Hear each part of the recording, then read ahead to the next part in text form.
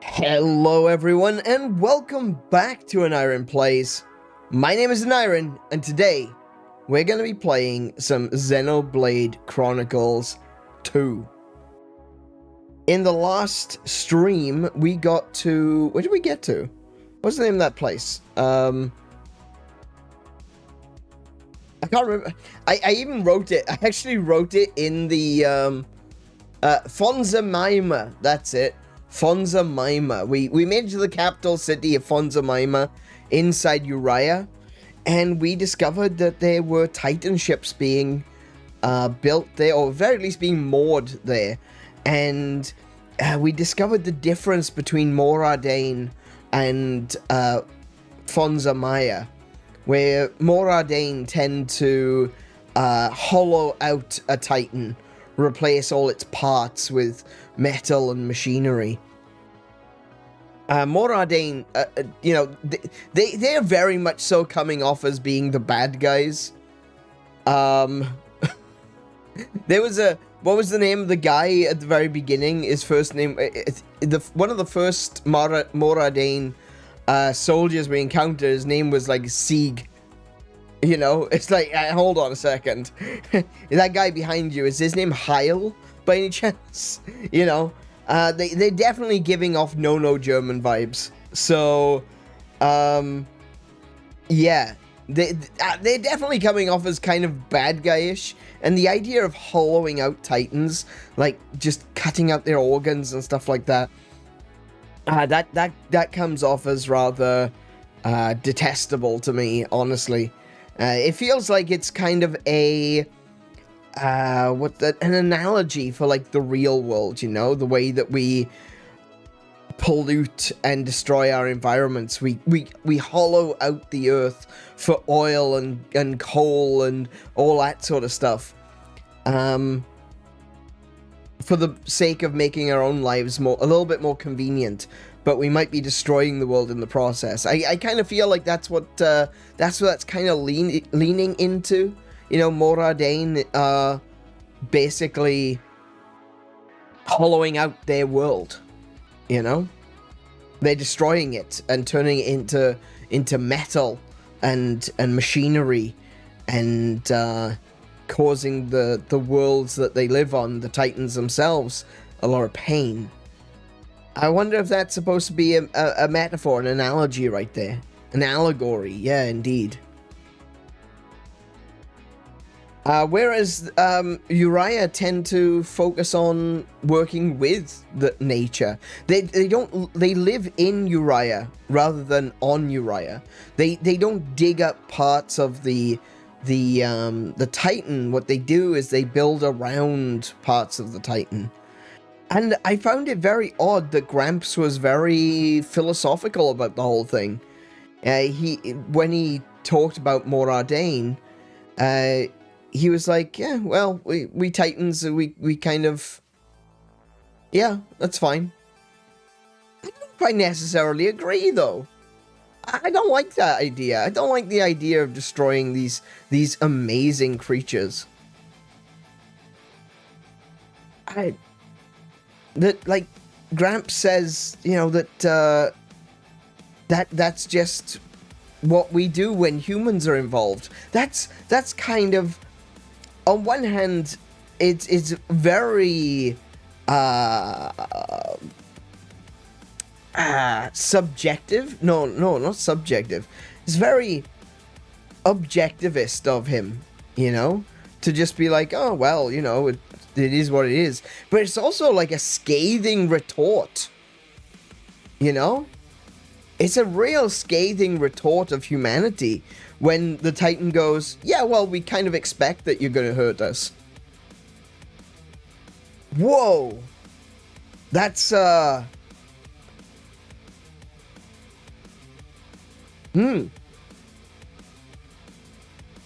pretty hard, isn't it? That hits home, doesn't it? We just expect that you're gonna hurt us. That's what happens when humans are involved. Yikes. Okay. That's pretty scary. Pretty terrible thought. Oh, ain't that the truth? In the Netherlands, never had earthquakes until we found gas in the ground underneath one of our provinces and began mining it. Suddenly we have earthquakes in that location. Yeah, because, you know, as soon as you start moving stuff like that, you know, the world starts to shift. You know, these holes, these pockets, to a certain extent, it isn't a bad idea to clear those mines, because at the end of the day, something could happen. The gas could ignite, and so if you found natural gas, it's not a terrible idea to, you know, to siphon that off. It gets used, obviously, but at the same time, the concern is, what if that was to ignite somehow? What if a piece of flint falls down, creates a spark, and blows the whole lot up? I don't know. That's something that I would be concerned. I'm not a geologist. I don't know much about geology. That you have found one of the very few subjects that I cannot hold a conversation on. I know almost nothing about geology. I also don't know what the mass of the sun is in kilograms either. And no, water isn't wet.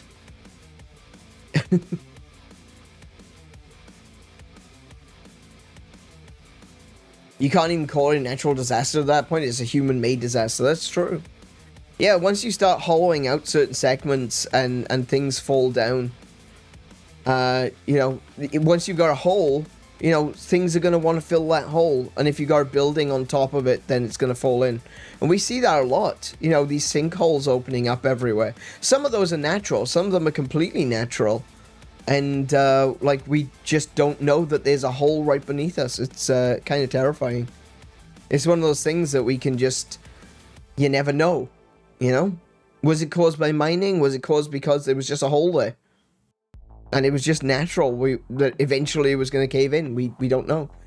The big thing about... not so much around here, I don't think. I don't think we have many cave systems around here. But, like, when you look at, like, the eastern United States, for example, there was a lot of mining that was happening in the United States, in the eastern states. And there was a lot of... But there's also a lot of cave systems. So it's like, it's 6 of one, half a dozen the other. You can't really tell. Sometimes there's going to be a sinkhole. It could be because of mining. It could have been because there was a cave there. It's, you know, the world changes over time. Sometimes it's because of us. Sometimes it's because it's, just nature at the end of the day. The world is going to do what the world does. At the end of, you know, we aren't... The world doesn't consider our opinions on things. If the world is going to collapse a sinkhole, it's going to collapse a sinkhole. It doesn't care what we have to say. But it does seem that through the world of Xenoblade Chronicles, the world is given a voice, you know? It's given a life. It's made more apparent through the use of the Titans. Because we can see that those are living creatures.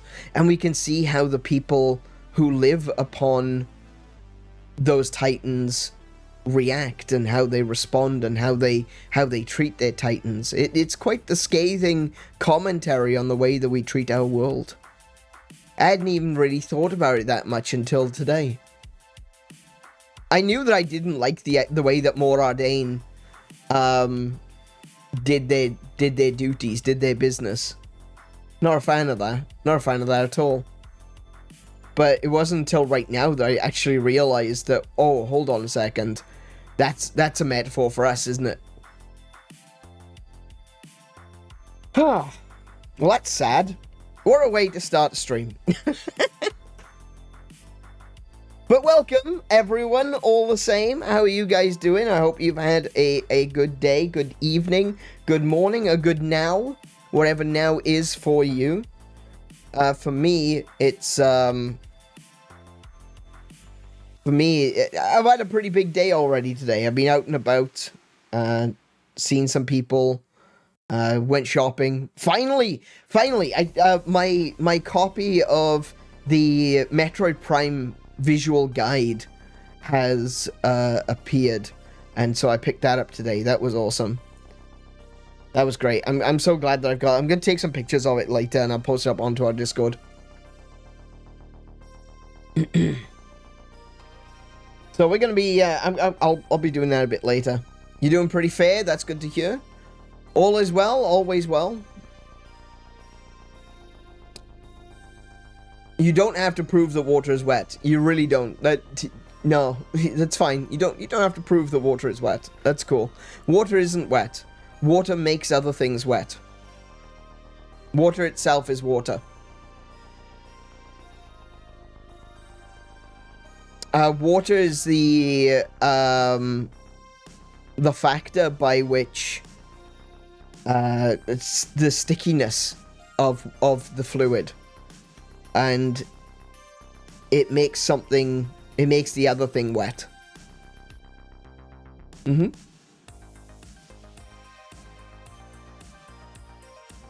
No, because no, because that's just like saying that bread is always a sandwich because there's bread between the bread. That's not how that works. You know, water is water. Water is a name that is given to a collection of oxygen and hydrogen molecules. And as a collection, it is called water. Now, water or any other liquid, when applied to something else, makes that thing wet. It itself is not wet.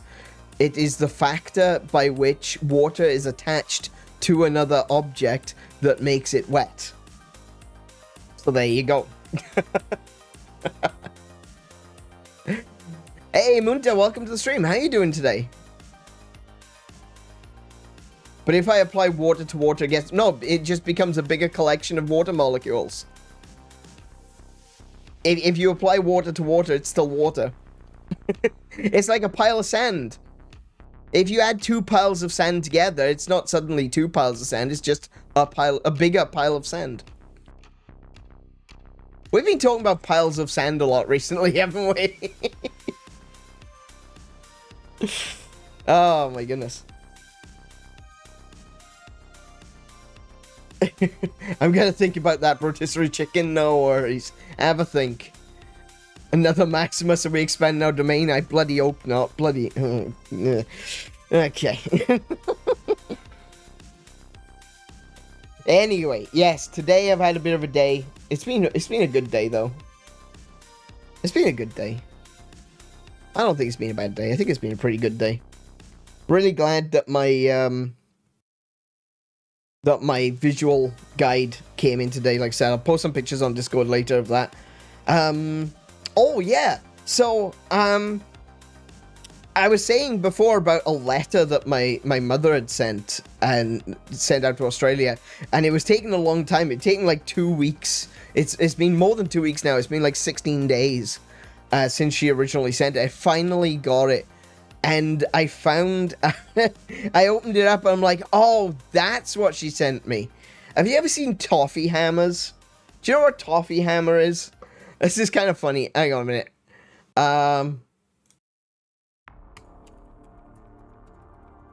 Let me just quickly, right?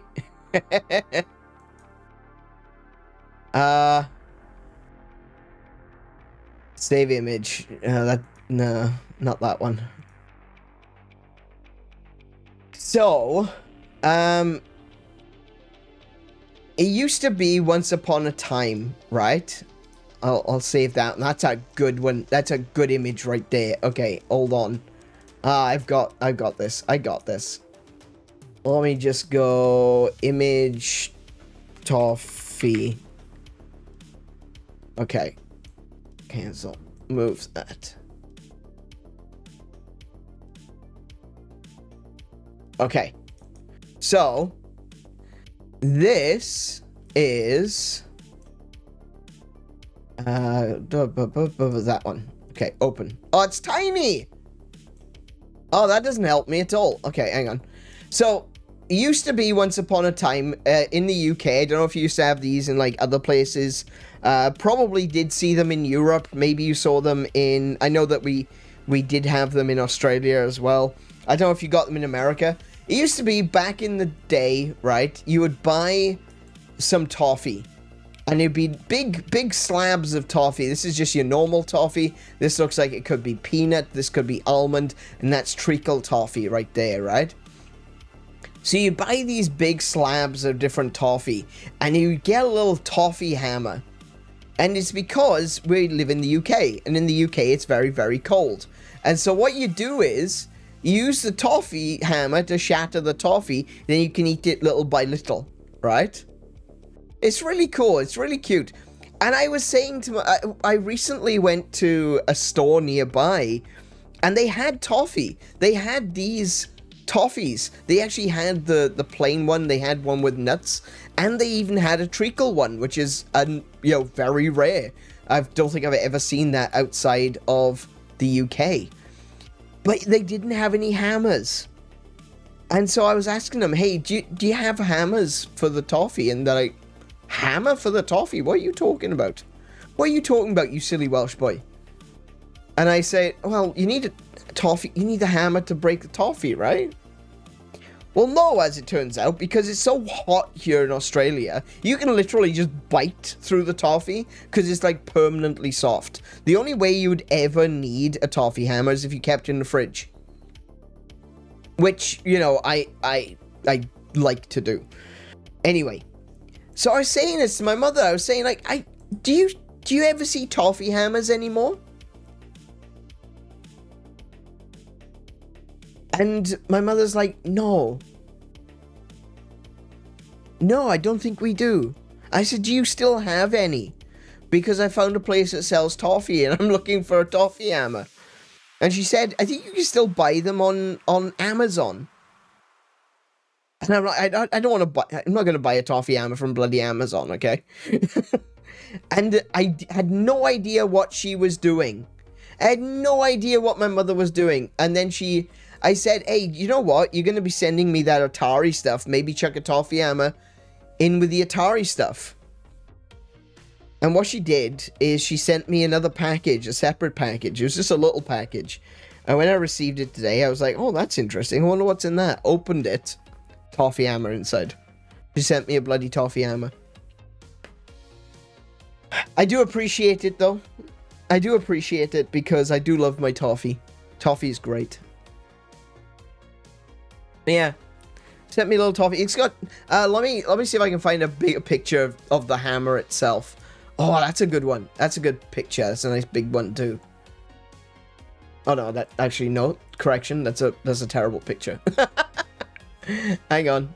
That's a good picture. I'll do. We'll do that one. Save image. There we go. Hang on. I got it.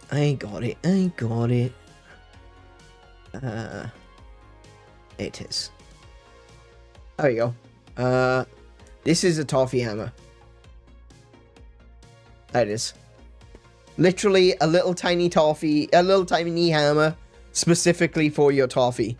That's what it is. I love it. It's great.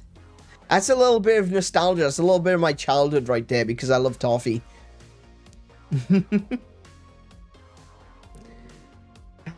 Good times.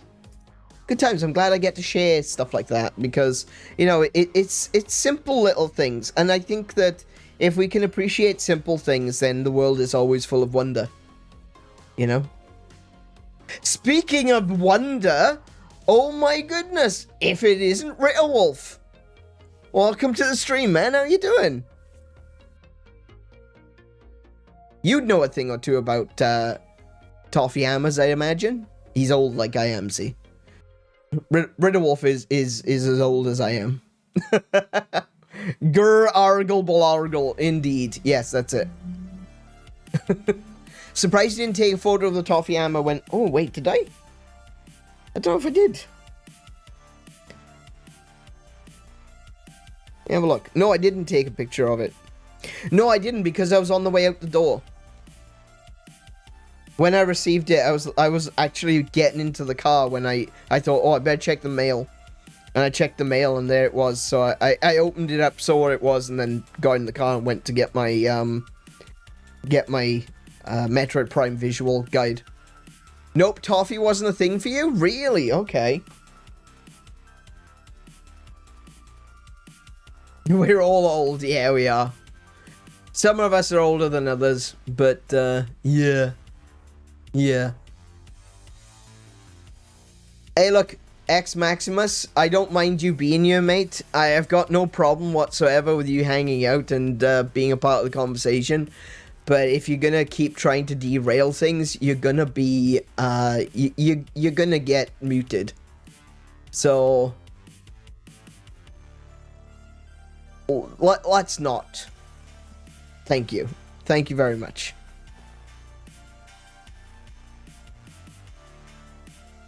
I think most of us are pretty old. I turned 40 last year. That's not that old. I imagine that there are kids, you know, the sort of kids that go 6, 7 woods. I mean, you know, kids like that probably think I'm old. Because I'm 40. I'm more than twice their age. Don't worry, they'll catch up.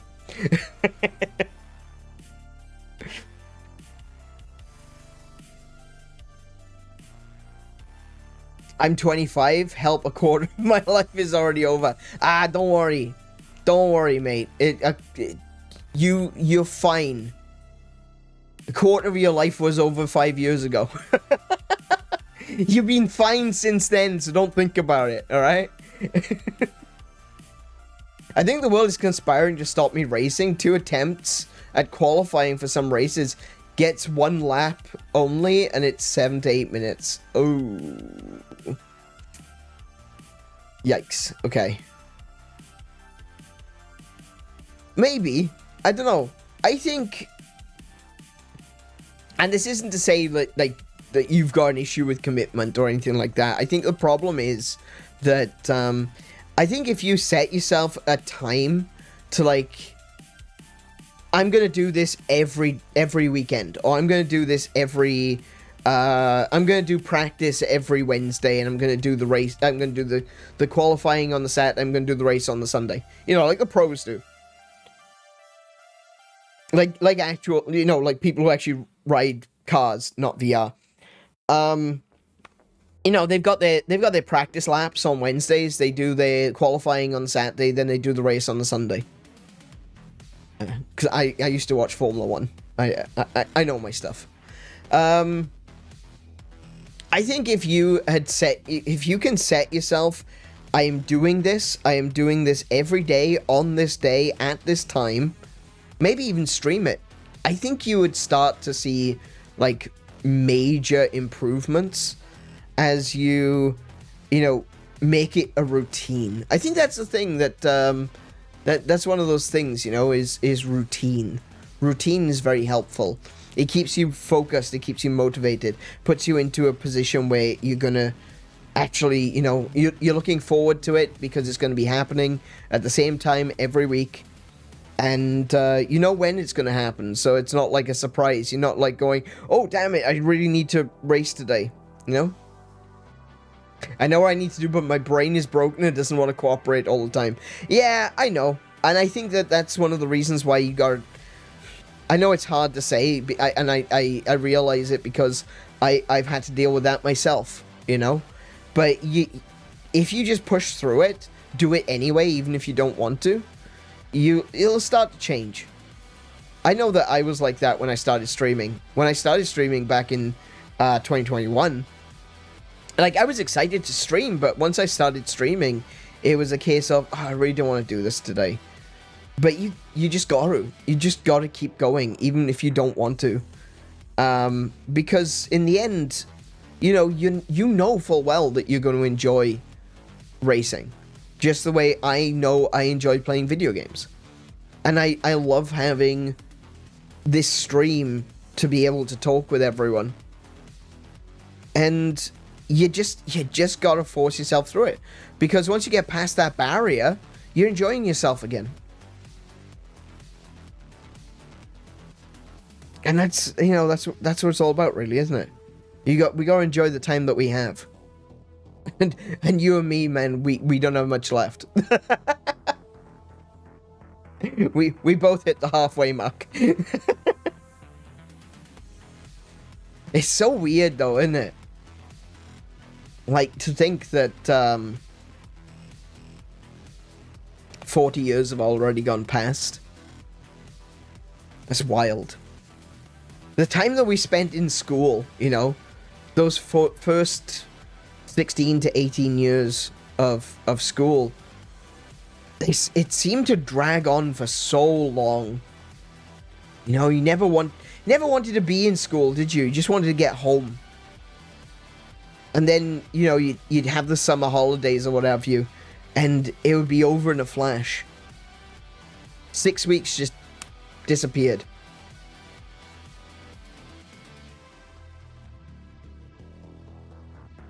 And now, you know, I've been out here since I was 21. I think. I've been in Australia since then. And it's just disappeared. 20 years. Boom, gone.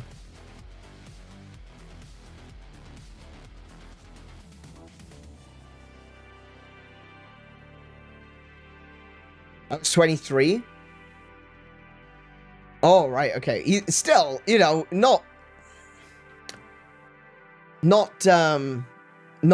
21 then, but still, it's basically been 20 years. Yeah, I don't know. It's just disappeared. I want to keep getting paid what I am, but still be able to buy the stuff I want to buy. Otherwise, have the responsibility of a kid.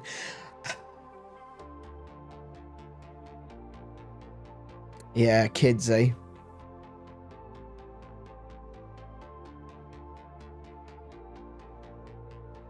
I wanted kids.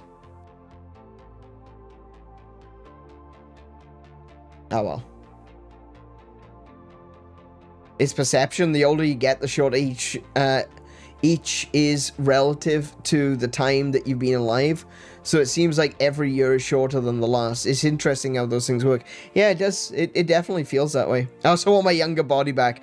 Yeah, I've kind of been fighting with the whole, hey, can I get a little bit of that back? I wanted to exercise and actually get better, get a bit fitter again, but my lungs are giving out, so sadly, I don't know how much I can do there. Yeah. And it's not just a fitness thing either. It's not just a fitness thing. It's actually a, you know, I've been to see a lung specialist, and the doctor said there's nothing wrong with your lungs, but you've got the lung capacity of someone with emphysema. Fantastic. Barely smoked. I didn't smoke. I've never been like a smoker, you know? I never been addicted. I've never bought a packet of cigarettes. But I have occasionally smoked one or two. I used to smoke cigars occasionally as well. I like cigars. Yeah, as far as the doctor can see, there's nothing wrong with my lungs. But I've got the lung capacity of someone with emphysema. So that we don't know why. I just do.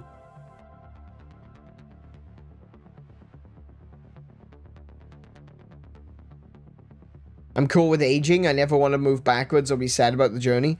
I mean, that depends on your journey, really, doesn't it? I mean, that's kind of something close to what we were talking about yesterday. Sometimes the journey just isn't fun. There's a lot of the journey which is a struggle for no reason.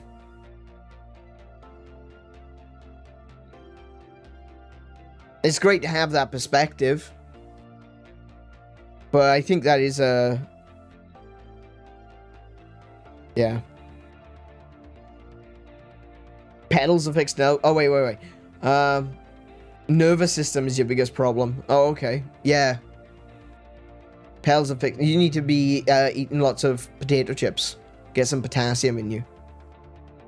Pedals are fixed now. The bolts holding the dampener on just worked the way out. Oh, really? That's all it was?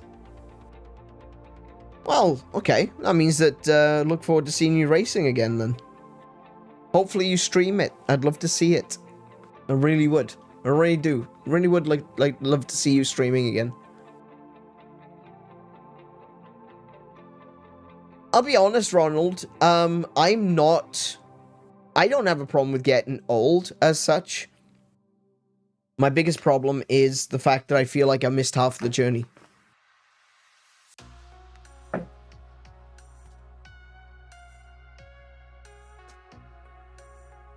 That's something I'm not necessarily going to go into in too much depth, but well, it was a good 20 years where I've been living in a haze, where I didn't really feel like I was really living. It was only after getting on medication that I feel like I've woken up.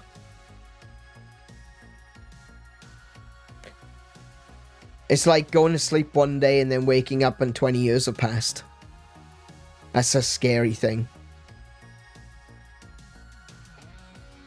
That's a real scary thing.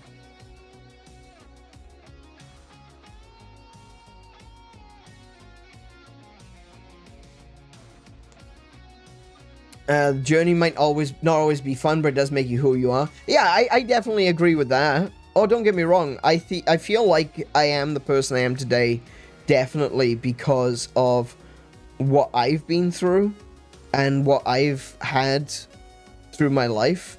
But like I said, it does really feel like, you know, if life is a marathon, at some point I got into a taxi. And then I just popped out at the age of 37. And that doesn't feel good. That feels like you've lost a lot of time.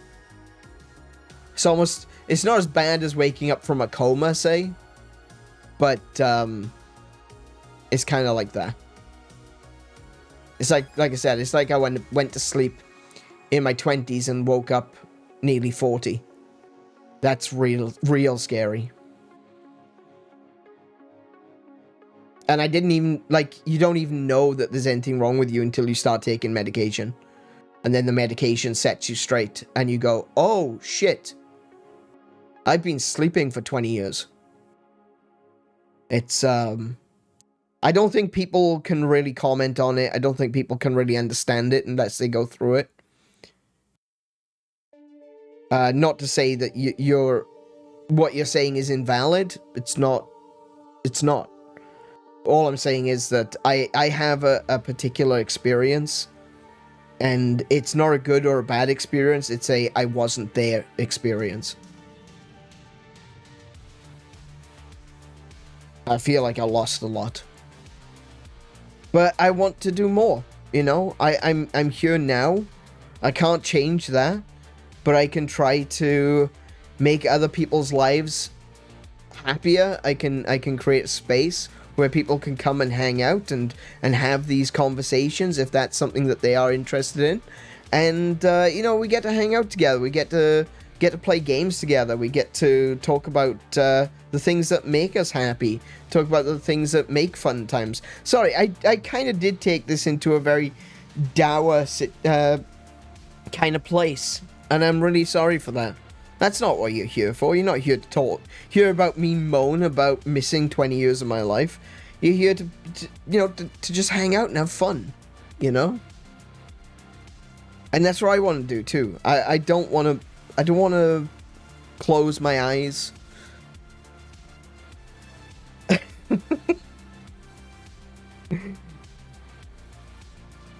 I don't want to miss a thing.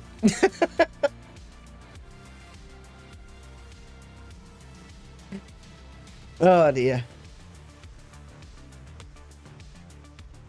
Ironically, I did say that you were like a real Captain America, and yeah, it's kind of like that, but except, no, it's kind of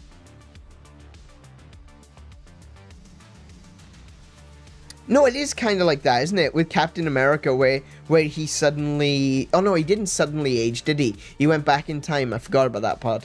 I thought he suddenly... for some reason, my brain went, oh, yeah, remember he suddenly ages at the end. No, that wasn't it. No, basically what happened to me was I've been mentally unsound for a good long time. And I had a moment of lucidity, and I started getting on medication. And then it felt like I woke up. It felt like the past 20 years were like a dream, you know? You know how dreams, they feel real at the time, but then when you wake up, it's like everything gets a bit foggy, a bit hazy, and then it kind of fades away. It felt like that. I started taking medication, and then the past 20 years just felt like a dream. It felt like it wasn't real, that it never really happened. And I was actually awake for the first time in a long time.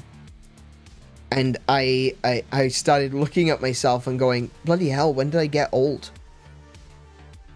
In my mind, I was still like 20-something, but my body was 30-something.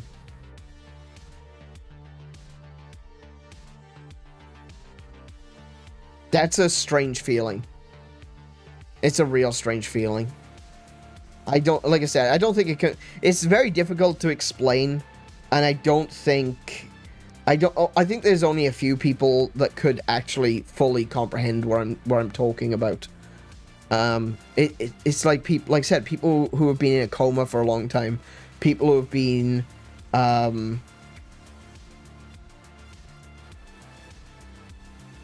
that's the only thing I can think of. It's the only analogy I can think of. I imagine people who are in the same situation as me, you know? You know, people who have been mentally unsound for a long time, and then suddenly they get a little bit of consciousness back. Ultimately, though, I've got it back, you know? That's the thing, is that I can start making new memories. I can start making better memories. Even if, I do get a little bit sad sometimes that it's past. That so much time has passed. But it is what it is. I can't change it.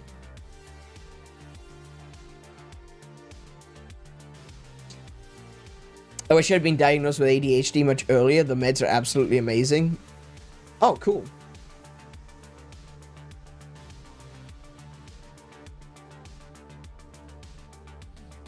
No worries, Maximus. You go and do what you need to do. Have a good evening, good day, good whatever. Have a good now. Have a good time zone. And, yeah, we'll catch you next time. It's important to me that you feel comfortable even if you're not understood. I don't need people like me to be able to know... you don't need people like me to be able to know how you feel. That's true. I do. I kind of agree with that. I was thinking about this the other day because like, we've had a lot of these conversations. And I think a lot about, like, empathy. We've been watching stuff about Star Trek, right? And I was thinking about empathy. And, like, everyone is always talking about having empathy for one another. And, like, I think that's the wrong word. I might be wrong. Maybe I'm not understanding this. Maybe I'm wrong here. But I put some thought into this, and I think that maybe empathy is the wrong word. Because the meaning of empathy is to take on other people's pain. But that's not... You can't do that. You can't feel my pain. You can't feel what I feel. Yeah, sympathy is the correct word. You sympathize. It's sympathy. So, the pathy is, like, how you feel. You know, you see, like, pathological, you know, stuff. It's who you are, how you are, what you're doing, like, what is going on with your life. Pathy, right? It comes from Greek pathos, right? It is what you are doing. It is who you are. So, sympathy... like sympathetic, like like the same as to mean connecting. It's kind of like connecting with, is kind of like mirroring. So, like, yeah, so, like, sympathy is about, like, connecting with someone and saying, you know, I understand. I appreciate what you're going through. Empathy is to literally take on other people's pain. That's what it means. It's literally to feel other people's feelings, which we can't do. We're not empathic. We're not Deanna Troi. That's not who we are. We can't feel other people's pain. So I'm just thinking, like, everyone talks about empathy these days, but I think they got the word wrong. I think the word they're looking for is sympathy. I don't know, at some point I think we made a mistake and we mixed up the meanings of those words. But no, that's just me. That's just a thought. That's just something I've been thinking about recently, because we've been... Kiko and I have been talking about Star Trek. We've been watching some Star Trek stuff. Red Letter Media is doing a... like a complete breakdown of Star Wars Deep Space Nine, and Kiko's never watched Deep Space Nine, so that's something which I'm looking forward to introducing her to in the future. I'm gonna probably pick up the DVDs or something, or maybe watch the Netflix version. The Netflix versions of the HD remasters, I don't like those. They keep making mistakes. Alrighty, Ronald, no worries, bro. You go and do what you need to do. Have a happy time zone, and we will see you next time. I also need to run. Everyone's running off! The ADHD meds suppress hunger for most people, but for me, it's the opposite. I'm getting really hungry. You know, you can watch me while eating. I don't like you to watch me eating, but you can eat while watching me. Did I say Star Wars Deep Space Nine? My brain. I swear, guys. Star Wars Deep... Kiko hasn't watched Star Wars Deep Space Nine. Me neither, funnily enough. Can't watch you... Why not? Don't you have phones? Don't you have phones?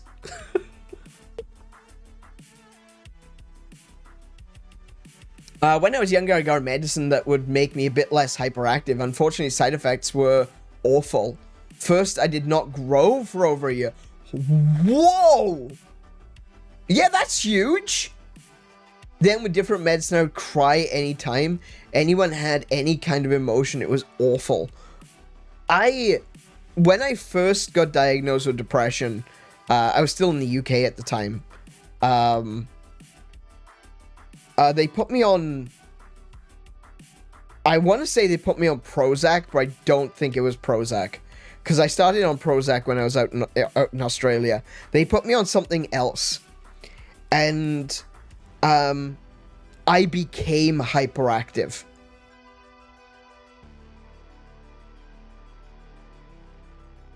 No, not huge. They weren't growing. All right, my bad. I got it backwards. Yeah, I was on this medication. I became hyperactive.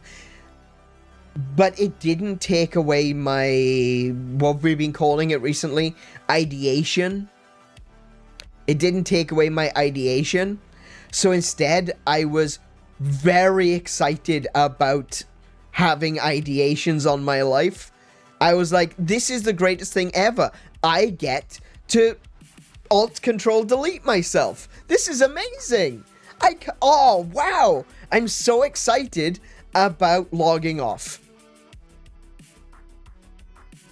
We stopped using that medication very, very quickly. That was not good. That was terrifying. That was a terrifying moment, especially when I came down. When I came down and I realized what had happened, like, my mother was in hysterics. I was on the phone to Kiko at the time. She was concerned. Because Kiko was in Australia, I was in the UK at the time. And, like, I'm on the phone to her saying, I just can't wait to Control-Alt-Delete. This is so cool. I'm going to be logging off Minecraft. Yeah, I stopped taking that immediately. That was the wildest moment. And the doctor went through everything. And it turns out that the medication that I was on, it was like one of those swing effects, like what Ridderwolf was talking about, where it's usually it will make you feel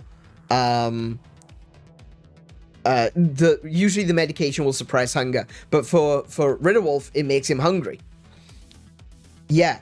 So according to the literature, the medication I was taking has the possibility, you know, in most people it's gonna make you less depressed.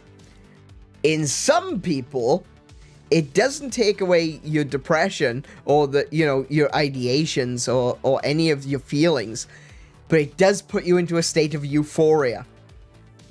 And I just so happened to have gotten the 1% draw. I got the euphoria. I was so happy and so excited to log off. And the doc was like, yeah, that's a problem. But then again, I didn't get on with that doctor very much either, because like when I said to him, look, can I talk to someone? I said, like, I don't think I can take this medication anymore. He literally put his notepad down, hit his desk, and said, well, what do you want, Aneurin? And I'm like, I want to be better, man. Why are you getting mad at the fact that this medication doesn't work? It's not my fault. But yeah, he literally just went, what do you want, Aneurin? And I'm like, okay, all right, chill. I want to be better. Can I see a therapist? Can I get different medication? No. Okay. All right, chill. All right, fine. You know what? I'll just have to deal with it myself. And I did, until I found a doctor here in Australia in 2023. I was like in probably around 2016. 2016, 2017. No, wait, I was out here in 2016. 2006, sorry. That was like 2005, 2006-ish.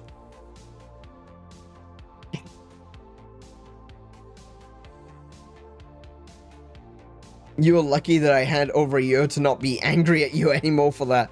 It wasn't my fault. It was the medication. Blame them. I certainly explicitly got Ritalin for ADHD as a young child before quitting it. I think like, I'm not going to say that doctors are like wrong 90% of the time. I definitely don't think that. I think I've had a run of really bad doctors that really don't give a shit. You came to Oz for the first time in 2005. You came back at the end of 2008. So it would have been between okay, so like 2005, 2006. It was in between. It was definitely in between. I'm pretty sure. Hey Anonymous, welcome to the stream. How you doing today? So we're talking about medication and stuff. We'll change topics soon. It was in between. So it would have been 2005, 2006 then. Yeah. Oh no, it wouldn't have been 2005 because you were there until you were in the UK until January 2006. So it would have been towards the end of 2006. So 2006, early 2007 maybe. Yeah. But I knew I'd gone a long time without it before I came to Australia. Anyway, point is, you know, some things, you know, medicine to a certain extent is experimental. There's a reason they call it practice, right? That's a joke. That's a joke. But yeah, no, it is somewhat experimental. You know, they have you take something, see if it works. If it doesn't work, they change it to something else. And for me, I just so happened to get, like, the worst possible result. the first time. And I like I said, I've had a string of really bad doctors. Sadly, my parents are still with the same doctor because the way that the NHS system works in the UK is you're not allowed to change doctor, even if you don't like your doctor, even if you think your doctor's bad, even if he keeps misdiagnosing you or gives you the wrong medication. You're not allowed to change doctors. That's not allowed anymore. Fantastic. You know, he wasn't a great doctor. He really wasn't. He just kind of wanted you out of, you know, he wanted you to, you'd think that this would be a trait of someone that was making money off of patients. You know, people getting, oh, you're going to pay me $100 to do a session, do like a 20-minute session, and they want you, you know, in, diagnosed, prescribed, and out within 10 minutes so they can fit someone else in, you know? But no, even though it's NHS and it doesn't work that way, this doctor just didn't want you to be there. It was like he hated sick people. It was awful. And like, not every doctor was like that. I had some really good doctors when I was younger. But this guy, no, he had no care in the world. He had no idea about patient care, none whatsoever. He had a really bad attitude. If you question him on anything, he'd just get mad at you. Yeah, terrible doctor. Terrible doctor. Hope everything's alright. Everything's fine. Yeah, everything's fine now.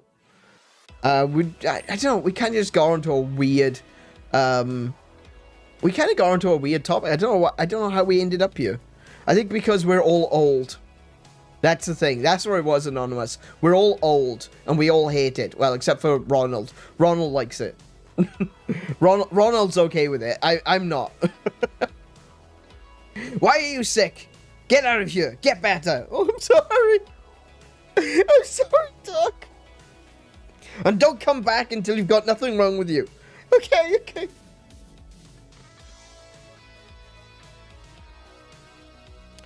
Was that the flu? Why are you here? You should be in bed.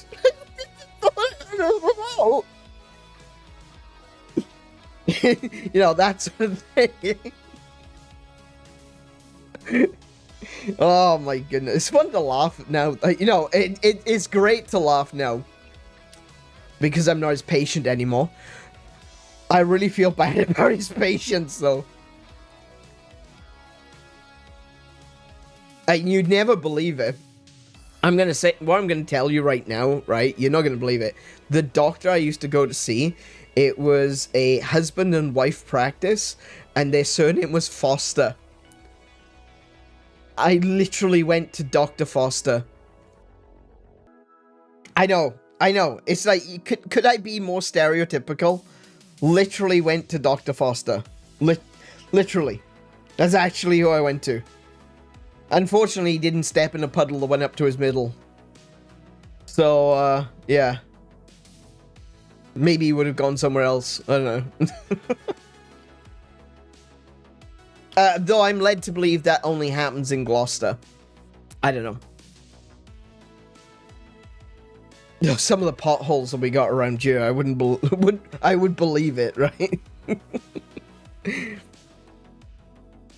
Have you ever seen those potholes where you think to yourself, no, the car can handle that. The car can handle that. You know, it's like a layer of water, but because it's just been raining, and you think, the car can handle that. You drive over and the car falls in. Yeah. It's kind of like that around here. I actually don't like driving around here much. I like driving. I love driving. Especially like late at night when the stream is over. I go out on long drives for like an hour and then come back. It's just that there's a lot of local road issues. Lots of potholes and things. I don't like driving around the streets here. Also, there's maniacs out there with really big, loud engines. They keep doing donuts around the roundabouts. And then there was me who had a Bond villain for a doctor who stepped it to stop me working nights. Or stepped in to stop you working nights. Yeah. Was that... yeah. That's right, yeah. His name was Scar. Dr. Scar. Yeah. That's really sick. Like, that guy is one bad day from taking over the world. He's got the name for it and everything.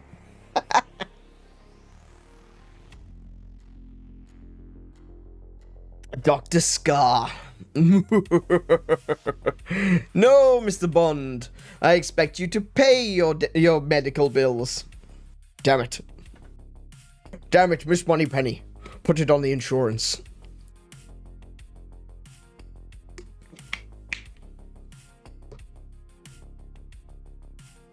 Wrote a letter to my boss saying, Kiko needs daytime work hours and night shifts are killing her. Yeah, that was... that's a short version, but yeah, that's pretty much what it said, yeah. That was basically it. Yeah, that was the letter. It's like, could you stop killing your employee? Oh, right. Yes, we probably should do that.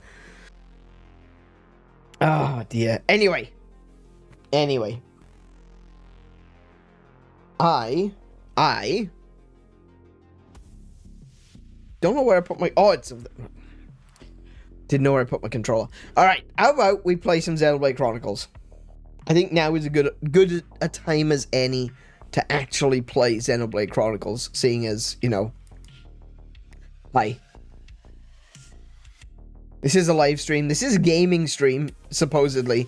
It's just been a bitch and moan stream today. What's happening? I do not have a driver's license. I probably never will. I did some lessons, but realized my reaction speed is way too low. There's already another...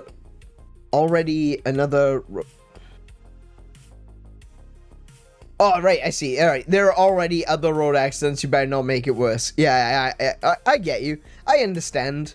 I see where you're coming from. I think the true enough. Oh, enough. Right, there's enough road accidents. Okay, got you.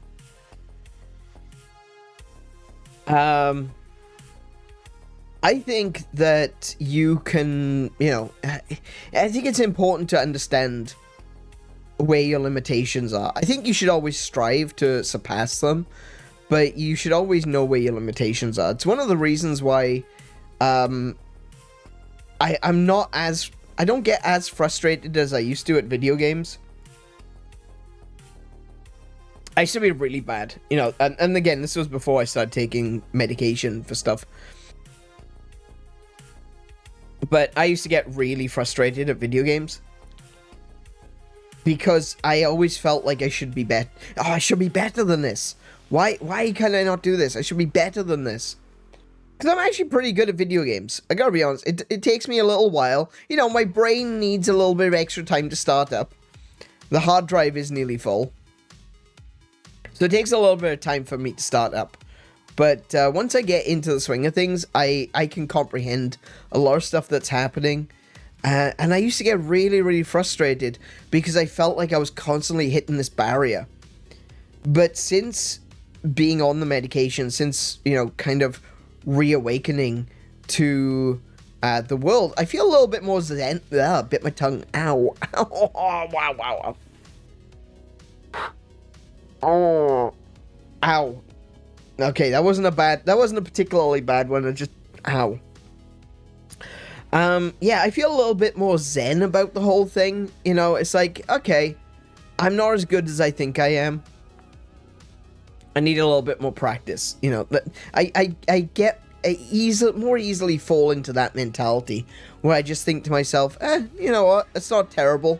I could probably do better. I'm going to need to work on it.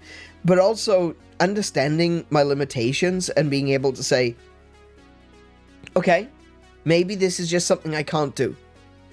And being okay with that. There comes a point where you can just say, you know what? that is my limitation. I can't go any further than that. I can't beat this. And that's okay too.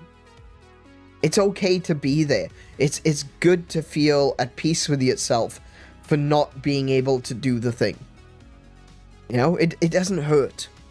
In fact, it's a lot more freeing to just look at a situation and go, okay, I got it. I can't do that. That's fine. Because you've learned something. You're always learning. You're always discovering new things.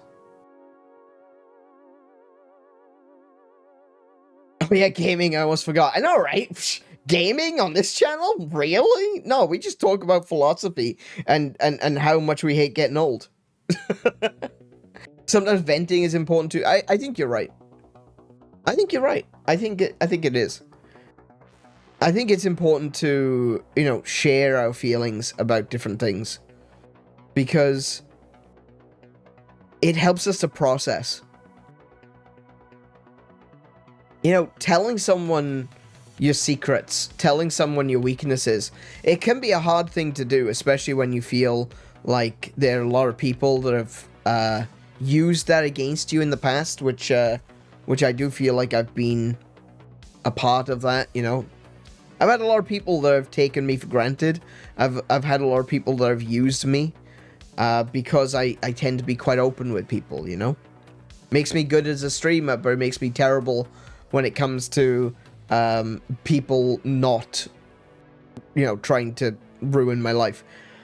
I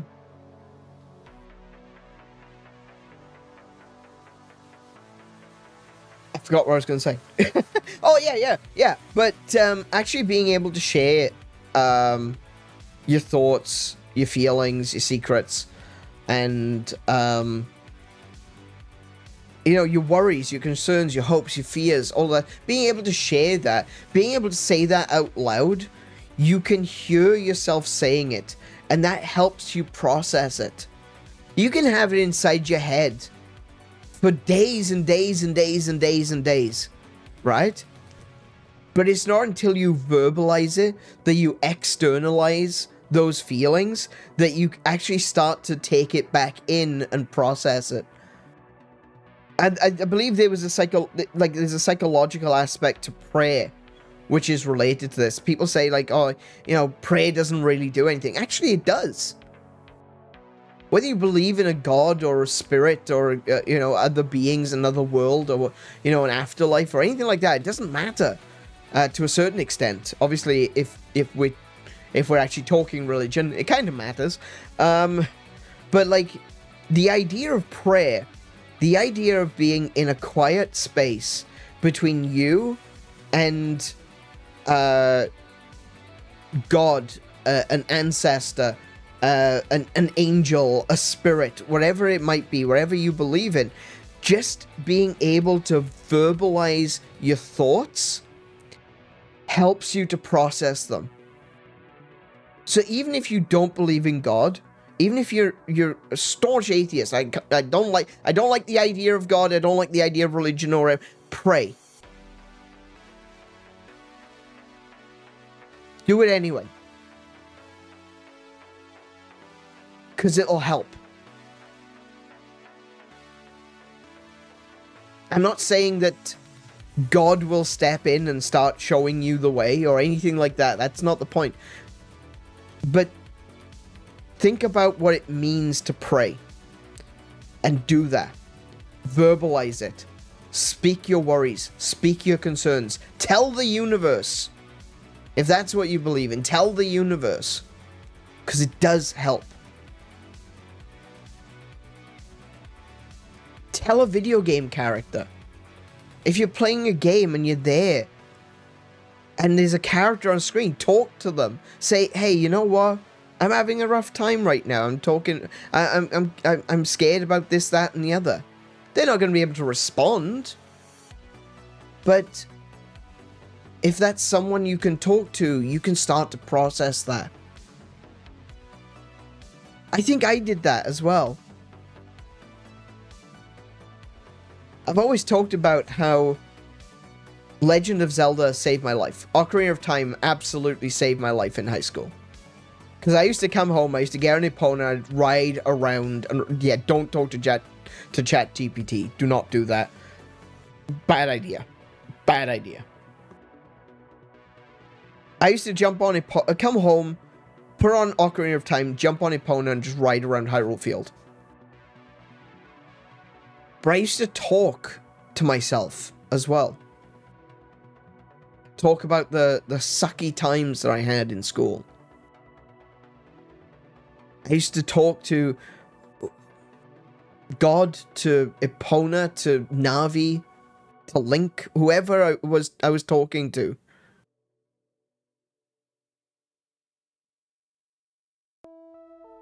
And that helped. Kept me going, kept me alive. If you want to call it meditation, call it meditation. But take a moment to tell yourself what's wrong. If you feel like you're the only one you can trust, you can't trust anyone else, tell yourself what's wrong.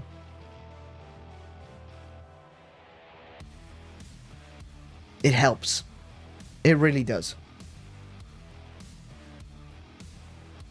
I guess one of the ways, maybe I'm wrong about this, I'm not really sure. I'm not sure about the biology of it, right?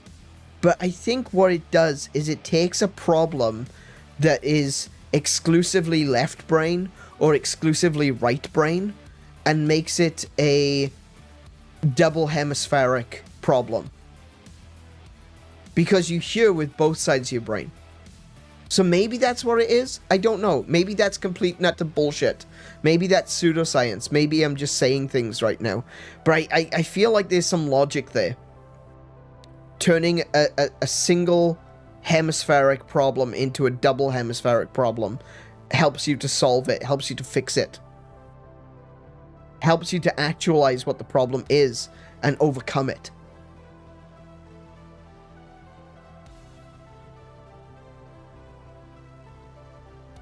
Maybe that's what it is. I don't know. I'm sure I'll have a little disclaimer at the bottom of this stream telling me, you know, medical misinformation. Alright, I'm sorry. Yeah, okay. But yeah, just a thought. Just an idea. If you're having trouble and you don't think that there's anyone you can talk to, there's nothing wrong with talking to yourself. Nothing wrong with talking to a character on screen.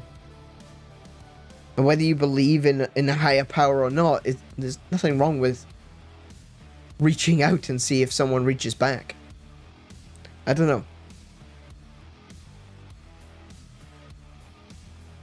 Might work for you. Might be helpful.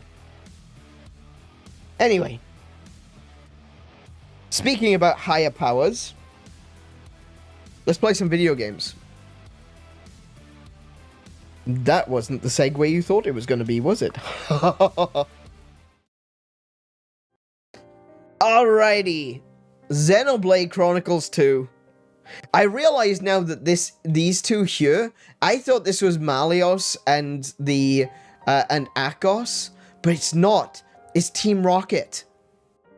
That's Team Rocket right there.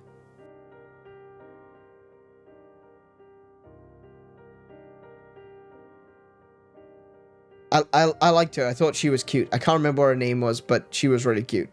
I like that she's got robot bits.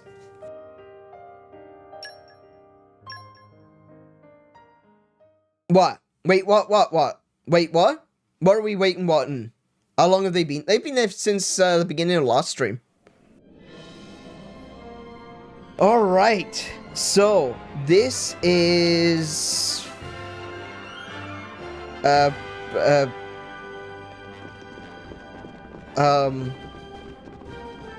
begins with an F.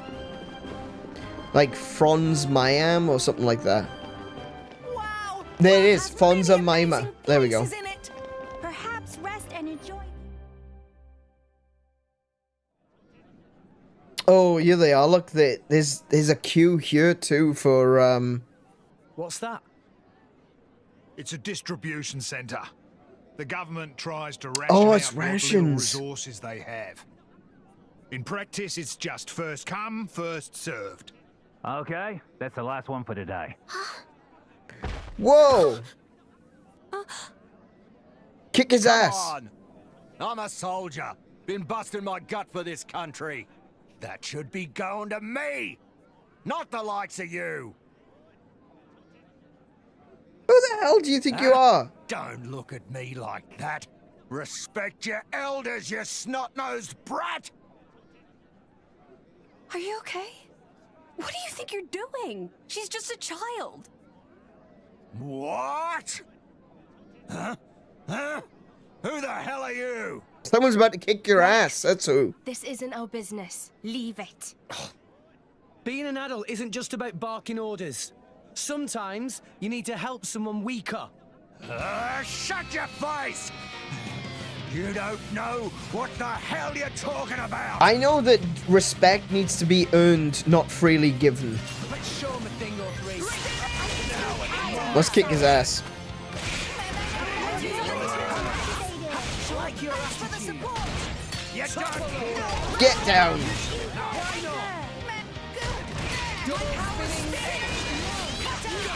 You can't do that. As you wish. Flame. Oh no, too early. Way too early on that one. You don't stand a chance against this. Boom. Take it. Everyone's getting sight. And down on the ground. Oh no! It didn't work.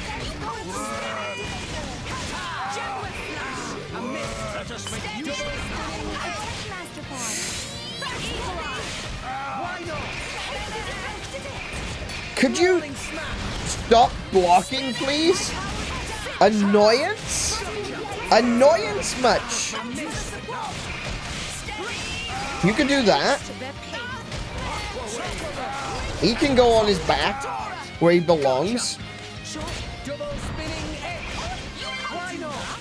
You're done for! Rolling smash. What the? Let's see. We can go with that. I'll switch over to Satsuki. And we final disaster this bozo. I'm better than you. Boom! 11,000 damage. Sick.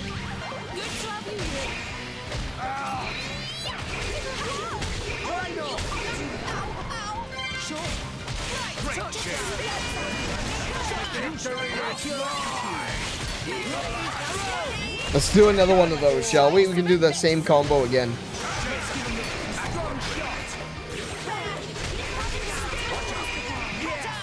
No one can stop us now. You're done for! Please leave it to Tora. Gotta get my arts up. Come on, come on, come on, come on, come on.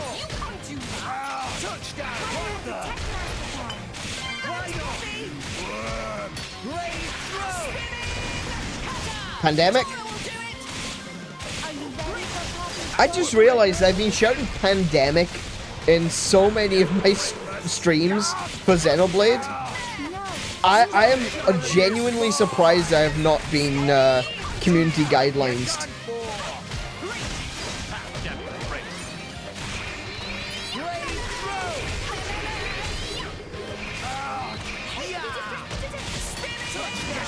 Okay.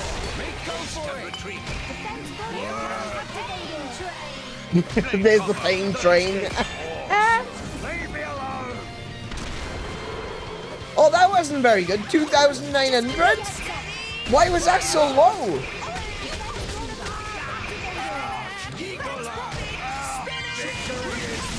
I'm gonna switch back to Pyra.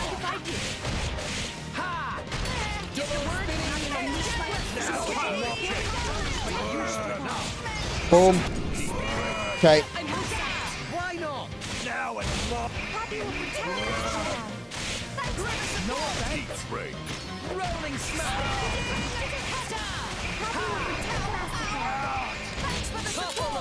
And toppled. Got ya. Healing halo. Double spinning edge. Hang on, hang on. Go grab that. Go grab that. Okay. You're done for! Come on. There we go. I'm still getting stronger. Got him.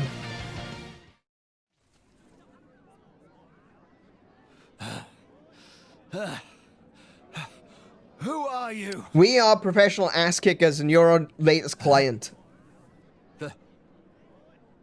The color of that crystal? You're... Ah! Not good. He'll be bringing others before long. The rumors about Pyra must have traveled pretty far. Even grunts like him have heard them. Sorry. I guess I should have used the cloak. No, you should never use the cloak. From what I hear, it's some fancy pants nop-on merchant. A nop-on merchant? No bloody way. Excuse me, No Mr. way. Weaver. Huh? Oh, well, if it isn't Iona! You grew a fair bit. How's Grandpa Cole doing? Oh. Ah. Not too good then. Who's this? Huh? Oh, this is Iona. That old friend of mine takes care of her. Hi, Iona. Great to meet you. Come on, let's beat it before those soldiers show up. Yeah. Yeah. Alrighty. So we've made quite the entrance. Oh, there's some chips over there. Look. Oh, look at this. Chips. What do we got? My family, the Veiratis. We've been smithing in this town for generations. I vouch personally for all my ways. Let's see. A turquoise chip. Ooh, wait, hang on a minute. Do we... Man, okay, that's, that's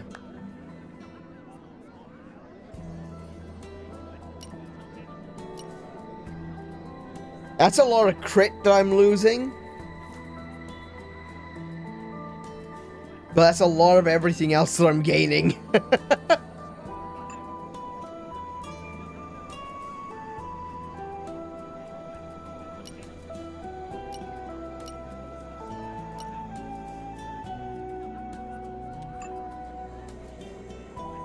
Oh, okay.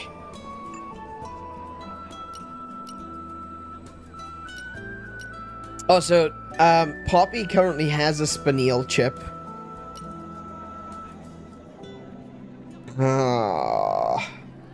I think she'd be better off with the turquoise chip, though. Look at all that. Look at those extra bonuses. 10 less damage for attacking is not terrible. When you look at, like, the block rate going up to 37. Because she's supposed to be my tank. Or she and Tora are my tanks. So, you know, lower attack damage, lower crit, not really a big deal. But my block rate going up, that's huge. So, I think I'm going to grab a turquoise chip for Poppy. Probably the only one that I would get a turquoise chip for. I've got 2 spinel chips already, so I don't even need to worry about that too much.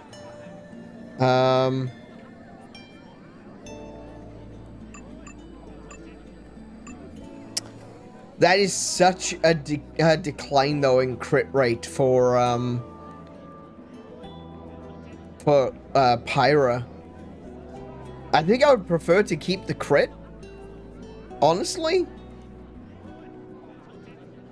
Much better chance of doing a lot more damage than getting, you know, the 128 attack. Maybe there'll be a better weapon later on, like a better upgrade later on. Oh, but then again, the turquoise chip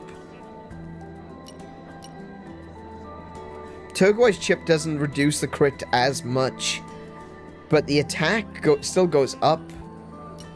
Not up as much, but it...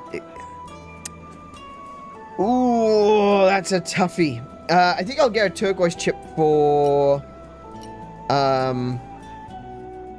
Satsuki.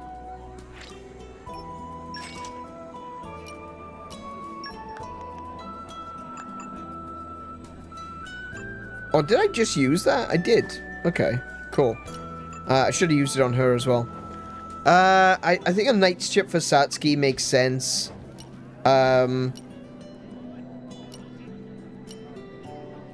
Dromach has already got a knight's chip.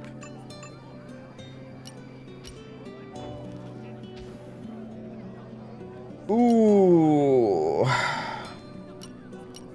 I think a turquoise chip works for rock as well.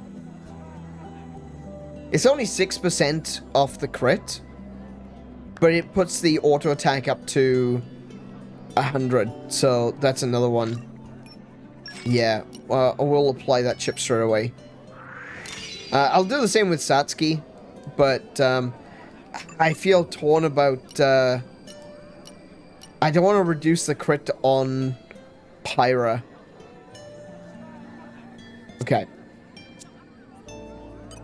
Were you the streamer who said something about getting a new PC after using the same one for many years? Probably not. No. I mean, that did happen, but not like, no, I wouldn't say that. But yeah, no. Do you realize how little that narrows it down? No, I don't think that was necessarily me. I mean, it might have been, because that did happen, but that's not generally what I talk about when I talk about my PC. I generally just complain about how expensive it was. Okay, spin. Oh, hang on a second. Oh, wait.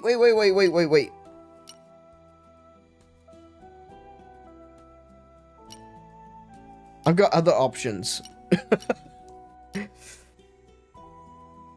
Amethyst chip.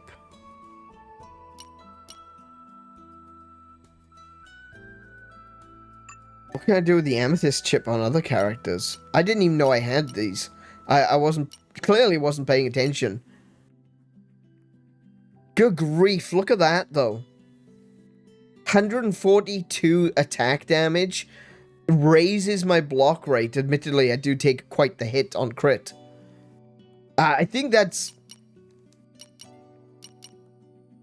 probably a little bit more worth it than turquoise. Because even though I'm taking more of a hit, 6% down, my attack goes up by 50.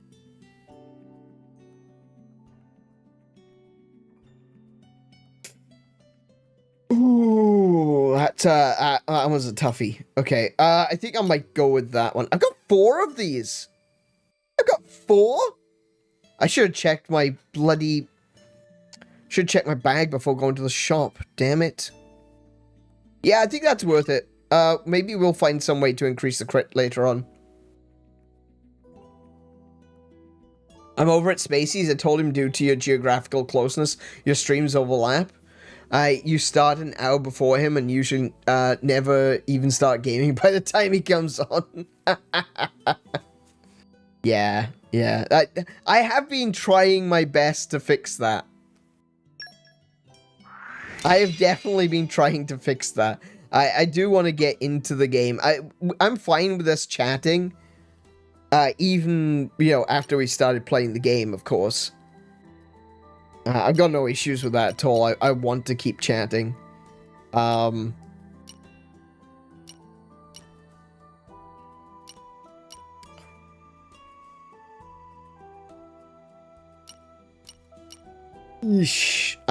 think Iron Chip would work well for Satsuki now that I look at it. I feel like I just wasted like 3,000 gold. Iron Chip I think works for Satsuki. Yeah, we'll give her that one.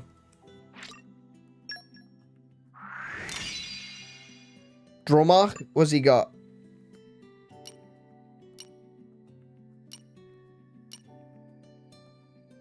Again, amethyst chip looks like it would... Oh no, I want to keep his block up.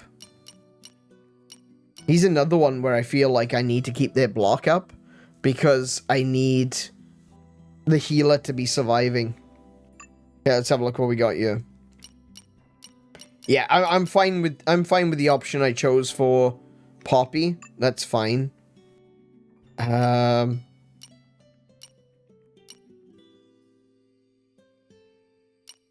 Good lord, that wing chip. Wow, takes it down from 100 damage to 39 damage. I don't think I'll be doing that. Yeah, I don't want the crit rate to go down. I don't want to lose crit on Rock. It looks like the his skills are crit related, so we'll do that. We'll stick with that. Okay. I'm gonna sell the other ones, see if I can get my money back. Yeah, turquoise chip. Yeah, I want to sell that one. Thank you. Appreciate that. Thank you for buying it back. Chips. There they are. Okay. Take the amethyst ones. Actually, amethyst isn't so bad. Take the spinel ones. Take the wing chip. There we go. I'll keep the amethyst ones. They might be useful later. Yeah.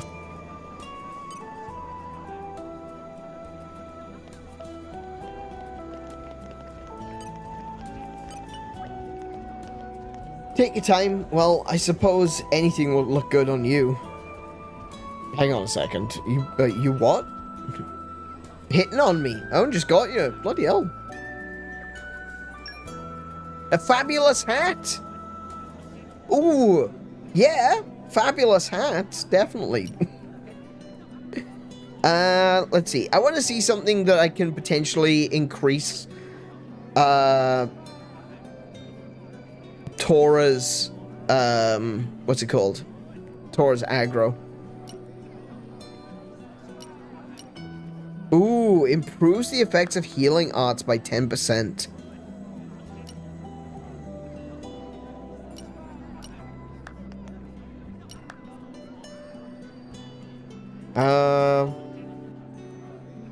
Boost the effect of HP potions by 20%.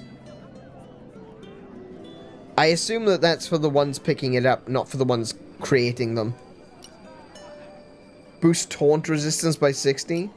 Boost driver shackle resistance by 60. Okay, so the harvest necklace is pretty cool. I think I've already got one of those, though. I think that's where I've got Omnia. Let's take a quick little squiz at that. No, wait. Accessories. Yeah, she has a harvest necklace. Actually, she's got a better harvest necklace. Hang on, there's more here. 12%, 12%. Okay, so we've only got those ones. Increases aggro... Oh, aggro reduction, never mind. Oh, is she wearing that? Hang on a minute, what's that one? Beasthood. Increases aggro reduction by... What's this one? Increases aggro reduction by 26. Yeah. Yeah. That's right, that's what I want. Yeah, definitely. Alright, let's see where we're at with Rex. He's got increased aggro reduction. Oh no, sorry. He's got maximum HP by 400 and increased strength by 27. I don't think I really need to boost the effect of HP potions.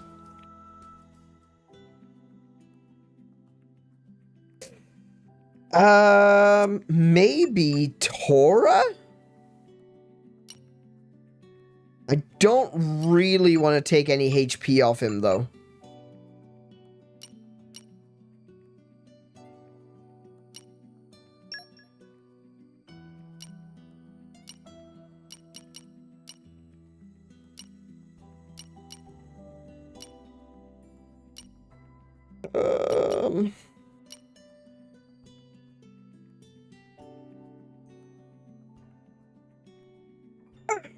Yeah, I can keep him alive better with that, I think. I can keep him alive. He's still got more HP than everyone else, so that's not that big of a deal.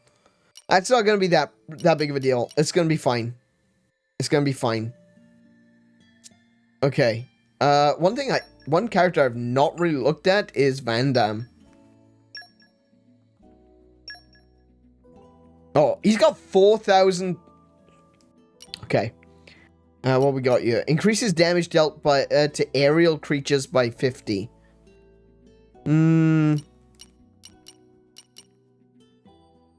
Nah. Increases damage dealt by 100% when HP is 30% or less. Even that, I don't like those ones.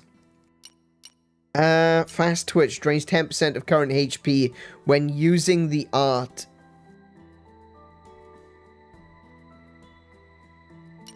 Oh my goodness. No. Oh no. No, no, no, no, no, no, no. No, no, no, no, no, no. No, I don't like any of his moves. I don't like any of his moves. Wow.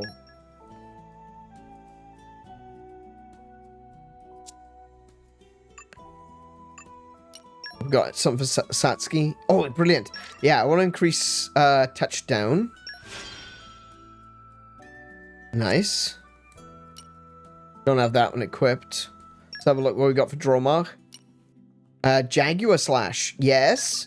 That's potions. Yes. 30% chance to spawn 2 potions. Nice. Tora. Let's see now. I think I'm gonna wait until I can get Rigid Shield up. So, yeah, we'll keep that for now. Nice. And, let's... oh, actually, tell you what, we need to look at the chart here as well. So we'll do that one. That's about that. Cool.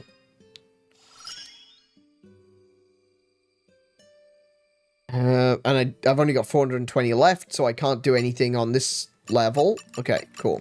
Next one, Nia. Nia has got 1,182. Oh, she might actually be able to. Slightly fills the party gauge when an excellent is scored during a special. Increases maximum HP by 200. Boosts the... oh, I can't select any of these, can I? Oh, yeah, I can. Alright. Boosts the effect of HP potions by 20%. Probably a good idea. Allows you to drive driver arts assigned to Y at start of battle. 2,500 for that one. Ooh, she is the healer, so I want to keep her alive, so we'll do that one. That takes care of that. That takes care of that, it does. It does, I tell you. Tora's not far off being able to boost his maximum HP, so we'll wait on that one. Increases luck by 20. Oh, I know luck is good. I know, but I want to... I kind of want his HP up. Okay. Last thing is to do the affinity charts for the blades. There we go. Oh, look at all those. Keep getting better.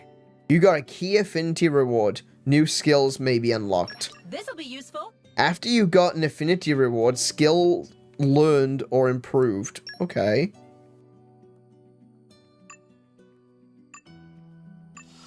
There you go, Rock just learned some stuff. Indeed. Hang on. Let's have a look what Satsuki just learned.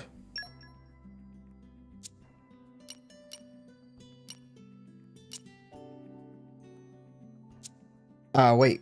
What?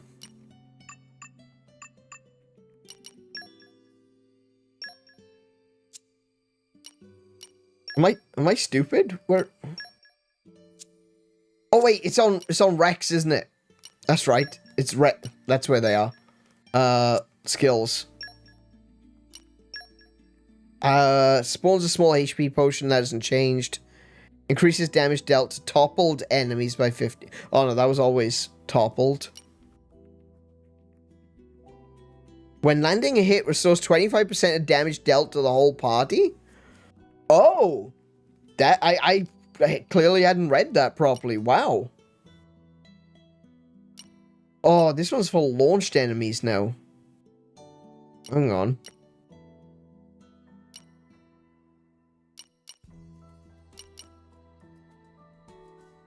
Ooh, okay.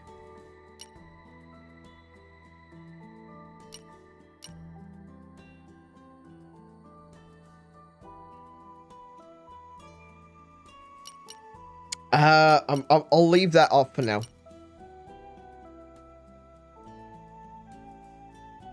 It is on the Blade's affinity chart. Oh, it does actually. Oh, it does actually tell you. I'm stupid. I'm sorry.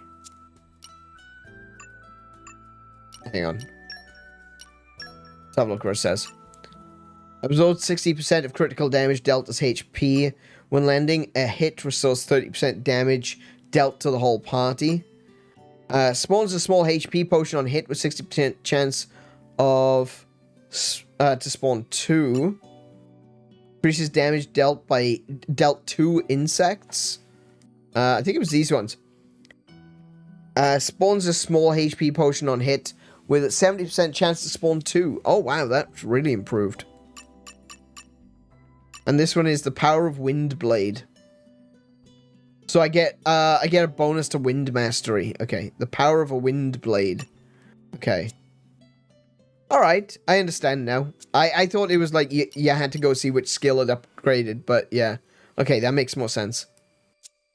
Alright, thank you for that. Thanks, OJ. I think I'm good, honestly. I don't think I'm gonna need an accessory or any chips from here either. I might want to get some pocket food. But I'm not sure. I can upgrade some oh, wait, that's something we didn't do, wasn't it? Hang on a second. Item list. We picked up a bunch of,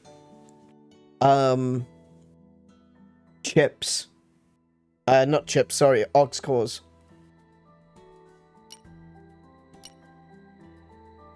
Increases damage dealt to enemies targeting user by 10%. Ooh, that'd be pretty good. That'd be pretty cool to give to Poppy. Oh wait, can she take ox cores? Hang on, I don't think she can use ox cores, can she?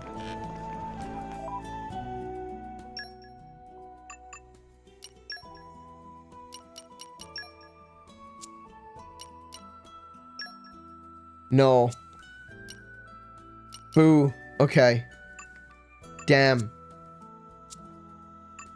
So Poppy can't use ox cores. That would be a really good one for Tora and Poppy, honestly. That's pretty good. Restores 1% HP every second while moving. Alright, no. Reduces damage taken by 10% when HP is 30 or lower. That's pretty good. Boosts critical hit rate.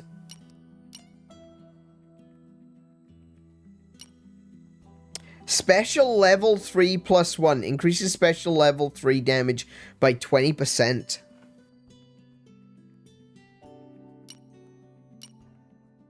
Increases damage dealt outdoors. Okay.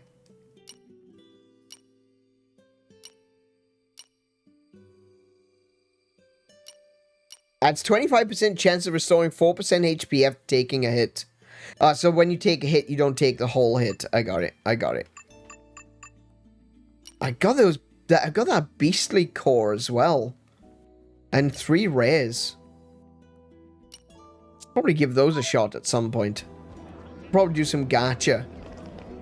We have to do some gacha in this stream. Where are we going? Up.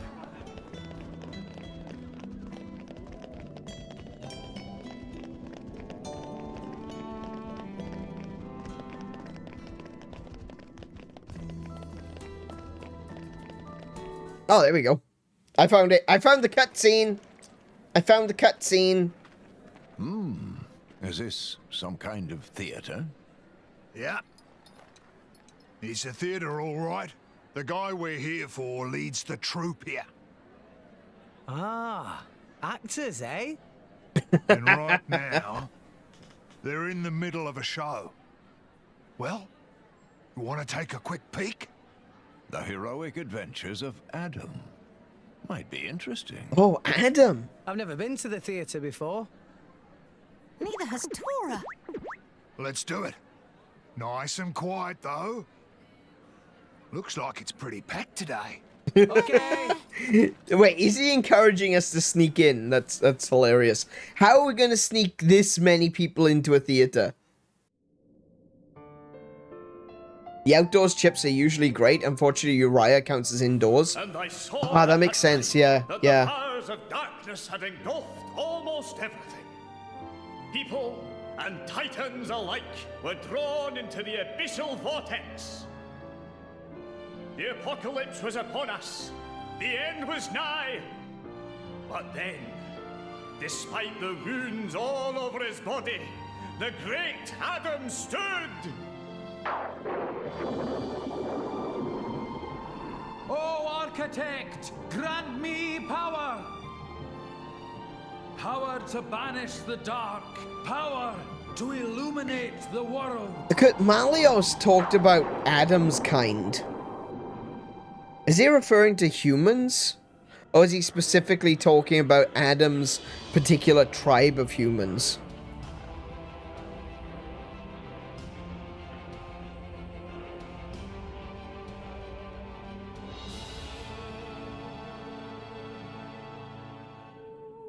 Lo, loyal servant of the Architect. Oh. The Aegis. Oh. Oh, Aegis, bless me with your power. Bring light upon the world.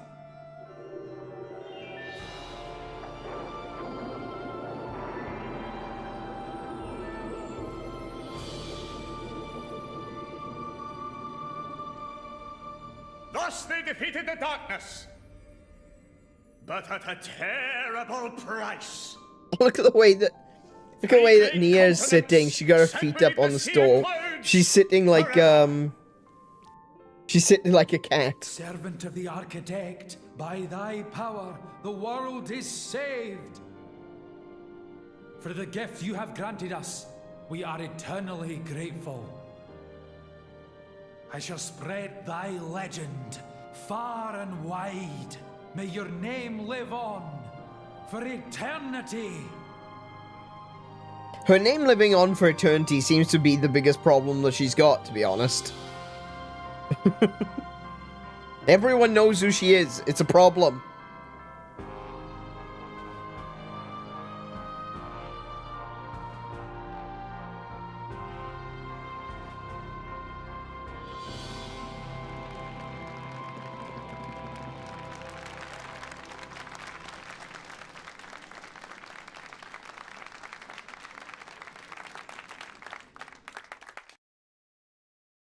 Yeah, I don't think Pyro found that quite as fun as everyone else. Kind of like reliving a memory.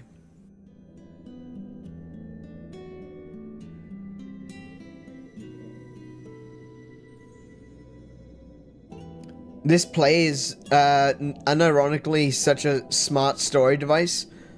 Not a method of storytelling I've seen often. There are a few... very few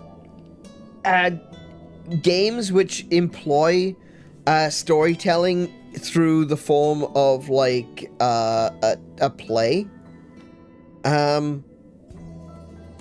There's a few of them in Final Fantasy actually. Like Final Fantasy VI probably has the best example. You know, one of the most well-known examples of that. Was it 6? Yes, it is 6. Yeah, 6. Because you've got the opera in Final Fantasy VI. I know there's like there's a play in 9. There's a show in 7 as well that Cloud and Aerith get roped into.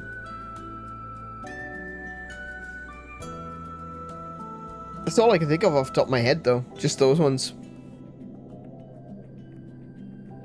Oh, and then there's obviously the celebration, what do they call it? Like the festival, the garden festival in Final Fantasy VIII as well. I don't think they really utilize it though for storytelling much, but you're right. This being able to like show off, like the origins, kind of showing Adam, explaining to us who Adam was and his connection to the Aegis, being done through a play makes so much sense. Oh, do you know what? Unrelated to what we were just talking about, at the end of the last stream, just as we finished, it turned nighttime in the game, and I just heard Pyra going, and I'm glowing again. I thought that was pretty good. Funny that you mentioned Final Fantasy VI, because it's entirely possible Takahashi took inspiration from it. He did work on that game. Oh, yeah, you're right. He did. Yeah, you're absolutely right. I mean, that play. It was about Pyra. Must have been kind of bizarre for her, eh? I don't know. It's bizarre. Yes. Maybe you should go and make it right. Yeah, that's what I was saying. Is that I don't feel like that was... Oh. Idiot. Figure it out yourself. Huh? What am I supposed to... Eat the whole ass. No, wait, no. So, the theatre. Wasn't it incredible? They had the cloth moving just like real clouds. How do you think they did that? Strings. Yeah. The clothes are pretty cool. They were so... cloudy. You're an idiot. Thank you, Gramps. Bonehead? There's no need for that. I don't know what to say in a situation like this. Oh, look at her, though. She's gorgeous. Coming in, old fella. Crikey. Still collecting the junk, are ya? Watch it, you bruiser. Don't make fun of a man's hobbies. Some greeting for your old comrade. Comrade. Yeah, I was a freelancer before the firm got going. Believe it or not, me and this old We got fella a crike. tore up We a did good get a few crike, yeah. battlefields in our day. We sure did. And thanks to that bleeding heart of yours, we almost never got paid. Okay, I'm starting to understand his backstory Since the now. guy in the theatre troupe, you can't be raking in much dough either. Well, what can I do for you, friend? Cole, you're old, ain't you? Old enough to know how you cross over to the World Tree. Get to Elysium, I mean. Elysium? But why? Why would you want to go there? Oh, no. Oh, no. That core crystal. Oh, no. You're... I suddenly think this is a really bad Aegis idea. Is back amongst us. Who is your driver? I am. You? But you're so young. How about it, old man? Do you know the way or not? I dare say if you've trekked all the way here to ask me, you've already tried going yourselves. Yep, big snaky boy. But we couldn't make Big it. snaky boy jumped up No and wonder. beat us up. No one can get to the tree. Well, that thing's guarding the way there. It won't let anyone past. But a long time ago, there was a man who went up the tree. Met the architect, too. We're talking about Adam. There was. Really? Yeah. I'll wager anything. He's got an idea how to get there again. You should try asking him. Well, who was it? Please, tell us. I've got to get to Elysium, no matter the cost. Well, I can tell you. But first, I'd like to have a word with her, if I may. With the Aegis, I mean. With Pyra? Okay. Of course. Please, through here. I'm a little bit concerned. He's kind of dressed up very culty. Mr. Cole, right? You wrote that play, didn't you? I hope it didn't stir up any painful memories. No. Some of them are good memories. You know, you're not very convincing. I'm sorry, I really am. I just wanted people to know about that time. Show people how we were back in those days. Wait, how we Really were? get it across to them. Will you be using it again? That power? I don't know yet. I just don't know if this world can take it a second time. I know that. I'd never use it if there was another way. This is what I hope for. But That man's the only one who knows how to get to where you're going. That man. Do you think you can make it to him? I just wanted to make sure. we can. I mean, it's my destiny. Yeah. That boy who's with you. His name's Rex.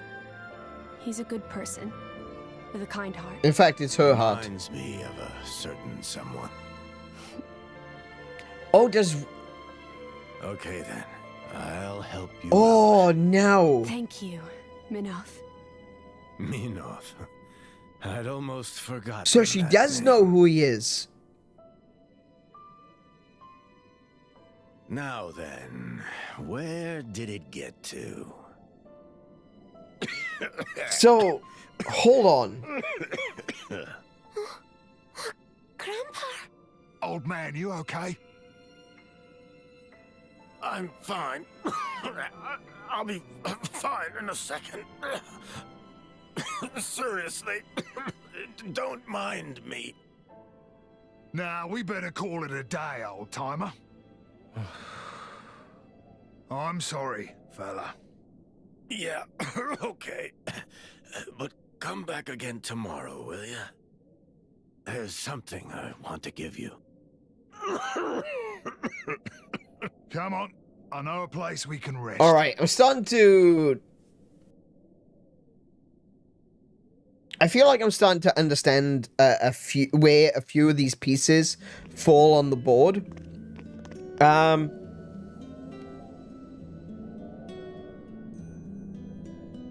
So Adam...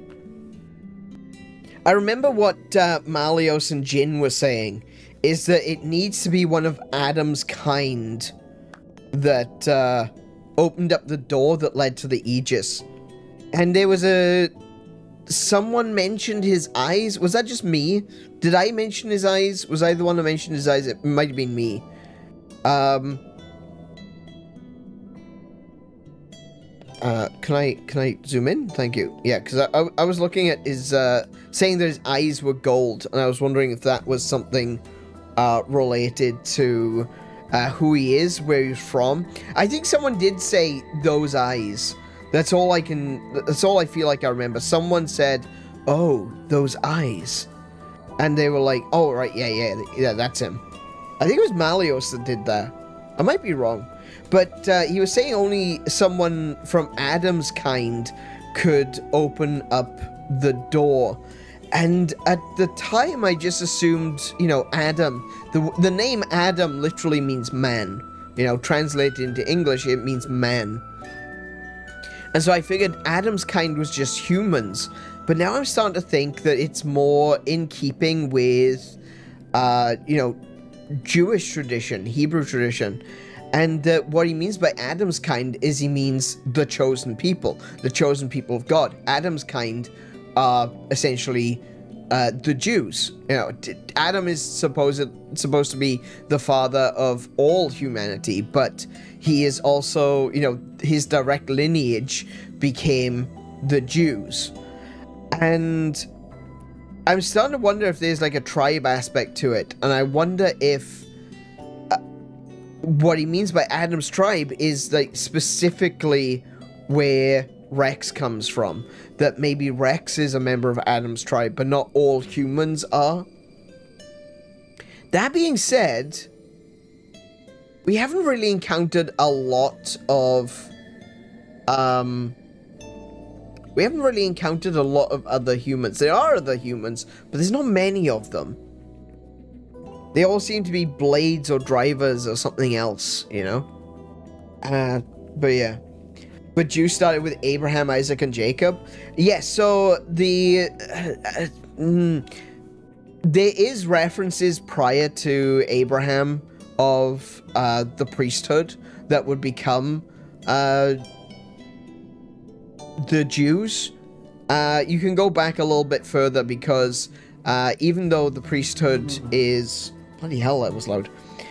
Even though the priesthood really started with the Levites, there's prior to the existence of the Levites, you've got the high priest Melchizedek, the Melchizedek who was the priest of the one true God, and it seems that there was a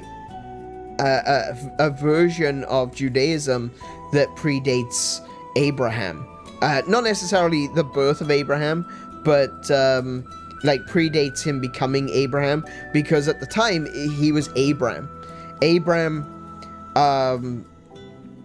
basically takes what is almost a communion from the high priest Melchizedek, and that's in Genesis, and that's prior to the Levite priesthood. So there's like there is an aspect to Judaism which predates the 12 tribes of Israel. Israel is where you get, Jacob, who was also known as Israel. He was basically he was the father of the 12 tribes, but there does appear to be a religion to the true God. That's what it says in the Bible. That's not me saying it. I'm not saying, true God. But there does appear to be a priesthood dedicated to what they call the true God, that predates even Abraham, because of Melchizedek. It's really interesting because Melchizedek, it might be an example of what they call Christophany. Good morning. Rise and shine. And Christophany is an idea that versions of a Christ figure appeared throughout the history of the Bible. It didn't just happen the once. Melchizedek may be an example of that. The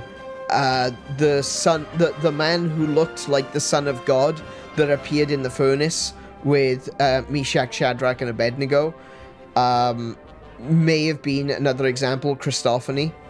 But it's basically an idea that Christ appeared multiple times even before his incarnation as Jesus Christ. Anyway, yeah, very, very complicated.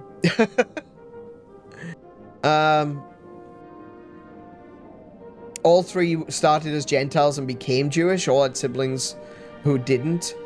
Yeah.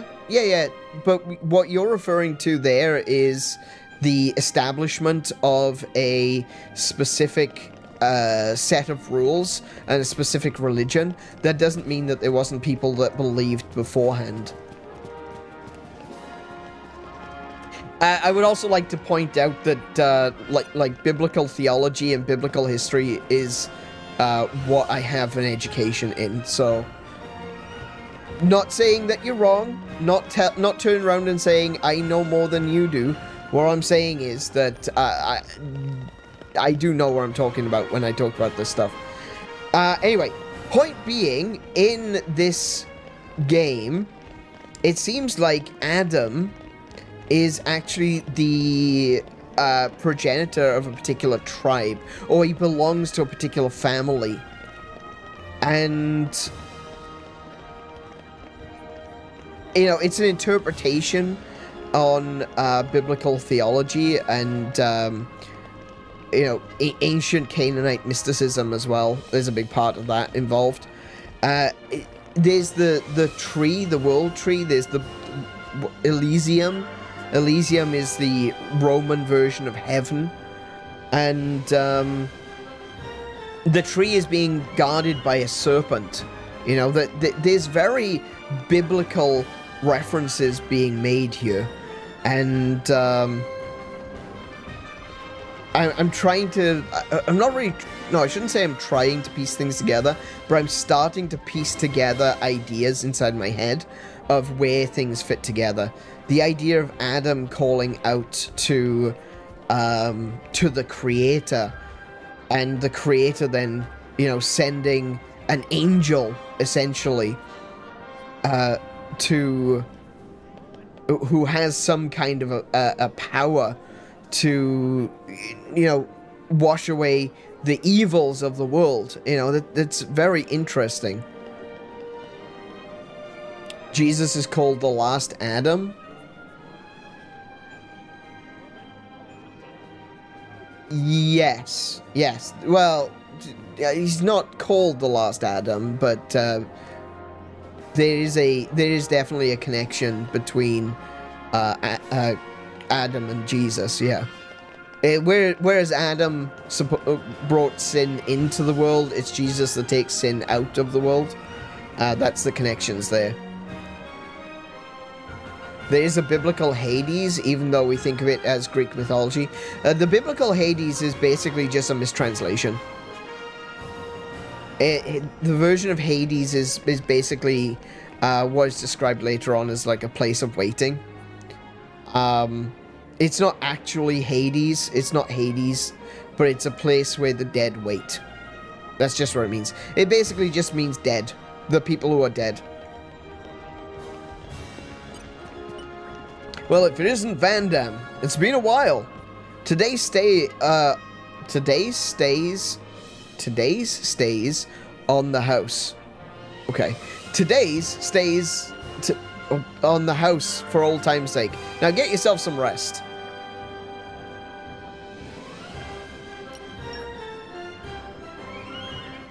Not to be confused with purgatory, because, well, purgatory is never mentioned in the Bible.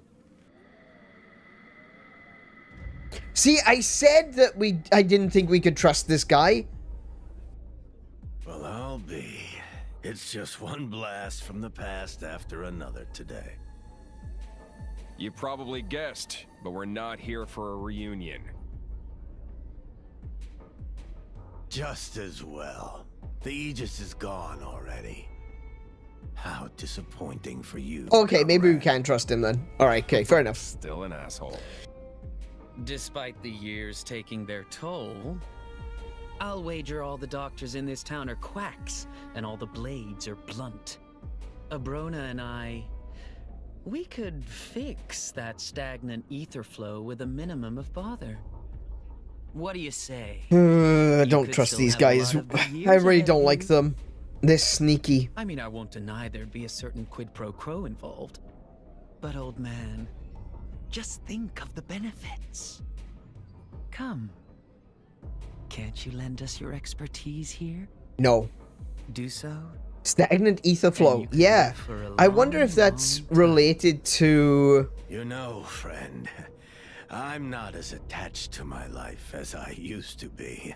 I wonder if that's related to the reason that the Titans are dying. Your little lost souls will be simply inconsolable. The kids? No. They're strong. This is becoming a farce. A horrendously cliched one at that. Break a leg. I'm curious about that dagger, though.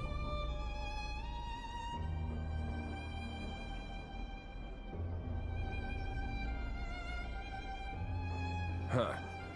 What's that? Or is it possible that the reason he's dying is due to stagnant ether flow? You heard everything we said, didn't you? No. It is becoming cliched. This is sad. Can you really help, Grandpa? Why, of course. We can help. That is, If you can help us, can you do that for your grandfather? I don't like...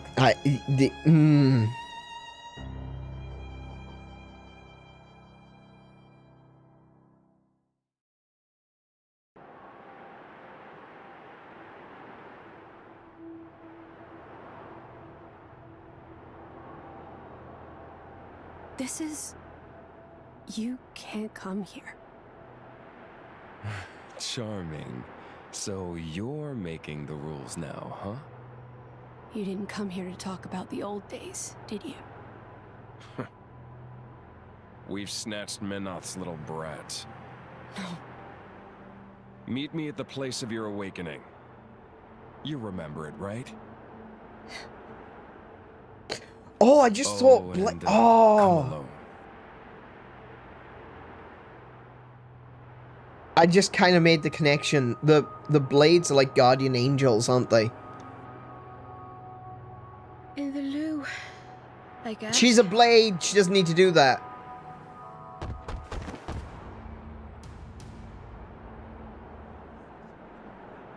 Old man, what happened? Iona, she's gone. It must have been them. Who's them? After you went, Malos and some other guy paid me a visit. Malos was here. Who was the other guy? Didn't catch his name, but he had red glasses. That's Akos. But what would he want with Iona? I don't want to even think about what Akos might want with Iona, but yeah, I'm hoping it's just a kidnapping. What? Because that dude really gives me the Maybe creeps. realized what was going on with Iona. Well, knowing those two, it's not unthinkable. That girl, trying to save her on her own. Where's she gone? Didn't she leave a note? No, I'd have noticed. I know where. I think it could be Olethro Ruins. Olethro Ruins? It's where Adam led his army of resistance from, 500 years ago. It's the place where the Aegis woke up too. It must be that Malos is trying to lure her down there. No, exactly. I'm sure of it. Cole, tell us how to get there. It's at the top of the Great Stairway. Van Damme. Hey, fella, take care of this old man for us. Yes. Let's move. If we go now, maybe we can catch up to Ooh, okay. Alrighty. Yeah, I'm a little bit, as Ronald mentioned there, I'm a little bit gun-shy right now about people being kidnapped. We were playing Prince of Persia, and things went horribly wrong very, very quickly. I'm gonna stick with our regular team right now. Yeah, we'll stick with the regular team. I need a place where I can do a rest. That's words. Okay, I need to do a short rest so I can get some levels. There you go. 25. Nice. See, Gramps? I'm getting better. She can go up to 26. Nice. I'm stronger than this, you know. Much stronger. More strong now. And you got... Oh my goodness, Van Damme! Good lord, my guy! Save some veggies for the rest of us! Feeling it in me guns! Feeling it in me guns!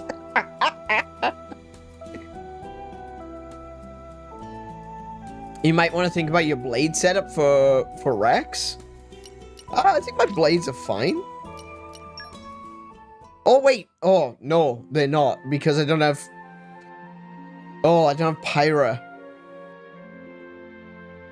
I might... I'm gonna use the Beast Gem and see what I get. Tora and friends should go to Cole Theater. Any special reason? Tora and Poppy practicing play. Not right now, Tora. I knew you two were up to something. That's right. Play about interesting story Tora here from local Little Pond. Rex should come see our little show. That sounds really fun, Tora. Also, Tora have little requests for Nia too. What's that? It's a secret. Well, why don't we go take a look? How about we go save Pyra? The of Masterpon is ruffled. Engage comb protocol. Engage comb protocol. Tasty sausage the size of Poppy. Engage comb protocol. Yeah, okay, I like that. That's cute. She's adorable. Poppy is amazing. Okay, I'm pretty. I think I'm pretty safe with Satsuki. I really like Satsuki. I think she's got a great personality. She uses a blitz ball, so that's like 100% for me. But yeah, I think I'm gonna have to maybe bond a new blade. Oh, hang on a minute. Before we do that, let's up our luck a second, shall we? Let's see, what can we do? If I switch my accessory to something that will boost luck. Hang on. Let me change that.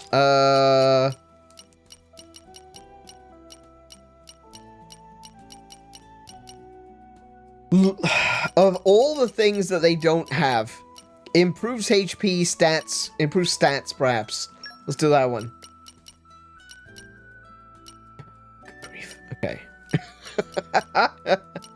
they don't have a section specifically for luck. Okay. Aggro.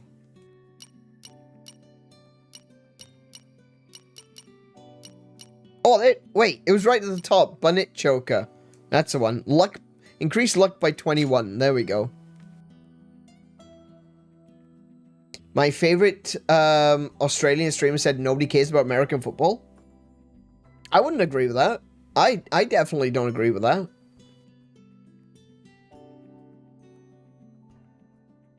We used to where we used to live, there was a sports bar that used to do like American football and the Super Bowl.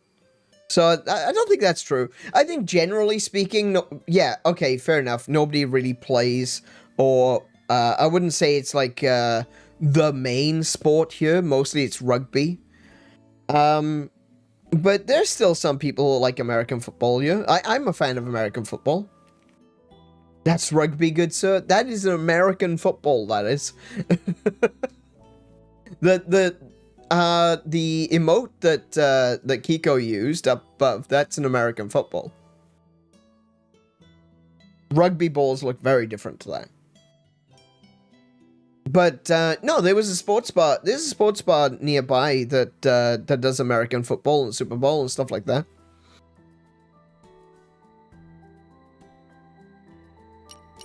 Okay, so I've got my luck bonus. I've got 121 luck. Ball plus hammer means hit Tora. Yes, I am aware. I've cottoned on to that. All right, let's have a look what we can get with this. Oh. Okay. How do I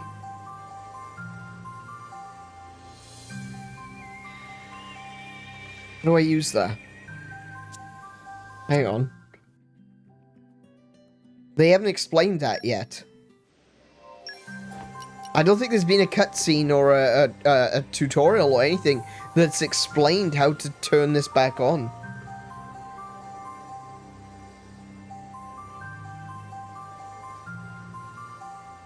He does, yeah. Yeah, Tora is very kickable.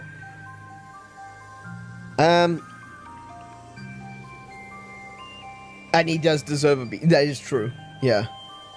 All right, so I'm gonna need someone to explain this to me. Why is my beastly core not glowy? It was definitely glowing when I picked it up. Wait, is this the core that the spider had? Don't worry about that, Cold Crystal. Alright. Alright, I'll draw another rare then and see what happens. Apparent... Oh. Oh.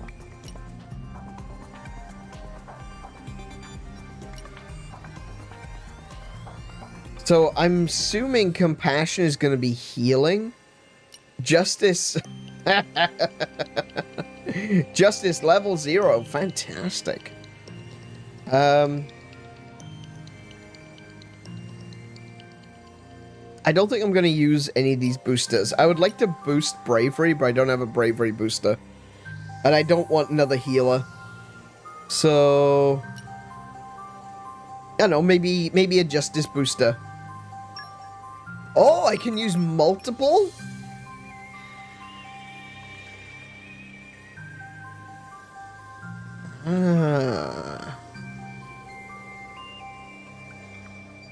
Hey, Stylish, welcome to the stream. How are you doing today? I'm just gonna use the justice boosters and see where I get. I'm gonna play with it. We may as well. Let's experiment. Okay, we're supposed to imagine what we want the core to become. I see a bunny girl in my future. I doubt I'll get her. Almost certainly won't. Oh! Oh! Oh! Oh, no. What have I generated? She's a little parakeet. One freshly hatched Finch at your service. Are you Finch's new driver? Finch's name is...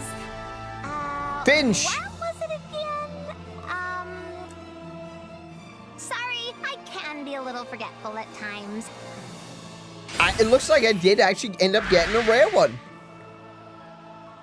But I work really, really hard. Wait, what am I supposed to be working on? Why am I getting Poppy vibes? I actually got a rare one. It's not a good blade for Rex. Oh, no. Oh, it's a tank. I see. Yeah. Oh, the block rate is pretty high. Physical defense and each defense is pretty good. Not particular. Oh, it's another wind. Oh my goodness, that's 3 winds that I've gotten.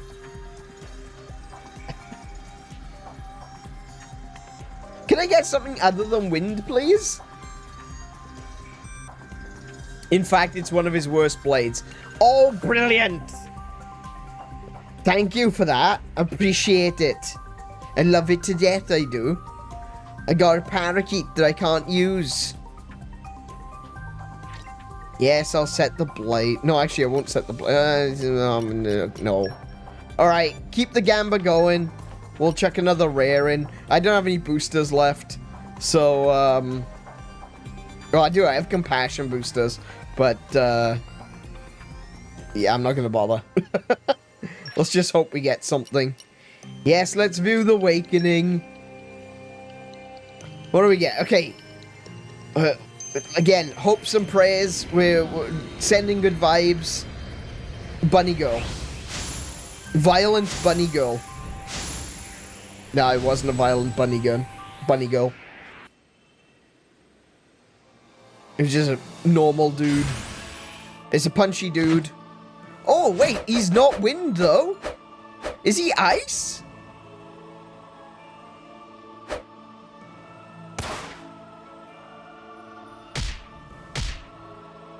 I hope you're ready for me. Mikazuchi. Oh, he's water. Okay. Oh, no, I won't set that one. Okay, I've only got 1 rare left. I'm gonna use this one, and maybe I'll use the compassion boosters. Go on. We'll compassion boost it to 2. To 3. There we go. Yes, let's view the awakening.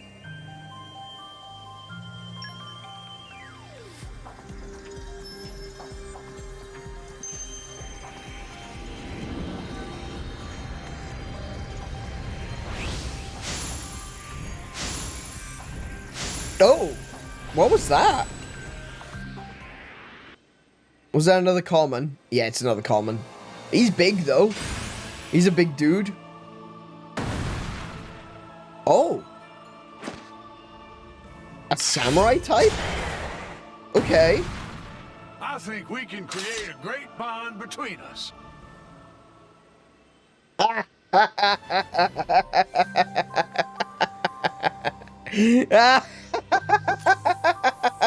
He didn't just, he didn't, did he? I think we can make a pretty good bond between us. He's a southern samurai. I love it.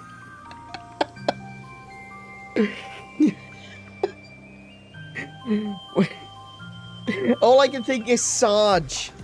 I'm just thinking Sarge from Red vs. Blue. Dromach isn't a cat, he's a tiger. What did I tell you about making up animals?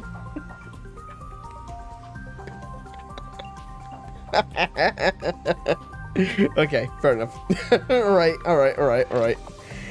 Sure, we will, he's a tank though. He's another bloody, he's still not very usable. Oh my goodness. Alright. You know what?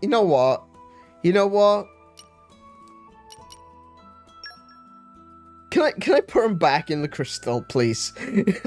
Is there any chance I can put him back in the crystal? Another healer. Oh, good lord. Hang on, let me just go to...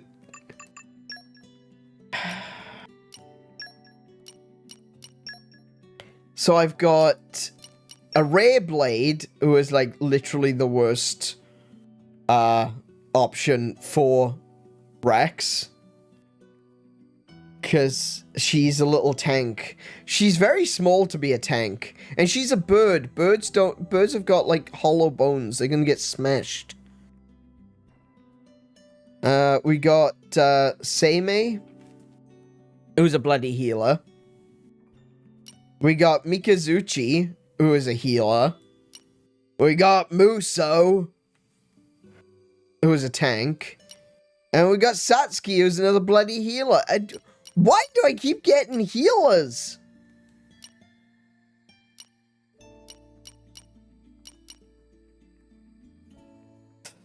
I'll shine on the front line too. Outstanding. Outstanding. Amethyst chip, is it worth oh bloody hell, it's worth giving him that. Yeah, take that one. The Fencer's Tachi. Okay. Increases accuracy during the night. Oh, I don't really care too much about that, but I do have an ice element now, which is good for one of the combos that we have. Does have an ice ending, so that will be useful. The most American blade, indeed. Tanky healers is worth something. I'm sure they're worth something. I don't know if it's necessarily gonna be... Obviously, that's not gonna... I've done the core chips. Hang on. Auxiliary cores. Alright. Let's see now. I haven't seen what their skills are. Sorry, let me just... getting used to this. Hang on a minute. I don't have the Aegis with me. Obviously, I've got no weapon points, but I've got... sword uppercut with no special effects. I think that's a break ability, though. Yeah, reaction break. There we go, yeah. Feral Blade increases aggro drawn from driver arts by 50%. I don't want that. Oh, increases aggro. No, I do kind of want... Yeah, okay. Increases damage dealt to enemies targeting user by... That's pretty good. I like that one. Evade enemy attacks during driver arts.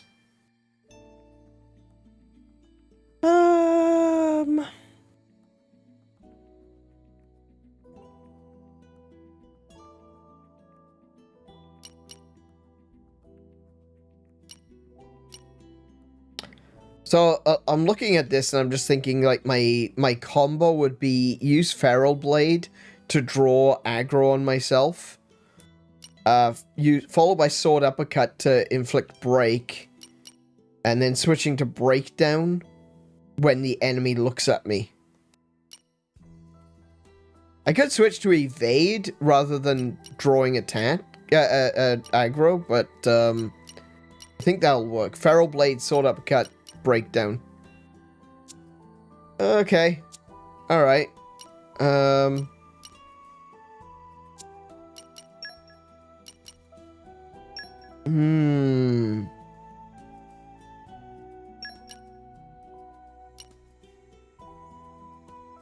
Increases blade art's duration time.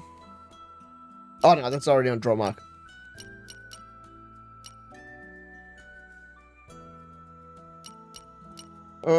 No. Oh man, I don't have many here. Boost break resistance. That's all I've really got. Fire,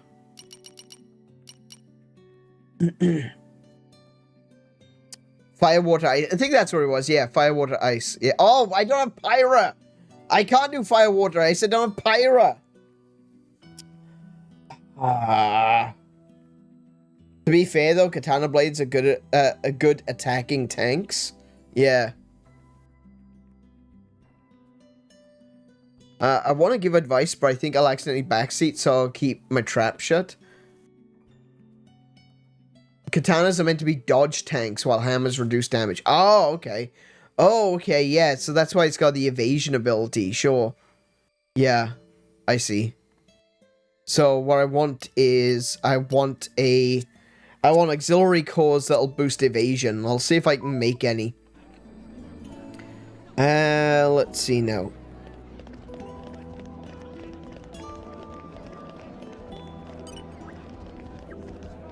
See what I've got. What can I do?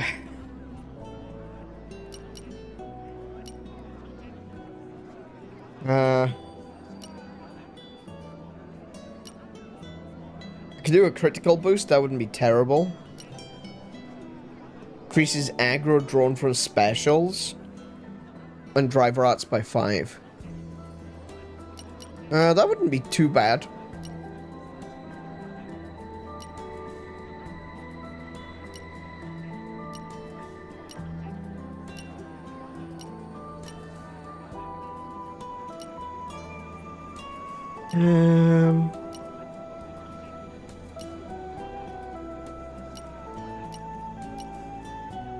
Increases damage dealt to aquatic organisms. Increases accuracy. Oh wow, is that all I've got? Oh, I thought I had an evasion. Oh, I thought I had an evasion one. Oh damn, okay.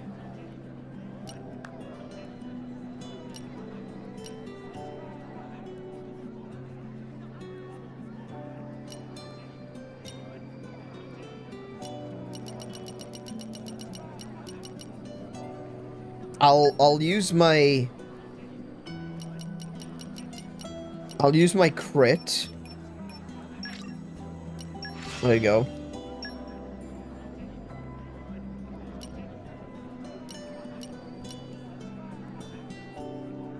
Increases level 3 special.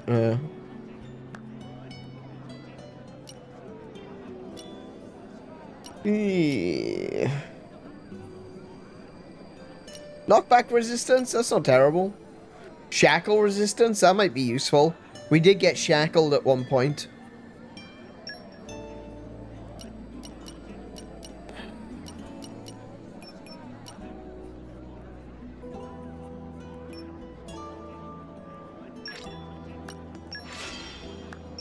Adds 25% chance of restoring 4% HP after taking a hit. Yeah, we'll refine that one as well. Oh, okay. That didn't need materials, apparently. Alright, let's see. Let's see what we can add to Muso. Damage heal. And critical up, I think, are the ones I'm going to go with. There we go. This game made me feel like I was playing a Wii game, to be honest. How'd you mean? I haven't used motion controls once. Katana serve as good multi-purpose. They hit decently well to make up for the aggro boost, and they make you dodge as well. Well. Hammers are more suitable for face tanking. However, their attack is lacking. Yeah. I think I've noticed that one with the tanks, with the face tanks. Because like Poppy is kind of that way as well. You kind of have to lean into it with Poppy. I mean, you can change her typing, but at the moment she is a face tank, definitely. Hammers are pretty slow. I would expect that, yeah.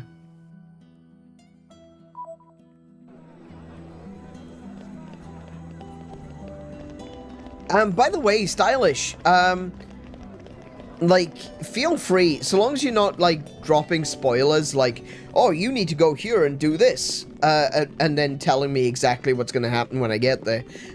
You can give advice. That's fine. I will let you know if I don't want it. But at this point in time, I do feel like I'm a little bit out of my depth, so it's fine. Like, don't be afraid to talk about. Oh, that's a lot of stuff. Thank you. Oh, I'm glad I got you now. Don't be afraid to participate in the stream. Like, you know, if I wanted it to be like that, you know, I could do Let's Plays, but you know, it's so we can have a conversation here as well. We can discuss things. If you've got a suggestion, I may or may not take it, but I'm happy to listen. I also think maybe I'm going the wrong way. I'm also going the wrong way. Compared to other Xenoblade, modern Xenoblade games, it feels old compared to the other three. Even more older than the ones that are remastered. Okay, I see what you mean. Yeah, I guess. I think that the reason for that is that, you know, you got Xenoblade Chronicles, and then Xenoblade Chronicles X. And Xenoblade Chronicles X was a good game. I think it had a few little issues here and there. I definitely am not a fan of the music. Some of the music in X.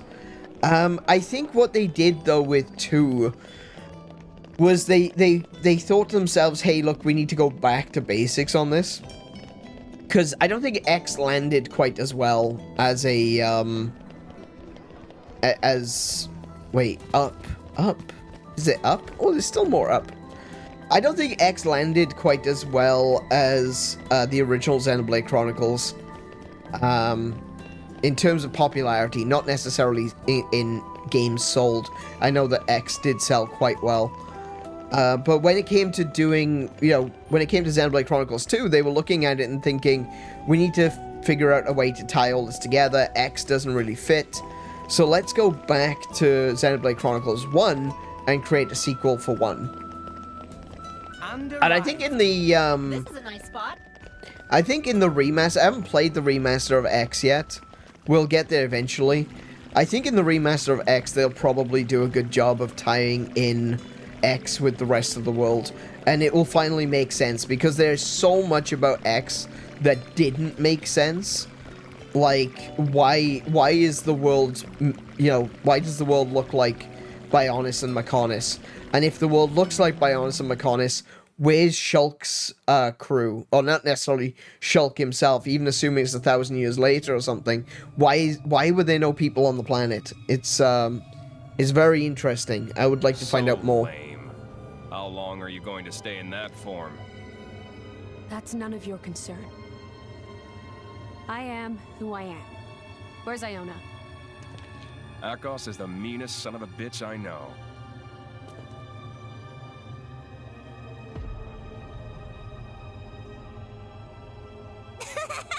Son of a bitch! I still think we should have sent them a finger or something. Oh my goodness, he is a sick bastard.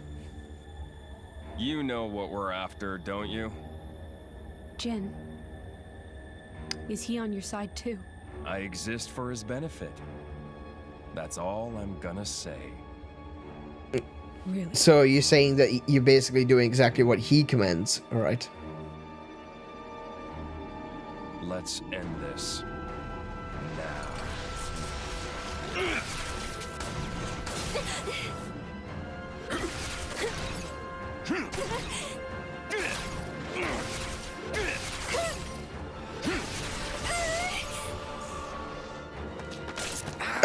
Oh yeah, I forgot about that.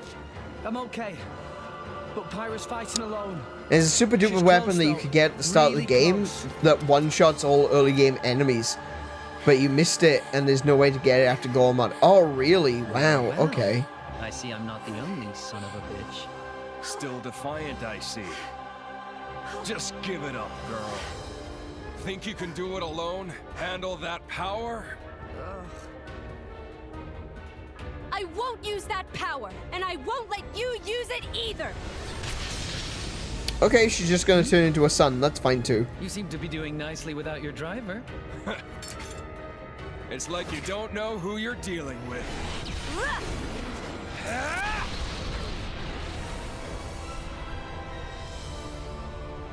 You can't beat me like that.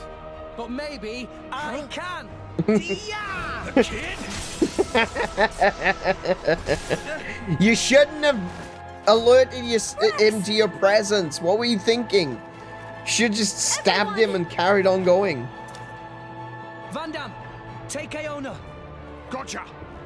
We'll take care of these guys. Well, it's come to this. Huh. Needs must. Abrona, do them in.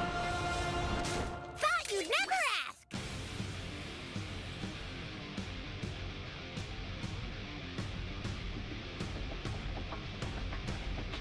Alright. Party formation's changed, that's fine. We'll stick with that. My personal ranking is... of the games overall is 2, X, 1, and 3.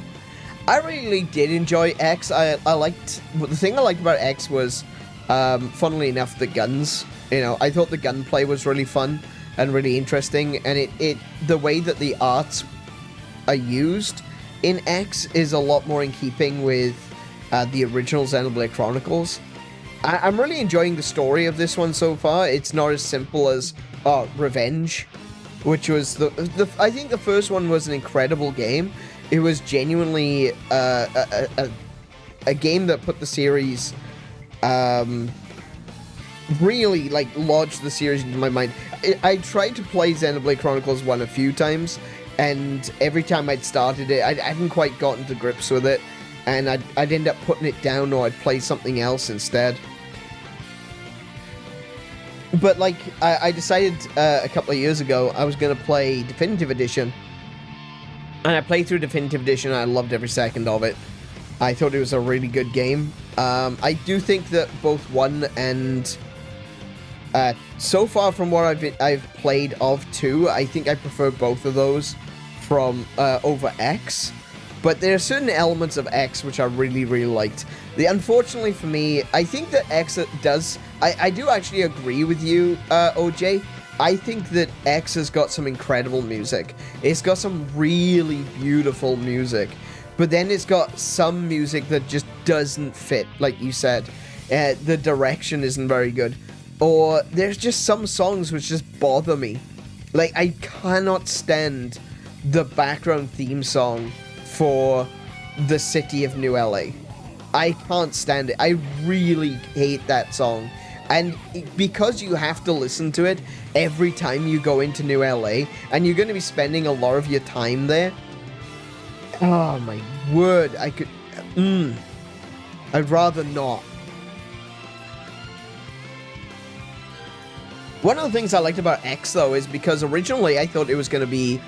I remember when I saw the trailer, and it was just called X, and I was absolutely convinced that that was going to be a Xenogears. I was convinced. That's Xenogears. That is going to be Xenogears. And it wasn't.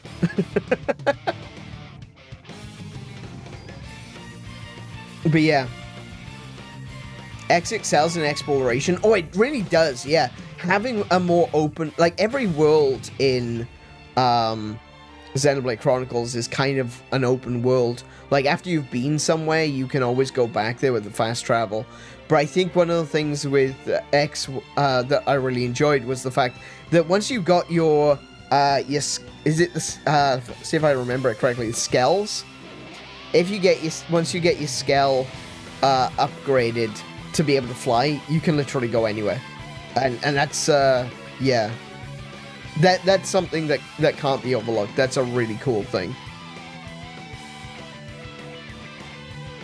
X City theme sounds like a demo. It does!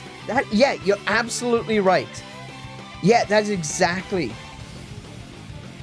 I still need to try Gears and Saga out. I haven't played any of Saga. I've played some of Xenogears. And I'll tell you the reason why I stopped playing Xenogears is because someone told me that it's only half of a game. Someone said to me, oh, did you know that Disc 2 isn't really a game? It turns into like a visual novel. And I was like, oh, that's boring. And then I stopped playing it. That was years ago, mind you. That was like when... Oof. That was a very, very long time ago. And I was playing it on an emulator, too.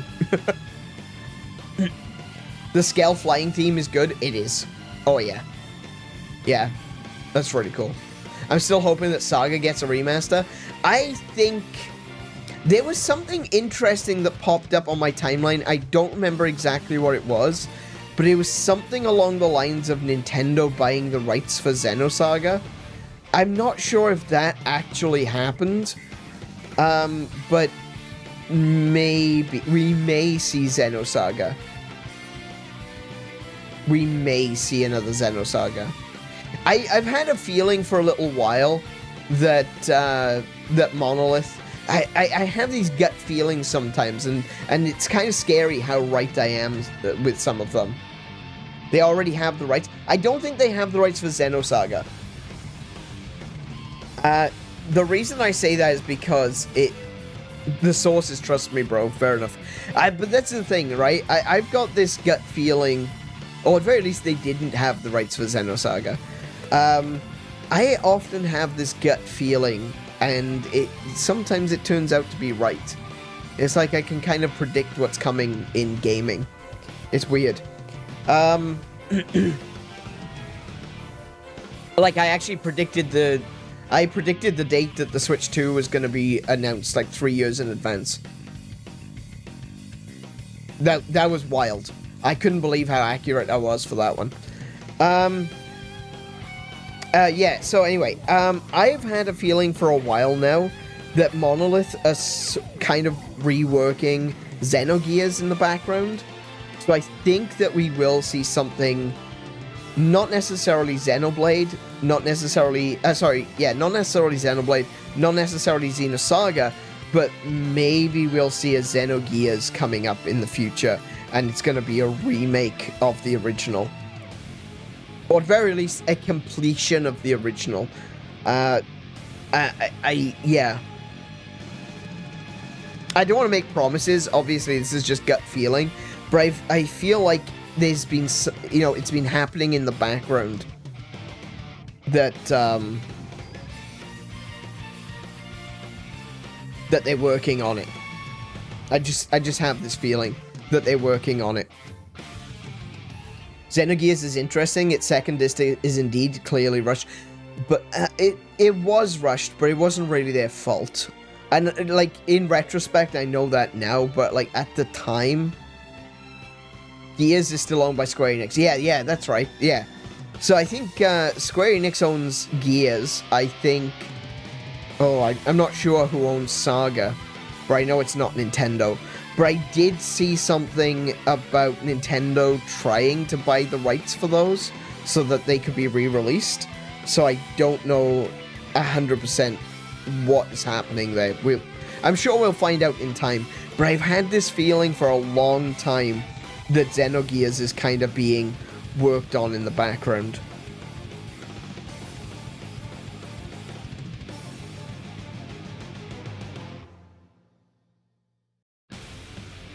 What was the rest? Sorry,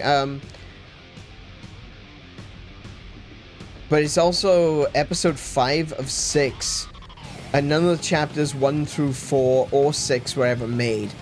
Xenosaga and Blade use parts of it, though. Yeah, so Xenosaga is definitely...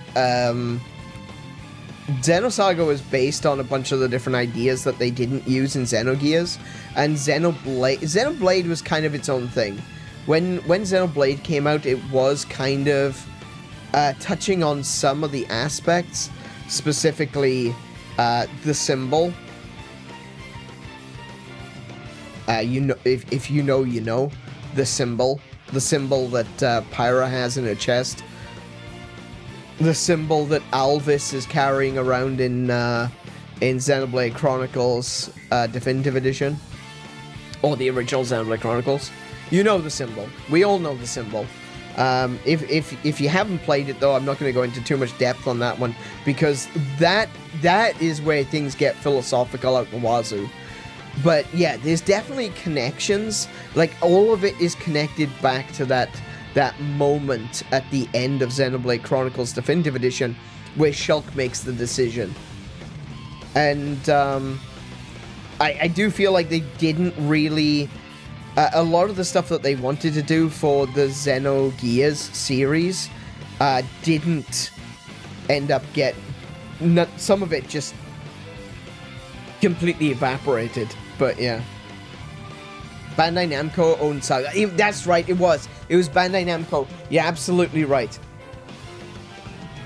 Yeah, and I think that was what it was that made people say that they think that Nintendo bought the Xenosaga rights, because it disappeared off Bandai Namco, and Bandai Namco have been working with Nintendo for a while.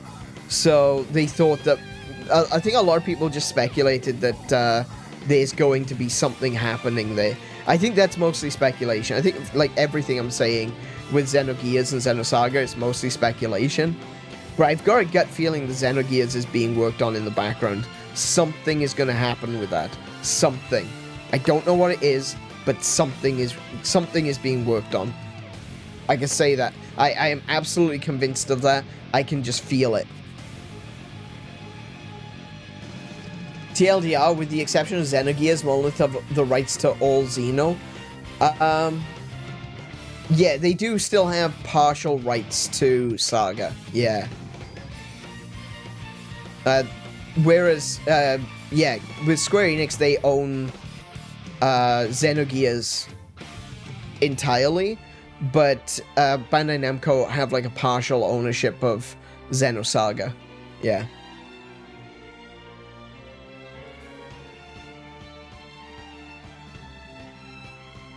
Oh, Alvis doesn't have that symbol in the original?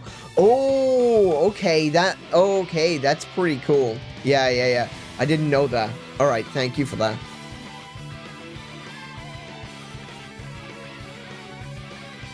We'll probably see what Monolith has been working on somewhere this or next year. So who knows? February.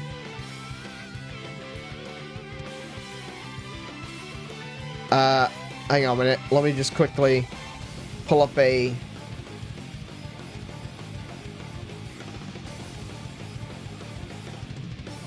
Let's say February 17th.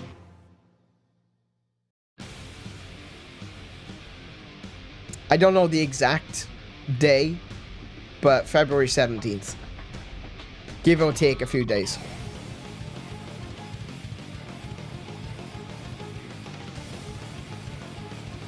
Maybe they did. Maybe it is just old news. Maybe it is old news, and it's just come across my timeline again. Let's go. I don't know.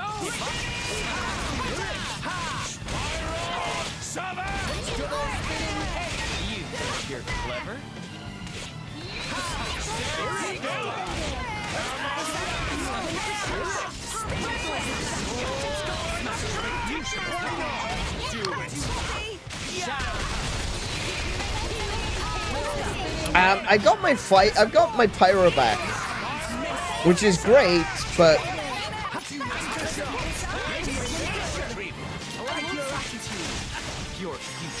I now don't have Satsuki, and that's a problem for me.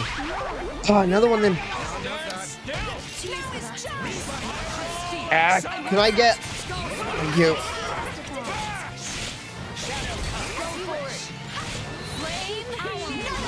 Got it.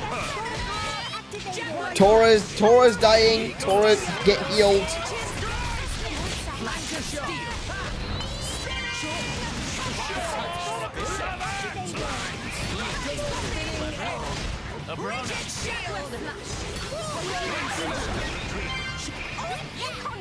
Oh no! Come on, come on, come on. Come on! Get... Crap! I lost it.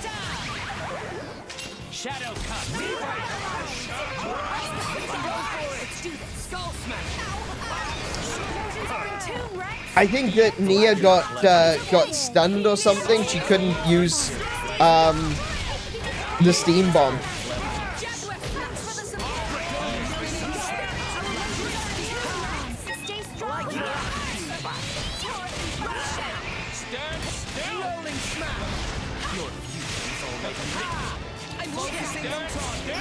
No! Every single time! Every time she gets steam bomb. Missed that one.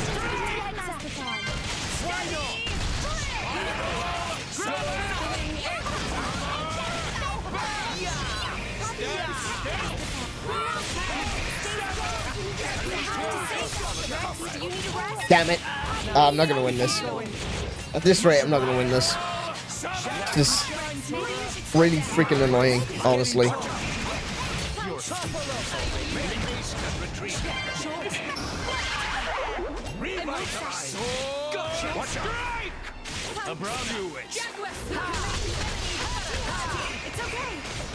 Much obliged.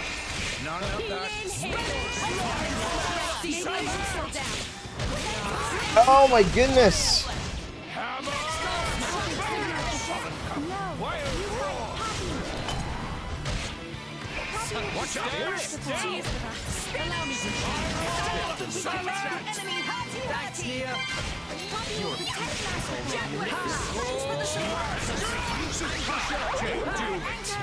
Oh my word, every single time I press the button to use a skill, he just interrupts me with that stupid shackle ability.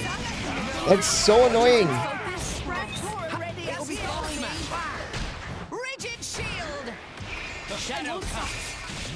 What would you have me do? Here we go.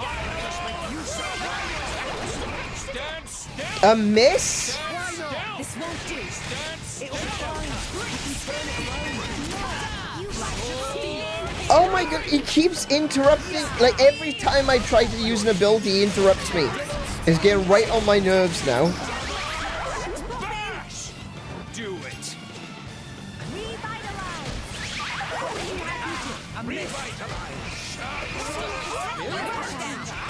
Why not? Focusing on target. I will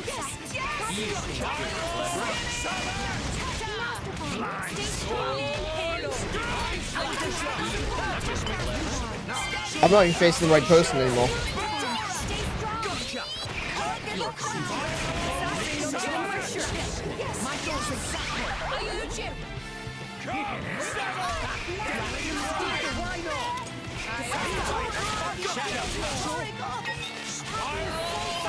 This isn't hard. This is just stupid.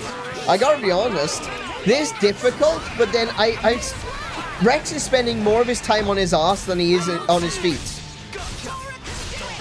This isn't difficult. This is just you aren't allowed to play anymore. I apologize. What would you have to stop us now? Literally, it's like it's reacting to my button presses. When I press a button, No effect. when I press a button, I'm actually controlling the villains. Anytime I press a button, all it does is immediately counterattack. Like, I'm controlling the villains right now.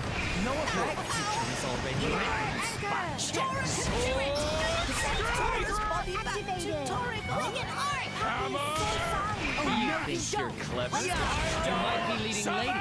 I noticed I changed targets. I did notice I changed targets. Try pressing right on the D-pad. It's fine. We'll get them yet. Try pressing right on the D-pad. So I can look at that? That would just... that wouldn't help me. Oh, you mean like changing to the other character? I didn't want to change to the other character. I didn't want to change to the other blade. In fact, I don't want this blade. Oh, right, it's a different menu. Derp. Okay. I'm sure it'll work out great. There we go.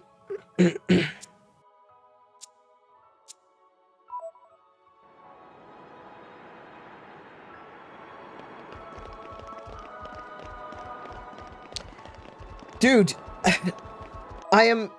Okay, I said about backseating is fine. Well, no, backseating isn't fine, but I said, like, having, you know, input is fine. But I know what pressing right does. You think I'd be 18 hours into the game and not know what pressing right does? I didn't want to change my character. See, that's the kind of backseating that you're assuming that I don't know what something does. You're assuming I don't know a basic mechanic of the game. And then you're telling me, oh, just try it. Just try pressing right on the D-pad. That doesn't help anyone. It really doesn't. That was me on my first playthrough. Alright. Fair enough. Okay, so maybe it is possible that people don't know to switch characters. Okay, fair enough. Alright, my apologies. But I do know how to switch characters, and I wasn't trying to switch characters. I was trying to use Pyra. I wanted to use Pyra. I was trying to set up a particular string of attacks.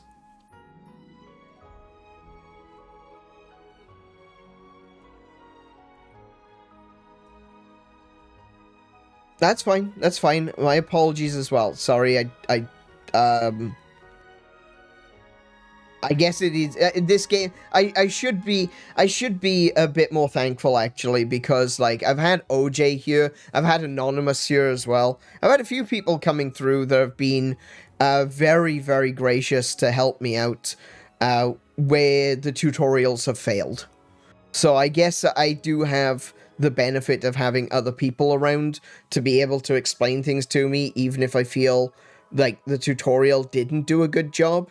So I guess there is that as well. That is a big part of this game. Tutorials are bloody awful. So yeah, understanding. I do understand. Yeah, it is. I guess it is possible that people would get this far and wouldn't actually realize that they can switch blades. I did that before we left. Okay. No, this is what I was saying. This is a problem which I've had with other games in the past. I don't like boss fights that they don't like. It's not difficult. I don't think there's really necessarily anything more difficult about this fight than any other fight, for that matter. I think the problem with this fight is literally every single attack that those enemies are doing are either interrupting you or preventing you from doing anything or knocking you on your ass, and it's denial of play. And I don't like games that use denial of play as a difficulty spike, because I think that's really unfair. Because at the end of the day, the developers could make make a villain that literally just stops you from being able to attack them. You know, that's not difficulty. That's not showing your prowess as a creator to create interesting battles. All it's doing is saying you're not allowed to play anymore. And I find these sorts of battles incredibly frustrating.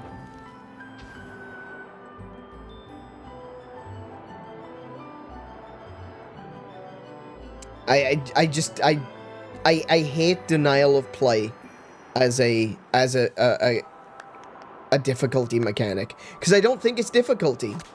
I think it's laziness, honestly, more than anything. It's incredibly lazy to just be like, okay, so we want a really hard boss fight, so, like, you're not allowed to play. Okay, thanks. Appreciate it. Alright. We'll try this again. It's never any fun when we're in it together. I don't know. You put your feet together. You think you're clever. You think you're clever. It'll be fine. You can turn it around.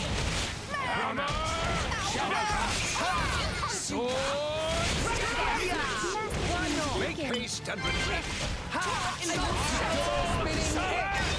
Got him. Ah, again with the shield.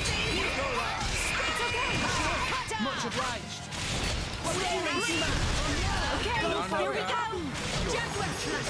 Missed. Damn it.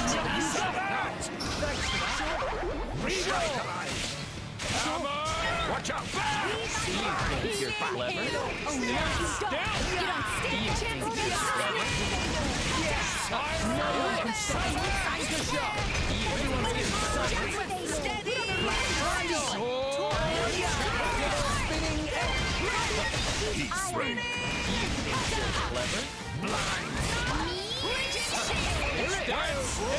Okay, I got him. Alright, I got it. Except my affinity is down.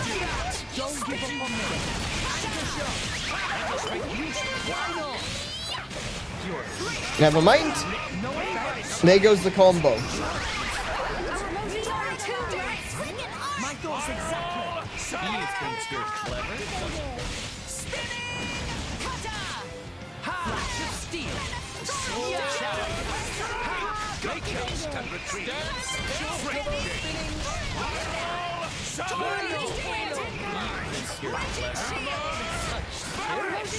Ah, I missed that one. Damn it. Okay.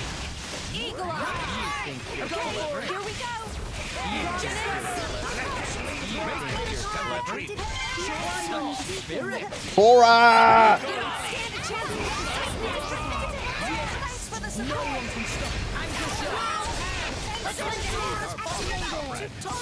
Oh, okay. Rise and shine, Tora.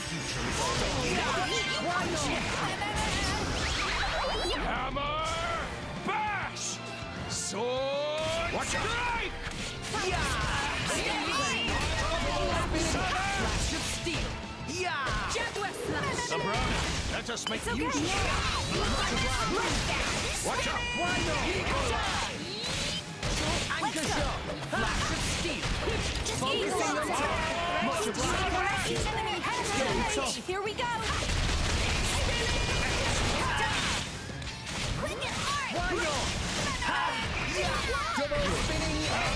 Ah, come on.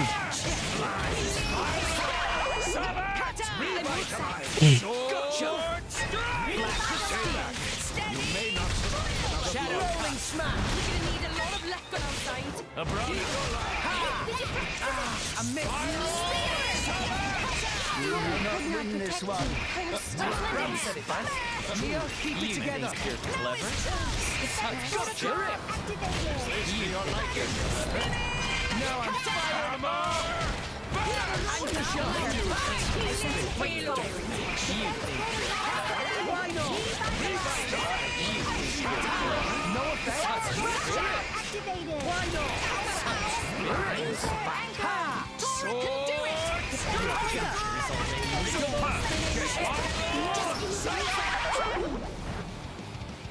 All right. Shadow cut.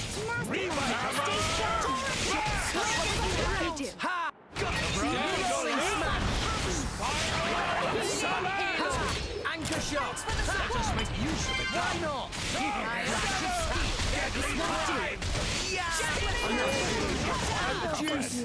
Isn't over yet, my boy. Shadow cut. All right. Do it.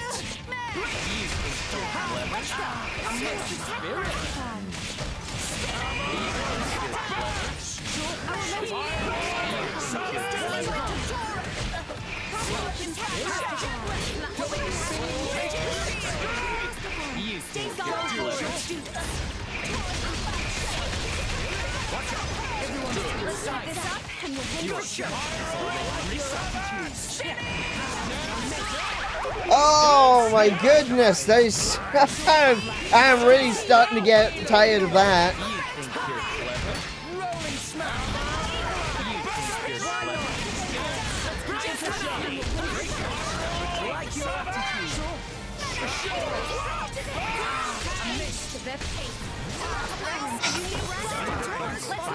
Literally, it's like every single time. This. Oh my goodness! I actually pulled it off that time. Good lord! And I'm sealed. Okay, never mind. I can't even res Tora.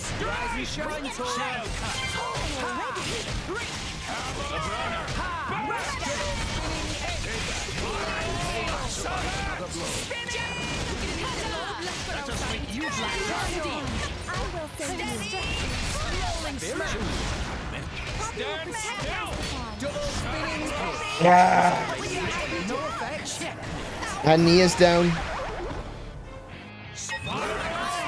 And I can't even keep my team affinity up.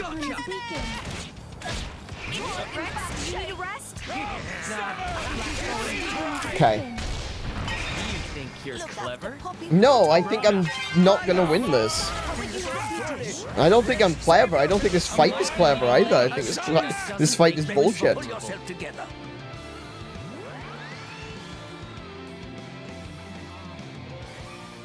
I'll bash you up proper next time, I swear. Be wary not to push yourself too hard.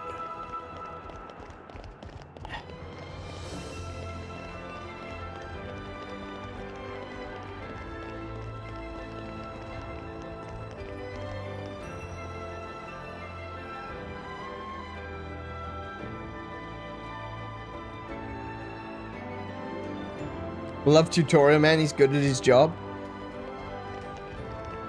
All right. So everyone is saying, "Oh, I can provide a hint. I can provide a hint." The problem is that if the game hasn't provided the necessary information at this point, then that does, fall a very big negative on the game as a whole.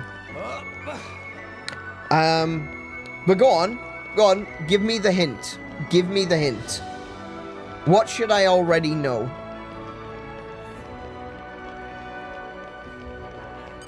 What have we here?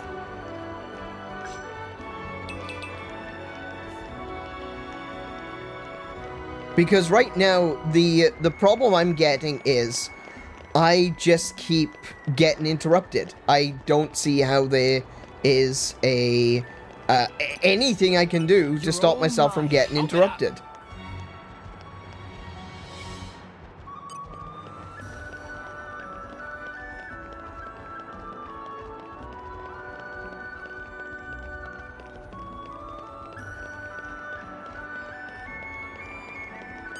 Come out, come out.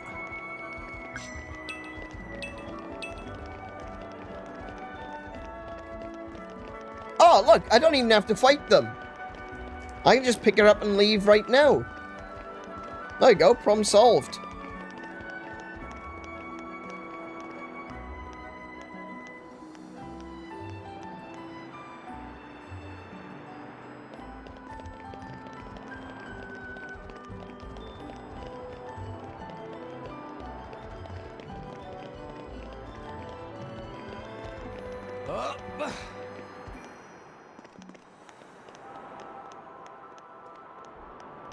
There's a shop in 𝗦𝘄𝗶𝘁𝗰 that you can purchase something from.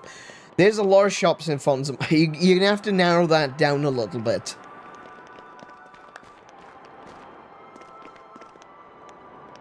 You're definitely gonna have to narrow that down. Do I have to go all the way back? Is this something I should have already known? I don't know.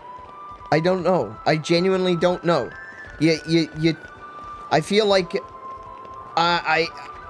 I can only do what I know what I've been told in the game. And I have not been told anything that I can think of that would help in this situation. I just keep getting interrupted all the time. What am I supposed to do about stopping myself from being interrupted?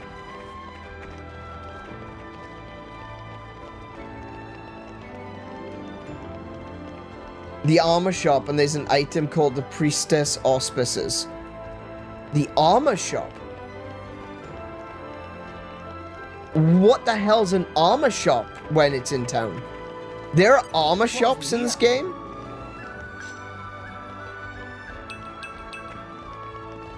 Since when was there an armor shop? What have we here? Yeah, you're right. I completely have never seen an armor shop. So yeah, if the tutorial has failed to explain to me that there's frickin' armor in this game, yeah, that's a problem. Bye-bye, daytime. That will lower the chance of the attack landing.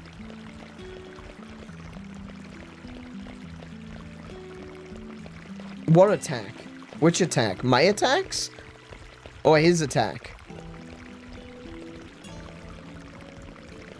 I would assume his attack, surely. The red chain attack. The red chain attack is, driver, what's it called? Shackle. Oh my goodness, how far away is this? Hang on a minute.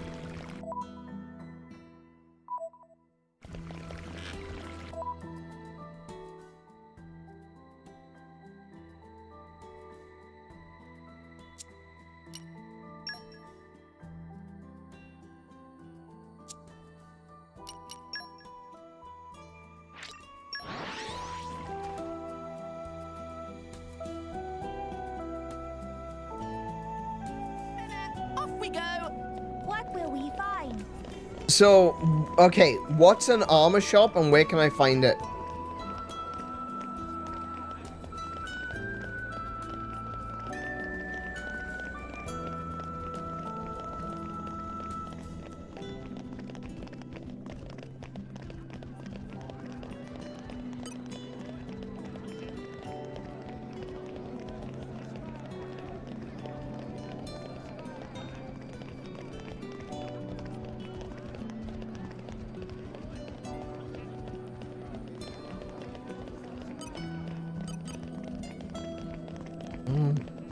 Which shops just appeared on the mini-map?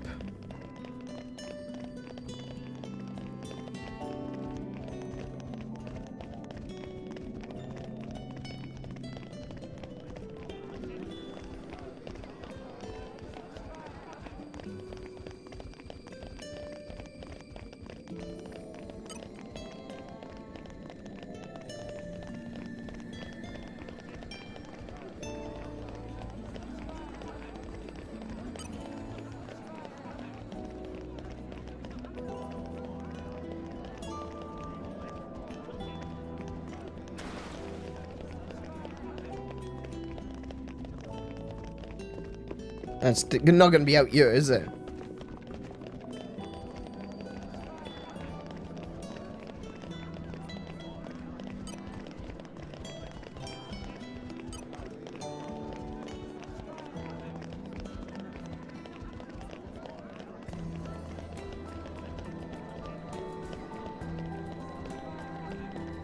So what's this? What's the symbol for an armor shop?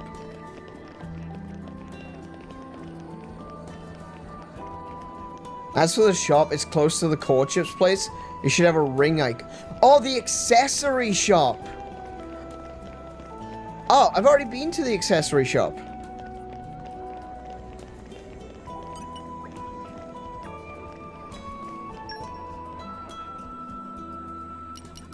This one. Boost driver shackle resistance by 60.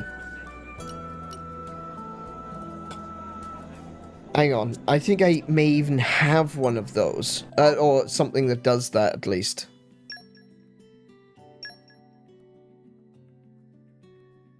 Right, okay. See, alright. I was confused there because, like... Oh, I'm still using the stupid 𝗦𝘄𝗶𝘁𝗰𝗵. Of course I am. I was really confused by that because, like, I have never seen an armor shop in this game. I didn't even know that you, like, as far as I was concerned, I didn't know that you could change armor. So, like, obviously there's the Abyss vest and stuff like that, but I assumed that you were referring to something else. Okay, right. So it's the accessory shop. Alright. I think I have something...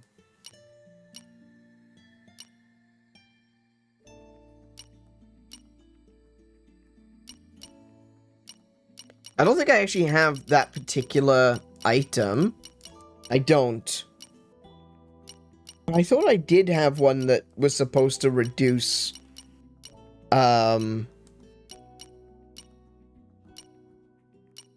shackle.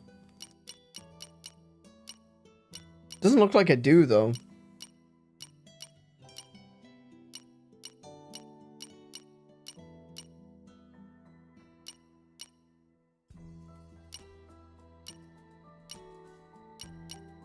No, it doesn't look like I do. I thought I did.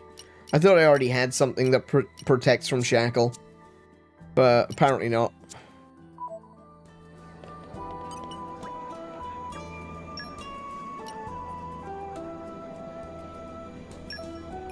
Well, there goes all my money.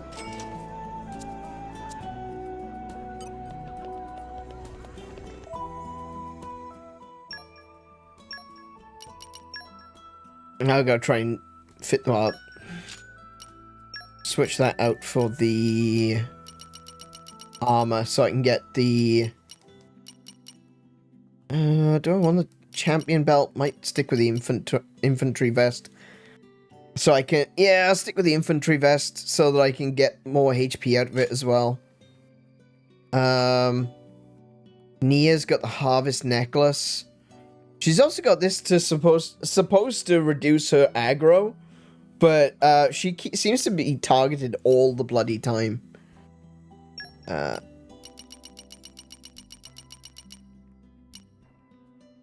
still want to try to keep her not being targeted, so I'll keep the camo hood on her.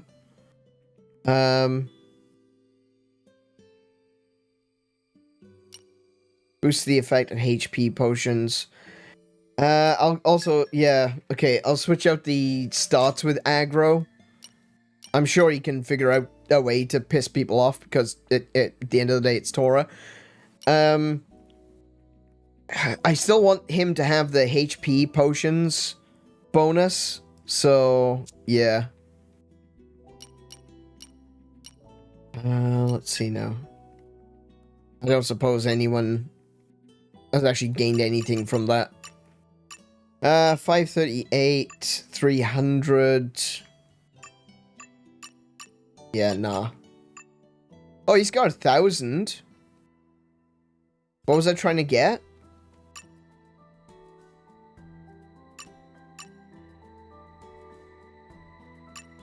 Oh, yes, that's right. That's the one I wanted. Yeah, yeah. Boost his maximum HP. Yeah, brilliant.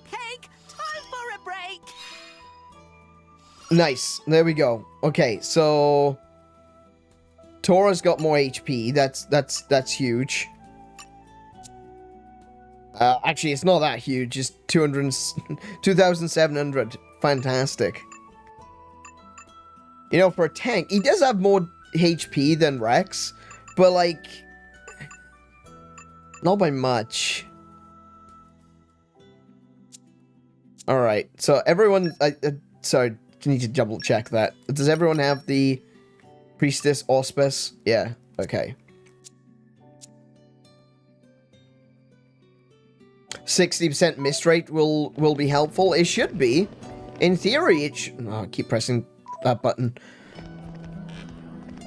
In theory, 60%, you know, it's better than half. It's, considering it was happening 100% of the time, switching that to an almost, you know, coin flip is fine. It should be fine. Shouldn't have an issue with that so much. We're here. So? Blade Shackle is fine status effect, but Driver Shackle is questionable. Yeah, exactly. The Blade Shackle is basically just stops your affinity from growing. That's fine. I'm okay with that. It's essentially the same as a spell that would take away your mana, which is fine. I think that would be fine. But yeah, the inability to actually do anything in combat. Like, there was, I'm trying to think which one it is. I know there's a fight. There's a monster in Final Fantasy VIII. And the only thing that it does is it just keeps casting stop on you. It's not fun. You know? One of the things that, even if it's a difficult fight, that people are going to have to do over... Well, especially if it's a difficult fight that people have to do over and over and over again, you still need to ask the question, is this going to be fun? Is this something that people are going to enjoy doing more than once because they're going to have to? And this is why I keep saying, like, denial of play is just not fun. No matter what you think about this game, no matter what you think about the combat system, no matter which game you're playing, whether it be this, whether it be Final Fantasy, whether it be Secret of Mana, whether it be Tales, whatever, if there is a combat mechanic where the primary aspect of the mechanic is you are not allowed to play anymore, it just stops you from being a part of the game, that's not fun. That's never fun. It feels so well, one, it feels so disempowering, but also secondly, it takes you out of the game to a great extent. It takes you out of the game because you're, instead of being frustrated at the enemy that you need to fight, you're frustrated at the game for allowing that to happen.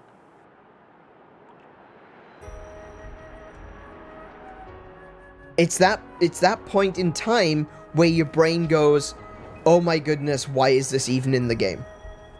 And the sad thing is that it can turn a difficult fight, that you could have a really difficult fight that once you finally finish it, once you finally beat it, you can then go, oh my goodness, I feel so good, I feel like I've actually achieved something here.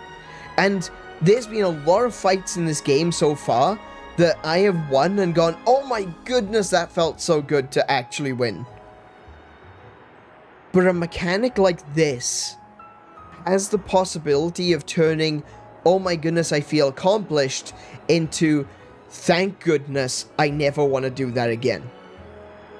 And that's not the right feeling. That you don't want to create a situation, a video game, that makes you go, oh, finally, it's over with. Because that feeling in a game builds up over time. The more times it happens, the more times you go, oh, thank goodness, it's finally over. When you finally get to the final cutscene, when you get to that final credit sequence, you won't look back over the game positively. You look back over the game and you think of all the times that you've said, thank goodness it's finally over. And you will look at the game as a whole and go, thank goodness it's finally over. It's a very dangerous slide. It's a very slippery slope to make stuff like that. Denial of gameplay is never a good mechanic. psychologically, it makes you disconnect with the game.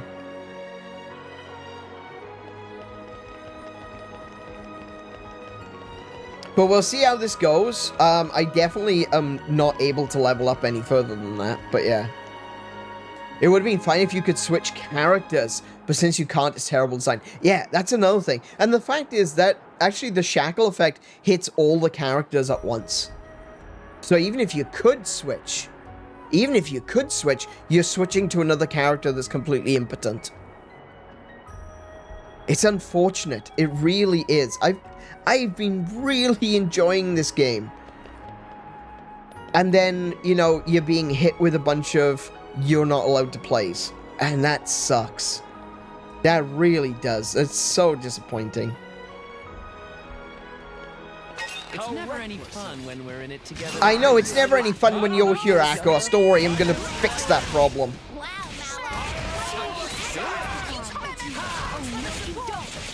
Much obliged. Shadow. Why not?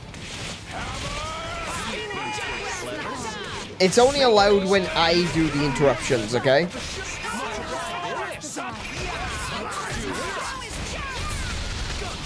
Nia, do you want to do, Damn it.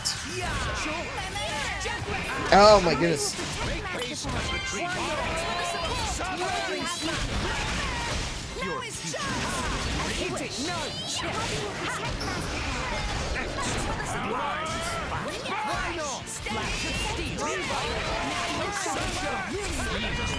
Ah, that was an oops. That was a bit early there.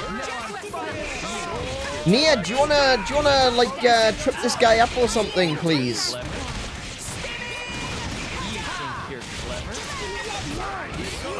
Oh. Steam bomb.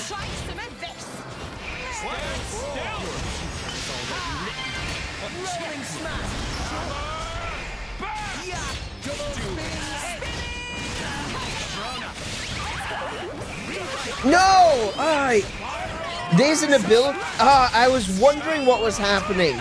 He's got an ability that stops you from comboing. I didn't even notice that. With everything else that was going on, I didn't notice that there was actually an ability being used there that was interrupting the combos. That is the entire premise of this game's combat system.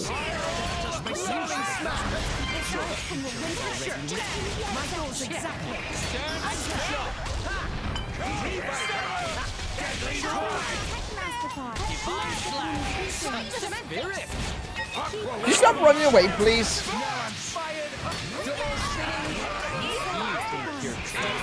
Oh, I'm on Malos, I just realized.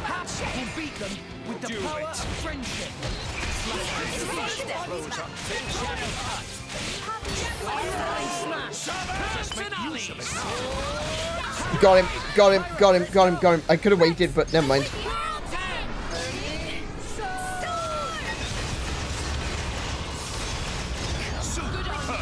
Ah, that did dick all. Man, that did nothing.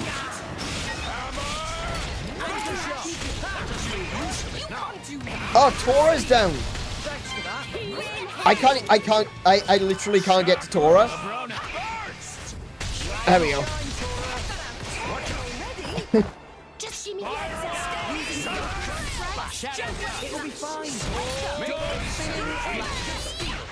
Switch back to the little guy. Can I switch, please? Oh my goodness, thank you.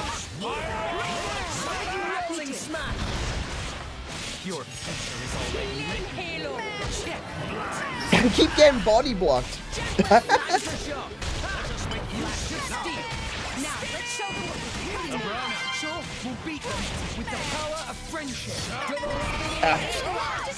Why not? Focusing on target. Do it.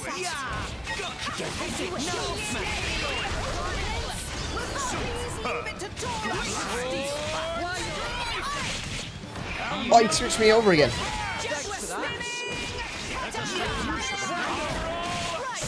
Everyone Everyone's getting Oh, has he got? He's got a taunt of me. There we go. focusing on target.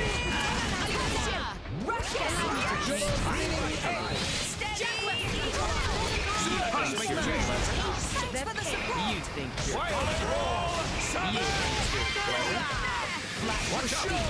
Cheers for that. Shadow, stay back. You may not survive. No effect. Oh, that's fine. That's fine. No, that's fine. That's fine. That's fine.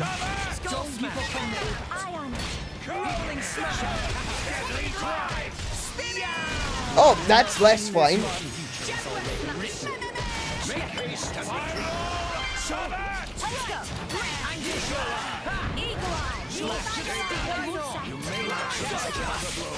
for it. Like I'm going down.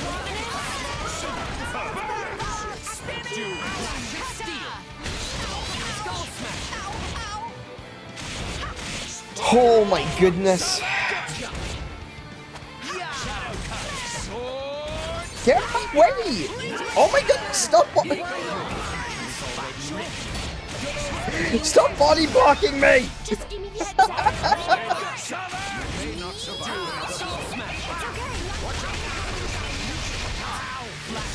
Nia, nia, nia, nia, nia, nia, nia, nia, nia, nia. Come on, Nyan Cat, get up. Damn it. Damn it. Pick that up.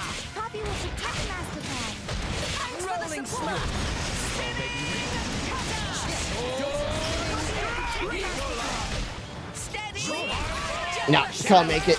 Can't make it. I can do Aqua followed by Pandemic though.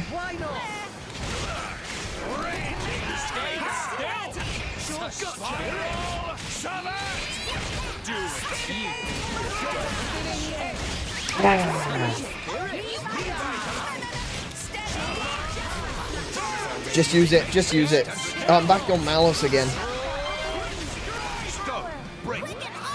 Can I switch?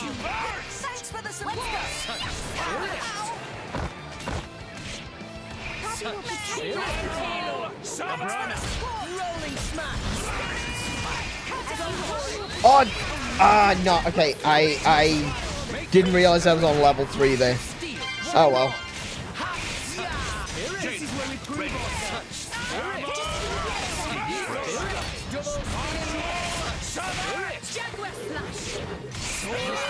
Yes, top limb, that's more like it. Yes, come on.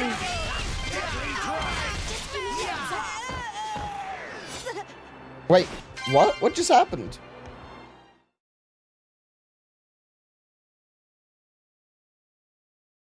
What?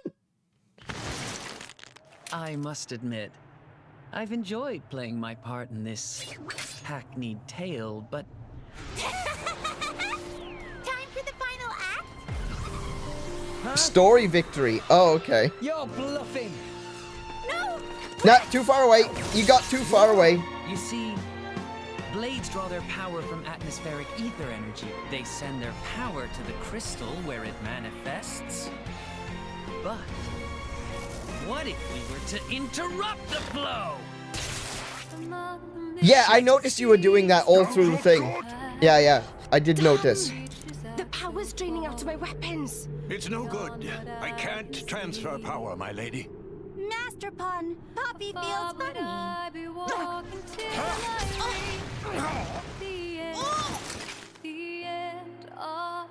Why won't you guys leave Pirate alone? Isn't it obvious? We want the power of the Aegis for ourselves. It's Jin's desire to erase all of humankind from the world. What?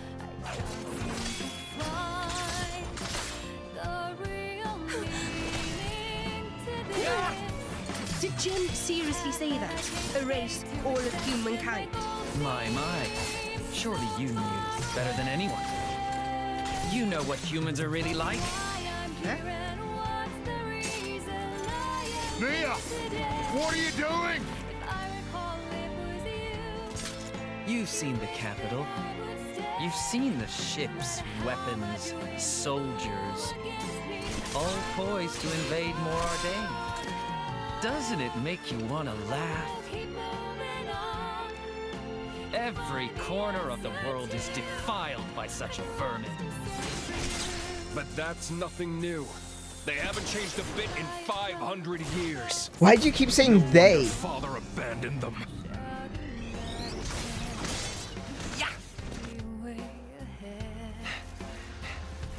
No, the only thing that hasn't changed is you. Father didn't want us to wipe out innocent life. Why did he make us then? Get real. That's what we're for, to descend on the world and eliminate these pests. Oh, I was so close. When I said blades were guardian angels. Oh, they're the Grigori. They're watchers. Let's end it. Akos? Agree.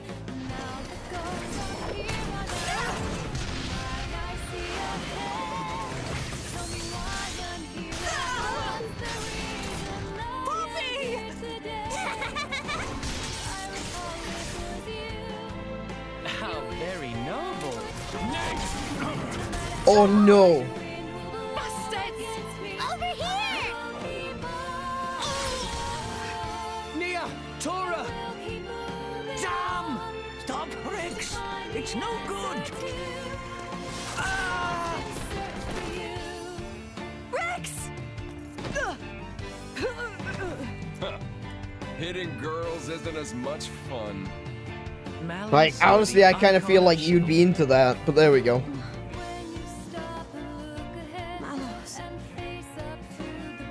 You're not getting her! An attack from the outside? Van Damme! Ah, the lunk is back. But that pea shooter won't help you. Even if you hit, it'll barely register. Bloody idiot! Think I don't know that? Are you ready, Rex? Another lesson for ya! Something else you could do with a blade. Oh! That's why he's got so many scars. Alright, got it. What? Bastard! He's channeling the energy from his weapon through his body.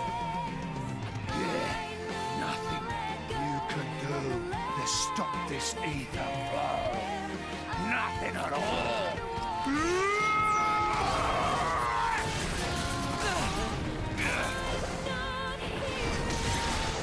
Oh, I understand why his skills are like they are.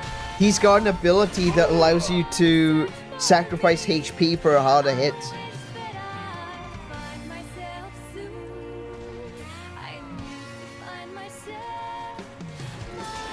Van Damme! Move it! Take Pyra and scram, kid! I can't just leave you here. You don't have much of a choice, honestly, Rex. Rex, don't go dying on me here. You gotta make it. You gotta get away from here now. Live! Live for her! You gotta make it to Elysium! I won't allow it! Give it up!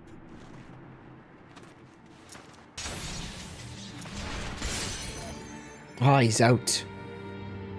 Oh, he's out. Just go, Rex! Remember to fight your war!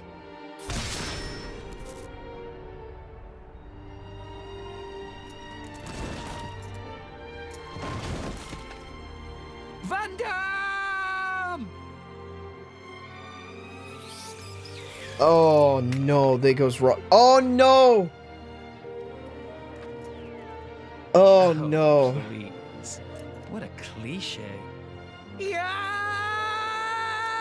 Oh my, I'm gonna stick this sword so far up his ass.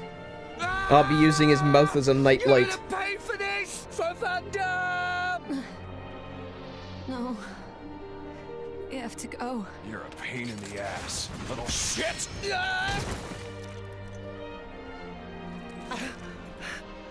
I can't do it. Rex. Rex. Can't let you do this! So long, kid! Oh my goodness!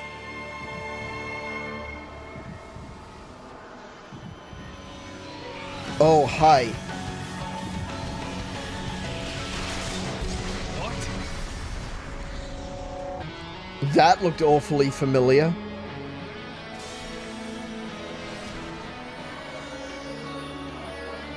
She became a Super Saiyan.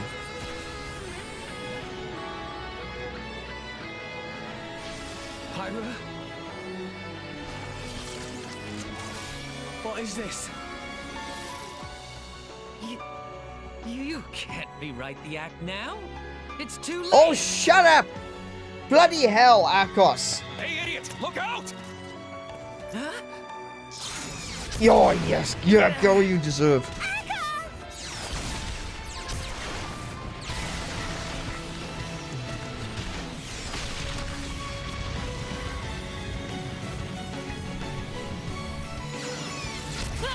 Oh, that music as well. Hell yeah. Whoa, get lost! Mithra? Pyra? You're... I am not Pyra. Huh? I am Mithra. Pyra, she's a different self that I constructed. A different self? Basically, she's got split personality schizophrenia. Okay, got it. Moving on. Now Hey, Marley, welcome to the stream. How are you doing today? Focus, or I can't transfer my power to you. No, it can't be. My powers are useless? Where is that energy Much like your coming mouth. from? Wait, she's not drawing from the ether. It's something else. Not ether? Mithra. Looking good. Things are heating up. Let's do it.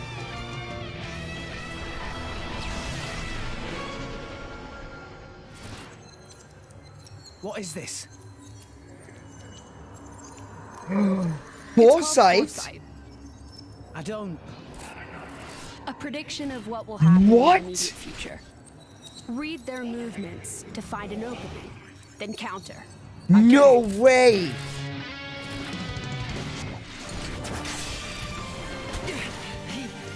How did he dodge that? Who cares how? Just get there! Oh, finally. Oh, I was really hoping that would come back. Piece of cake. You little... There's no way. There's no way to break their link. I don't think we're gonna beat them. This is it. The true power of the Aegis takes me back. I've waited so long to see it again. Mithra, welcome back! Wait, am I fighting now? Oh, brilliant. I'm back in. Part information's changed. No, we still keep in the... Well, yeah, I guess it has. Van Damme's gone. Out of context, the tall dude looks like he's trying to look good for the girl that rejected him. Kind of. A little bit. Yeah, he's also trying to kill her, though. Let's do this. Okay, time to take you down. You beat them. Now, how do I actually utilize... On your ass. Oh my, I'm doing so much more damage.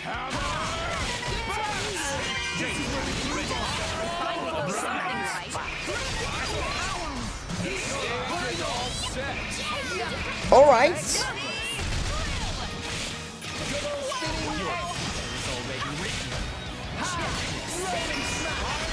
I'm just cutting straight through that. I'm just cutting straight through the shield like it's not even there. Oh, no, now I'm hitting it.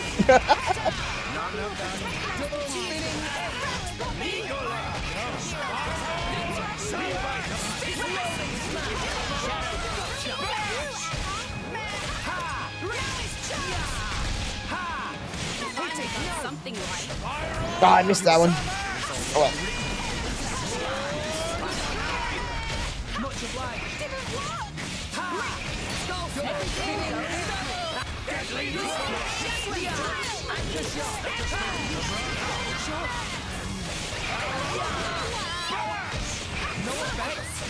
Why not? Rolling shot. Do it.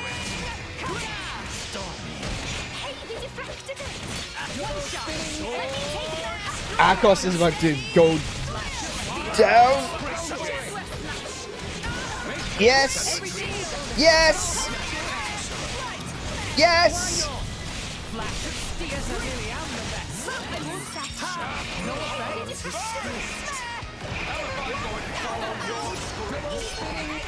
Oh, he keeps bouncing me off now.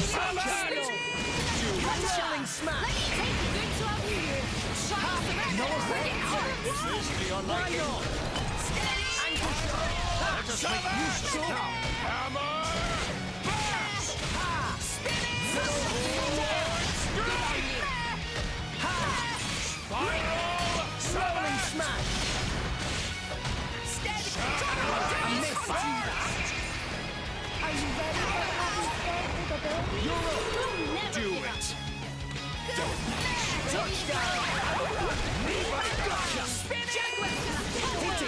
Just make use of it. Blade combo, third stage. Awesome. You're not half bad.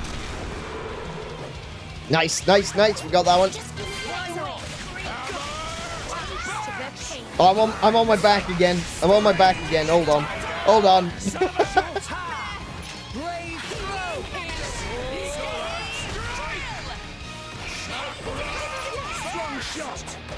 I keep missing. I keep missing the timing for the ball because I can't really see when the ball actually hits Malos. Rex is down. Rex is down. Guys. Thank you. Pandemic. I missed Pandemic. Damn it. Okay. Taste the rainbow. Taste the bleeding rainbow, Malos. I can't believe what you and Jin were up to.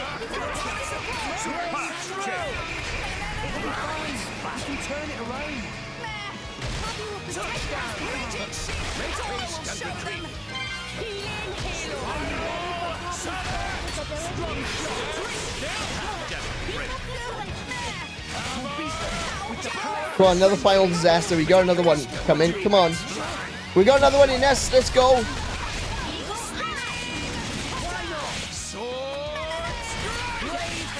There we go. Final disaster.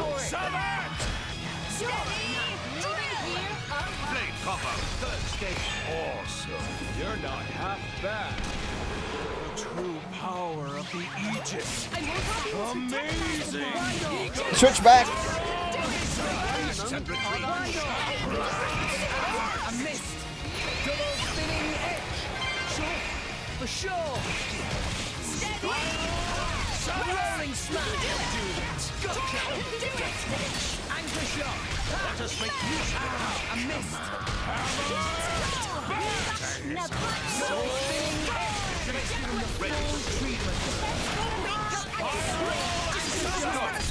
edge. Down he goes. Yeah, get on your back. Where you belong.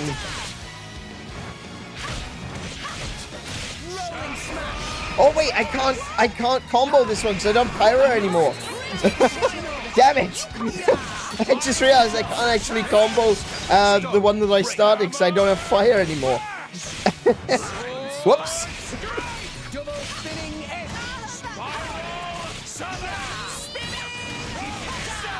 Get me to 4. There we go. All right.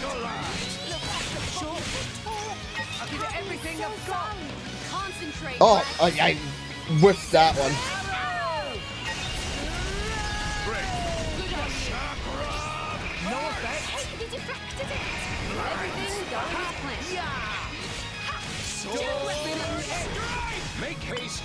Tor is down. Wait, whoa, whoa, whoa, whoa, whoa, whoa. When did that happen? When did that happen? I missed that. I missed that. On your back. Come on. Oh, what? He blocked it. Deadly drive. Rolling smash. Gotcha.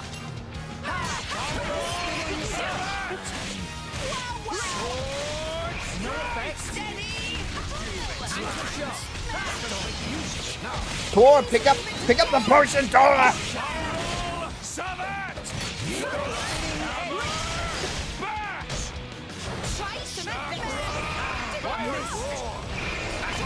I don't have a. I don't have one of them either. It's alright.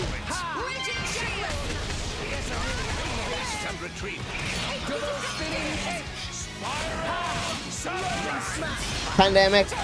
Switch to Satsuki. There he goes. Alright, I didn't get to use the final final blow again. Oh my goodness.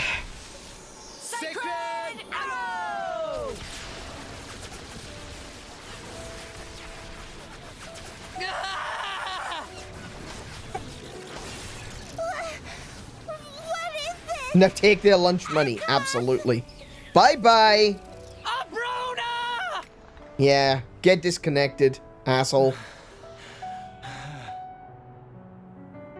I don't... Oh, it's gone. Oh my goodness. We gotta retreat. Aegis! It's broken. Bruna. It's just straight up gone. No time for that, Aegis!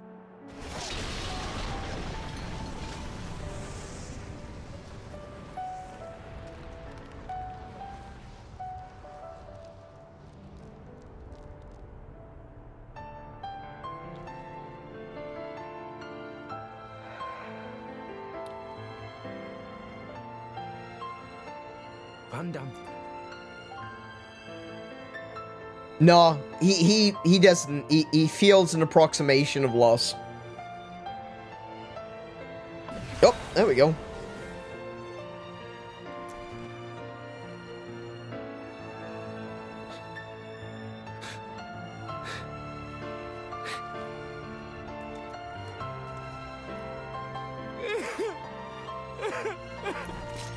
Oh, Rex, brother.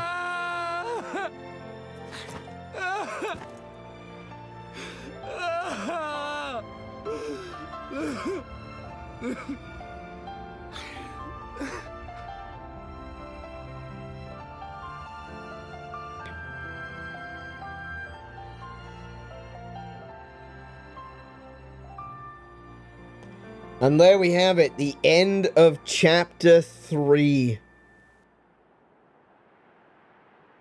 Only took us 2 episodes to do Chapter 3. Chapter 1 and Chapter 2 were like 1 episode each, but it's taken us 2 episodes to get Chapter 3 done. With this sort of escalation, we're going to be here until June. Alrighty, so I just want to talk about that. I don't think, I still stand by what I said. I still feel like that fight is, it's heavily flawed.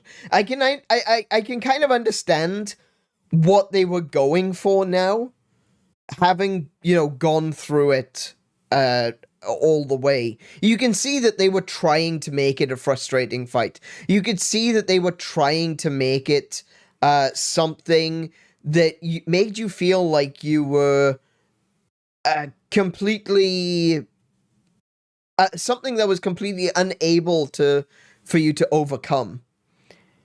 It was clear what they were trying to do, but because we don't have the foresight of what, like, we don't know, all we can experience is the game linearly, right? So when we're up against a fight where it seems like the enemies are not taking any damage, when it feels like you're constantly being interrupted, when you feel like you're constantly being stopped from being able to play the game, you don't know how far or how close or how far you are from being able to actually boss, You know, you don't see the bigger picture. All you see is the way you are, and that health bar looks like it's never gonna get to the end. And so it feels so frustrating. It feels like that I was completely under-leveled. It felt like I just, you know, all of the elemental combos kept getting interrupted and stuff like that.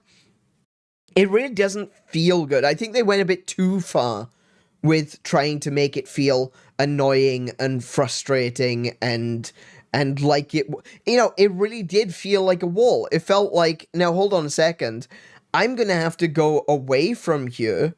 I'm gonna have to go away and I'm gonna have to grind levels for the next hour. I was genuinely thinking that that's what was gonna happen next. It was that I would be forced to go and grind levels. I didn't think I was going to be able to win that. Like, even with the item that you guys suggested, I was still looking at the fight like, I'm never getting through this. I'm never getting through this. I'm going to have to go and grind, because otherwise I'm just not doing enough damage. And I can see, like I said, I can see what they were going for. They've made it very, very difficult and seemingly unassailable, just so that they could turn around and go, no, look, you're Super Saiyan now. Now you're a total badass that can just rip through shields. You know?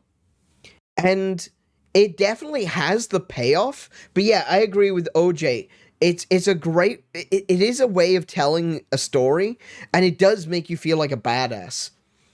But I don't think the feeling of being a badass at the end makes up for the frustration and confusion, above everything else, confusion that fight sets you up for. I have to agree with what I said initially, and that is, that fight doesn't feel like, oh yeah, I feel so powerful now. I can really win. I can do this. It still feels like, thank goodness that's over. I never want to deal with that again.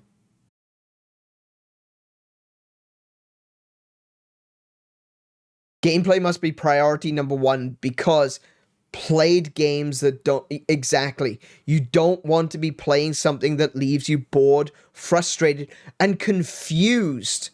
That's the worst one. I will honestly say, the worst one is confused. Frustrated, you can get over frustration. Boredom, oh, that's pretty bad. You know, if your entertainment leaves you feeling bored, that's probably the worst. But confusion, given how bad, and we can all agree, I think, we can all agree how bad the tutorials are. I don't think I would be where I am in the game right now if it wasn't for you guys helping me out with all the stuff that the tutorials don't explain.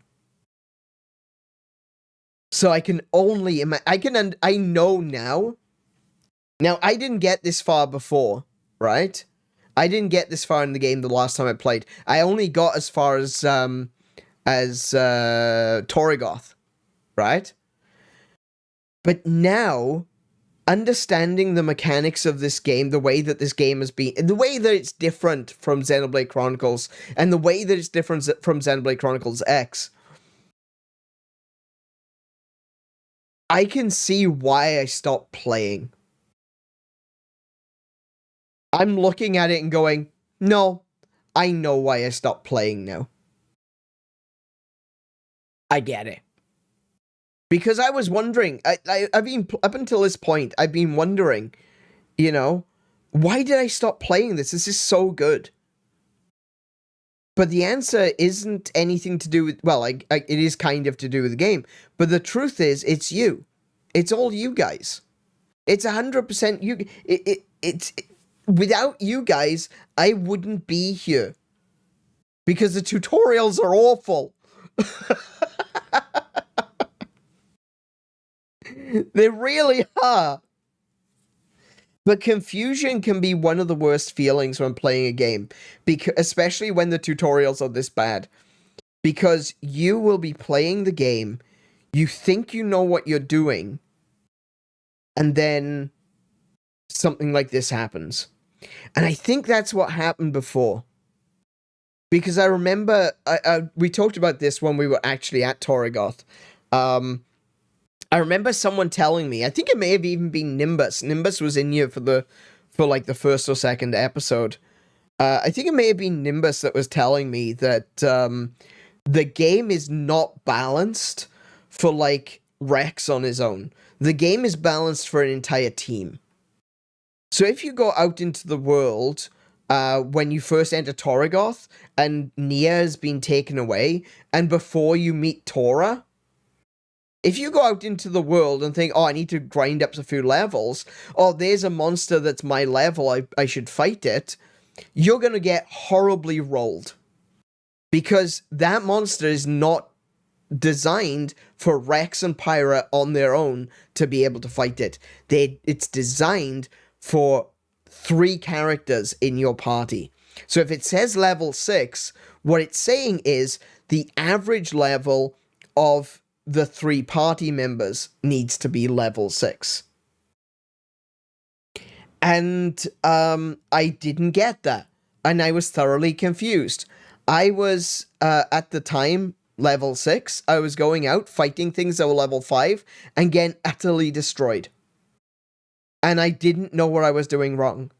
And because I didn't know what I was doing wrong, that's why it was so easy to just put the game down and go, I'm going to play something else. But you guys have been there, and I really appreciate it. I'm sorry I got frustrated earlier. I know it's difficult for you guys as well. I know it is. I understand. I've been on your side as well. I watch streamers. It's difficult to tell how much is going to be giving a hint and how much is going to be backseating. How much is going to be helping and how much is going to be telling people what to do. I understand that. I'm sorry for getting frustrated with you guys earlier. I wasn't really frustrated with you guys, as you know. I was frustrated with the situation in the game. But the truth is, I've only gotten this far because you guys have been there to be able to tell me all the things this game has failed to do so. This story is great. These characters are amazing. Pyra and Mithra, stunning, gorgeous, best girls, easily, you know? But this game has flaws. Man, it's got so many flaws. It's a flawed masterpiece. The biggest flaw is, it's terrible at conveyance. There are fights in other RPGs where you go into the fight and you can see that you're not doing enough damage. And you think to yourself, oh, I'm not supposed to win this. And there are fights that you go into and you go, okay, I'm probably not going to win this. This might be like a story thing, so I'm just going to let it play out.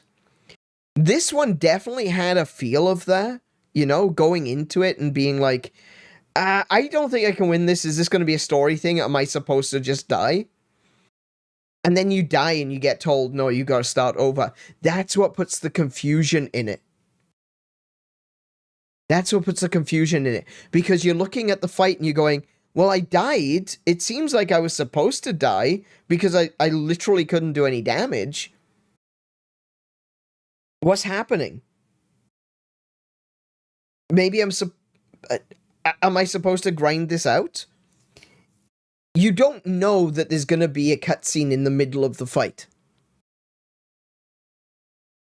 Usually it's one or the other, isn't it? It's either a fight that you're supposed to win, or it's a fight that you're scripted to lose. You don't have a fight that you're supposed to semi-win and then be scripted to lose. That doesn't usually happen. So, like you were saying earlier, you know, they were using a fight to get across a piece of story. And that can be done really well, but you need to know going into the fight that it's a story fight. You need to know going into it that, yeah, you're kind of supposed to win, but you're not supposed to, you know, clear the entire health bar. I think a better way of doing this would have been to make it so that the characters had smaller health bars or less HP, and once you defeated them, once you got past that health bar, they basically just go into a cutscene, and then or just before the cutscene it goes into action, like their health bars go all the way down to 0, and then one of the characters, Akos or Malos, turns around and goes, yeah, we can't be having this, and then their health bars go all the way back up. Have it so that you feel like you can win, take the win away, and then give us the cutscene.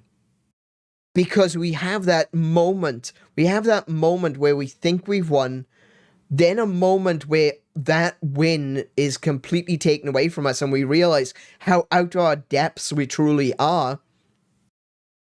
And then we have the cutscene, then we have the reveal of Mythra, then we have another fight scene, this time with proper full health bars, and we have to fight and actually win with a bit more of a balanced playing field. I think that would be the better way to do that fight. And the reason I bring this up is because I feel like if you're going to criticize something, I strongly believe this, if I'm going to criticize something, I need to be able to give a reasonable explanation how I think it should be done better. Make a timer of 1 minute. That's another way you could definitely have done it as a timer. Yeah, if you survive 1 minute. Yeah, I see. That could work too. Or, like, even 3 minutes, I think, would be fine. So, yeah. I think that would be one way of doing it better. You know, start off with small health, with less HP, and then when they run out of HP, they just heal themselves back to full HP. And that would scare you, you know? If you're in the middle of a fight, you've been fighting for like 5 minutes straight, and then suddenly, bang, HP goes back up to maximum. That would be terrifying. That would genuinely be terrifying. And at that point, I'd be like, oh my goodness, what am I supposed to do now? I think that's enough dread for the payoff. But the frustration and the confusion, yeah, it feels good with the payoff, but it's not fun to get there. And even losing should be fun. Or at very least not fun, but like entertaining. Feel like you learned something from it. I didn't feel like I learned anything from that loss. I learned from you guys.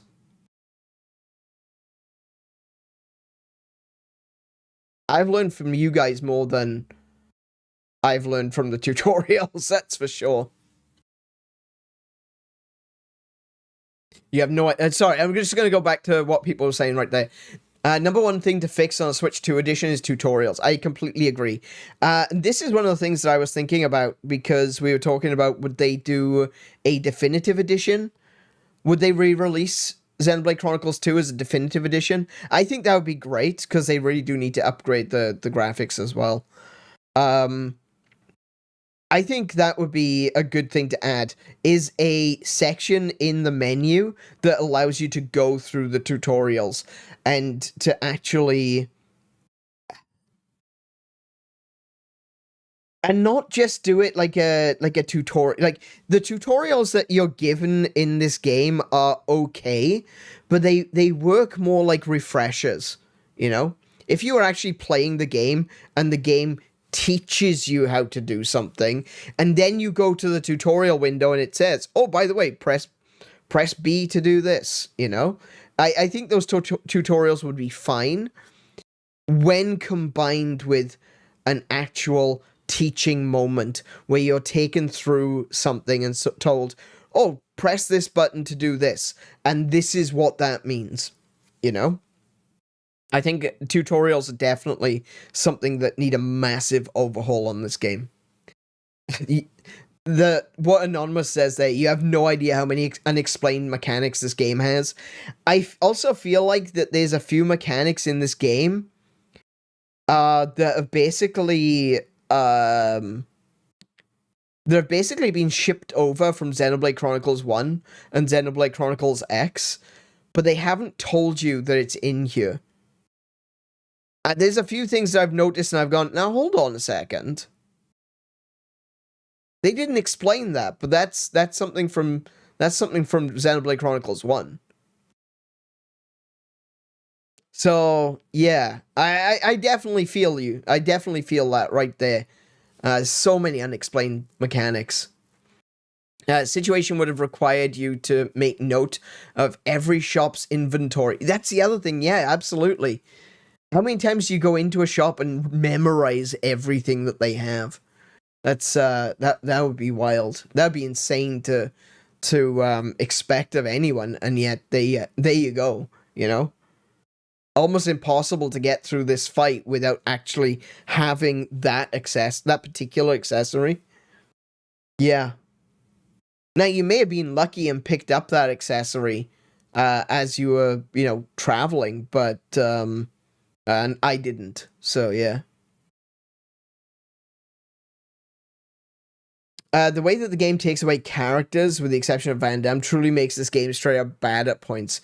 I can see that. I can understand where you're coming from. Like, the way that they can... Like, even though we had Mithra, I was setting myself up for a combo with Pyra, and I'd completely forgotten, you know? Because you don't think about that in the middle of battle. You go to muscle memory. And so I was like, okay, I can go and do this, and then fire. I don't have fire. Bugger. You know? Yeah. It's your playthrough at the end of the day, so it's important to have... Exactly. And that is something which I've had to say in the past. I've actually had people come into the chat and say, your job is to entertain us, so we get to tell you what to do. And it's like, yeah, you bye. It doesn't work like that, right? I've got to be enjoying this too. So I do appreciate you saying that. That's why tutorials are really important. I will give this game my first playthrough. I never had to grind to win. I have noticed that. I haven't had to grind at all. I was concerned that that was going to be the moment where I'd have to start grinding, but so far I've not had to grind. So yeah, that is something I have noticed. I've played games where they put an indicator in the middle to show you how far you have to... Now, that works. That does work in some situations. The reason I don't think it would work in this situation is because they're still trying to get across the idea that you can't win. You know? I just think there are better ways to get across the idea of you can't win than to... have like a blind situation like what we had right there. Like I said, I think probably the best way to do it is to allow their health, giving them a really small health pool, let their HP go all the way to 0 and then have them go, yeah, nah. And then make them, actually, yeah, what about that? So they've got a really small health pool. You take down their HP all the way to 0. They just say, nah, it's fine. We're gonna heal ourselves. Heal themselves all the way back to full, and then it's a scripted loss. That would be the way to do it. It would be them coming back saying, oh, we're actually gonna be trying now. And then it's a scripted loss. I think that would work really well. I think that would work a lot better than what we had. Yeah. Doesn't that come off as the dreaded title of armchair critic? Yeah. I think you're referring to me saying that I feel like I need to I feel like it's important to give my version. Yeah, I think so. I think if you were to turn around and say, "Hey, you know what? This fight sucked," and not give an explanation and not say what you think you can improve, it definitely feels like you have become, as you say, an armchair critic. It's something where you're looking at the game and you're going, well, I'm not going to tell you how to do it better, but you could have done it better. You know, I feel it's important, like someone who plays games as much as we do, I think it's important to be able to know why we dislike something, rather than just saying, hey, I didn't like that because I didn't like that. The game doesn't even let you rewatch the tutorial. Yeah, that's the thing. That's one of the things, like I said, I would love to see in a definitive edition or a what's the other one? What's the other thing? Definitive edition or an upgrade, a Switch 2 upgrade would be to have the tutorial section in the menu. Yeah. Funniest thing is they're aware of the tutorial problem not only after, but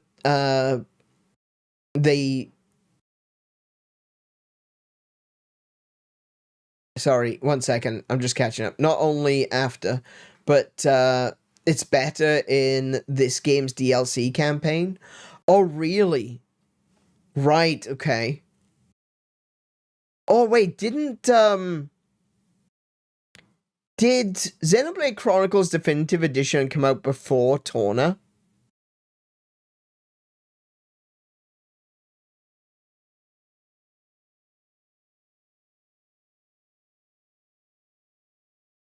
I don't remember. Maybe it didn't. But I know that Xenoblade Chronicles Definitive Edition did really well with the tutorials. They really improved them. Torna was before DE1? Okay. Okay. Right, okay. I obviously haven't got as far as Xenoblade Chronicles 3 yet, but I'm going to assume that they fixed the tutorials in that one.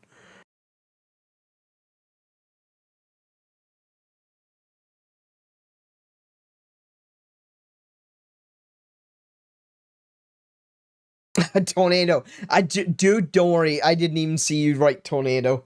I'm dyslexic, so I just read it as Torna.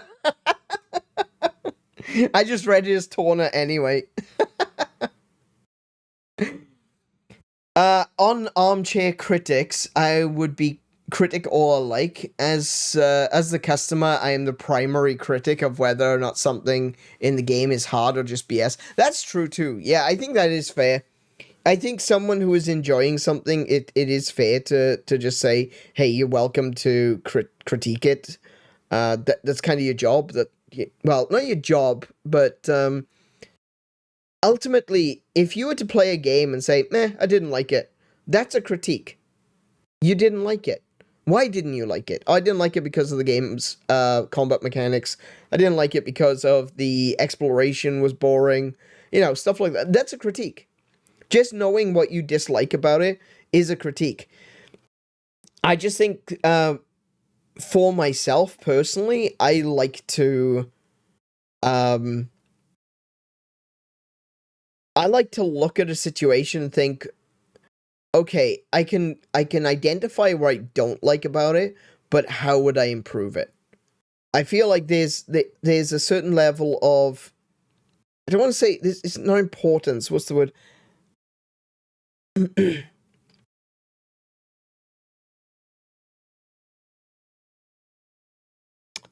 I think it backs you up. If you can turn around and look at a situation and go, this is how I would improve it, I think it gives you a little bit more credibility. I didn't like it. That's fine. That's reasonable. I don't like this. That's fine. You don't have to. But to be able to then say, I didn't like it because of these reasons, that adds a little bit more credibility. I didn't like it because of these reasons, and this is how I would improve it. I think that's more credibility again. That's just my opinion. And that is why I try to explain myself and try to explain what I think I would do better if I was in this situation, if I was designing this fight, because I feel like it does give you a little bit more credibility. Yeah, Xenoblade Chronicles 3 tutorials are perfectly fine. Oh, brilliant. Finally, a game that I'm not going to need everyone else's help on.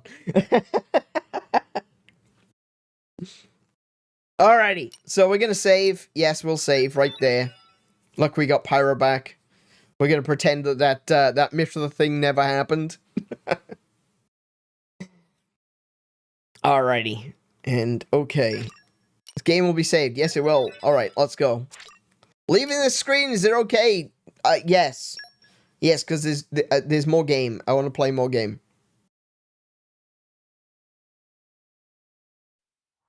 Something, blah, blah, something about nuance and criticism.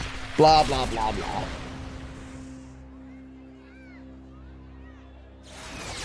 Ooh, okay, that's bad.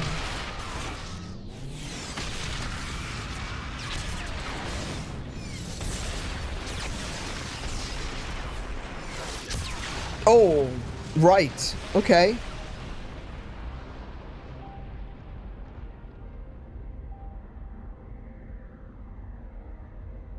Okay, but why do they all look the same? Why do they all have the same beard? I said, didn't I? I bloody said it, didn't I? That looks so familiar. It almost looks like Fiora.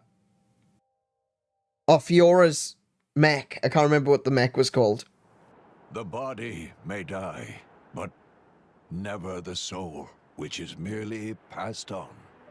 Souls flow onward, born and reborn, forever part of the great ether stream.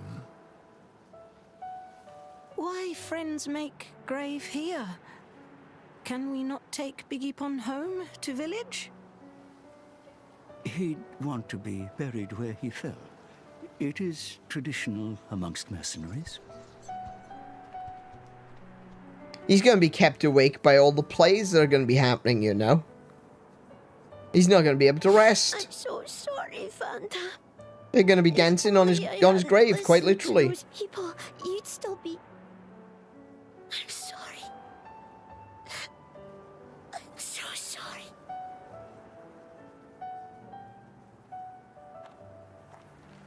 It's not your fault. No matter what, those guys would have tracked us down eventually. What matters is that Vandam saved all our lives. For now, let's just be grateful to him for that.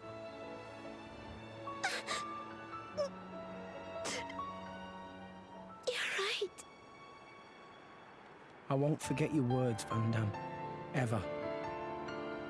I'll fight my own war. With Pyra.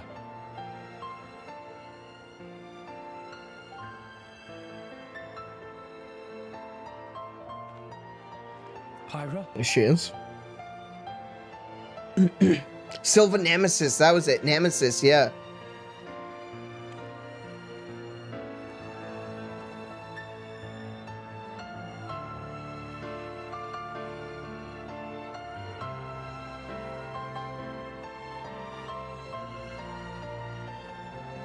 Are you alright? No, I don't think she is. Yes. Good. I was worried that you might not. Wake up. Pyra, you know I've got to ask. That thing that happened yesterday, you called yourself Mithra? What? Now is probably not the best time. I'd like to hear that too. Now is probably not the best time to confront her over that. Is that the true power of the Aegis? I think you owe us an explanation. It was pretty crazy. Yeah, but not at the funeral. Pyro was super strong. Why so strong, huh? No, don't pressure the girl. Well, the thing is, I mean... I didn't mean to take that picture. Oh. Uh-oh.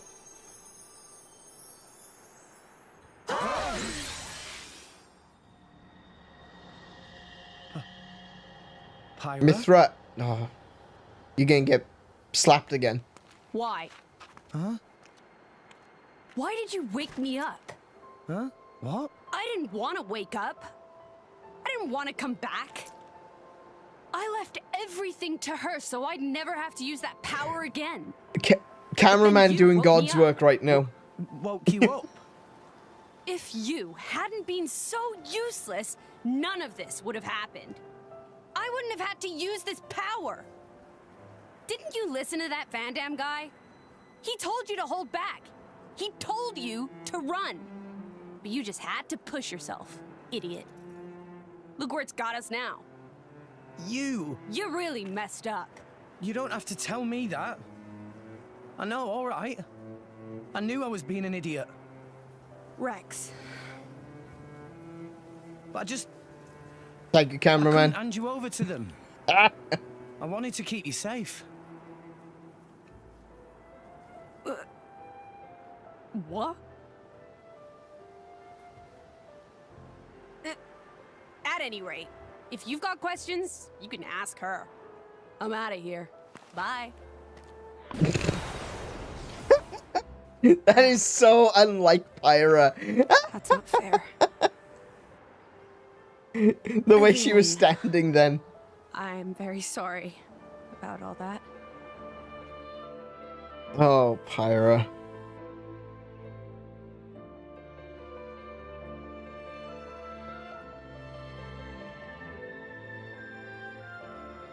Malos and I are Aegises. Oh, Malos is an Blades Aegis. born Okay. with terrible power, strong enough to destroy the world. Malos is another Aegis. And so is Jin. Long ago, there was a man who climbed the world tree, hoping to make it to Elysium and meet his creator. But when he arrived at Elysium, he found it empty. So instead, as proof that he had reached that divine realm, he brought back 2 core crystals, Malos and me. Oh, not Jin? And once he made it back to Alrest, he awakened Malos. Why he did it, I can't say. For greed, for power. He's not human. Or perhaps, when Malos awakened, he wielded his world-shaking power without restraint. To him, it was natural. He had never known anything else. Oh my goodness, just destroyed a Titan. I was awakened by a driver who was determined to stop Malos's rampage. This is Adam. So Malos and I fought. I fought with all my might and succeeded in defeating Malos. Not without a price. It's got a unicorn. 3 great titans fell in the struggle. With the green, actually, yeah, it kind of looks like Gundam Unicorn. Wow, yeah. I sealed myself away to ensure that power would never be unleashed again. I took the form you see now and fell into a long slumber.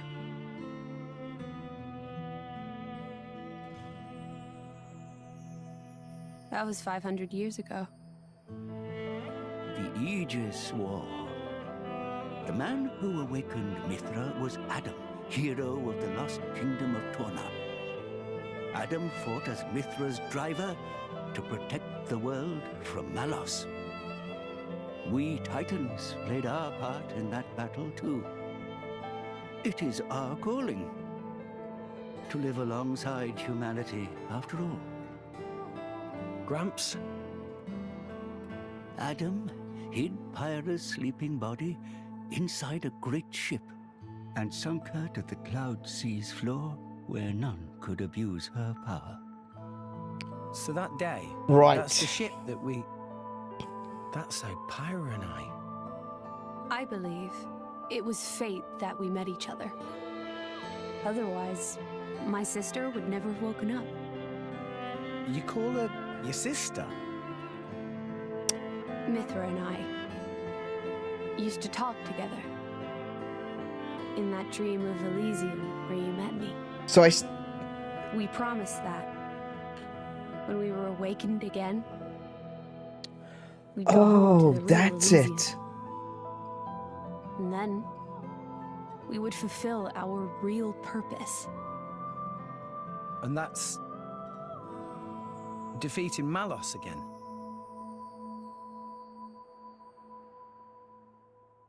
I think I got a screenshot of that, but while she was blinking. I just clicked something.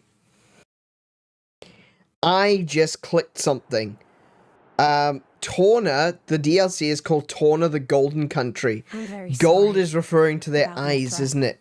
That's what they She didn't mean meant all that. when they saw Rex's eyes. You have to And what they understand, meant by she came out he's one because of she wanted Adam's to kind. protect you.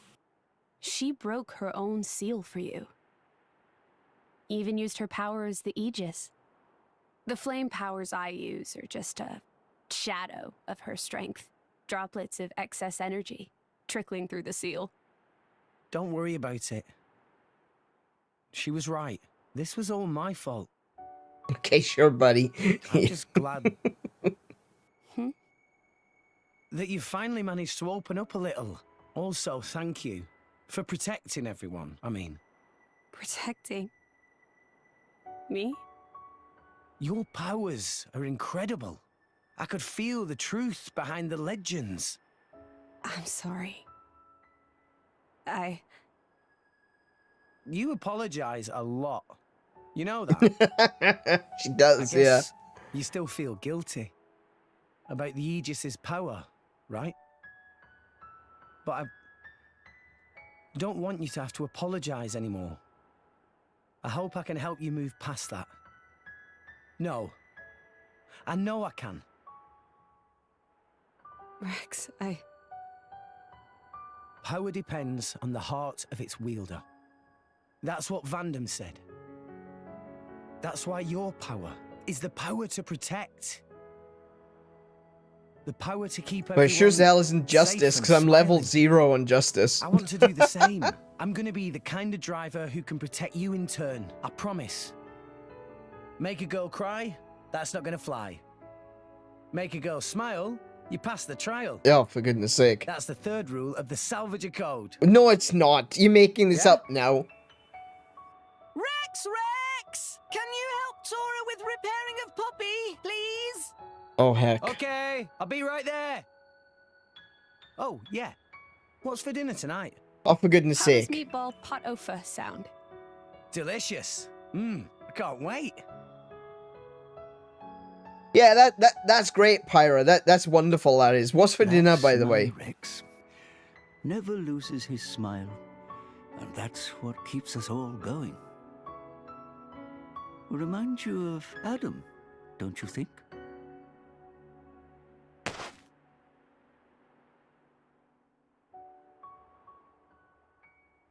Well, Gramps didn't pass the trial, did he?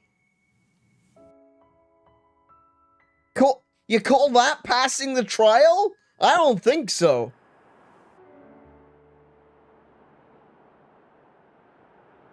What's this? Take it, and go to Indal. That dagger's owner will tell you how you can get to Elysium. This is a blade weapon, right? Who's its owner? The man who was once my driver. Your driver? Huh? But then... What? Oh, no. Cole is a blade. We fought together in the Aegis War. Okay, I thought he was gonna Yes. flash us then. That was getting a real bit name scary. is Bit Minos. scary. Blades not get old, though. Why Cole look so old? Because I'm one of the cursed ones. A flesh eater. Flesh eater? A blade.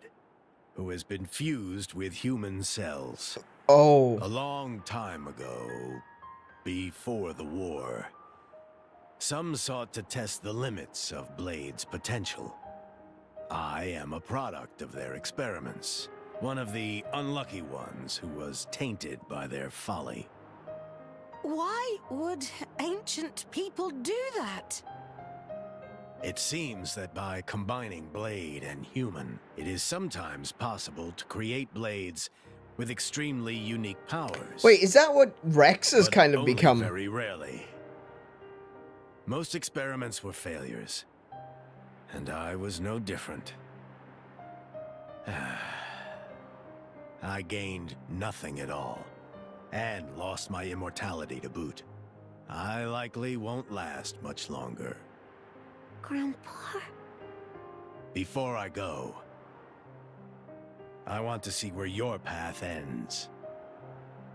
That dagger will aid you. Will you do this for me?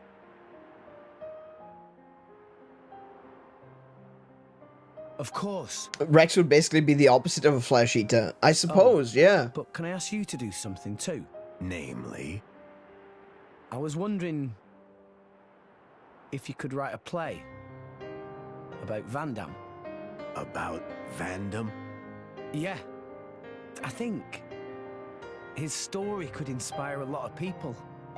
Once I find Elysium, I'll come see you again. Show it to me then? An interesting notion. Perhaps that is the least I can do. I noticed that his Very colors well. are pink and blue as well. I'll do it. So see you make it back here in one piece. Unrelated note. Understand? Absolutely. You have my word. I'm sure it means nothing.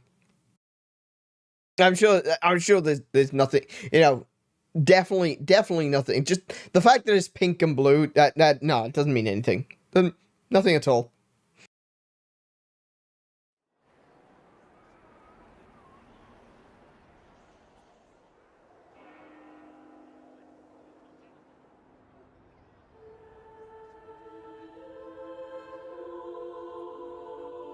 I wonder where I've seen pink and blue everywhere, though. Not sure.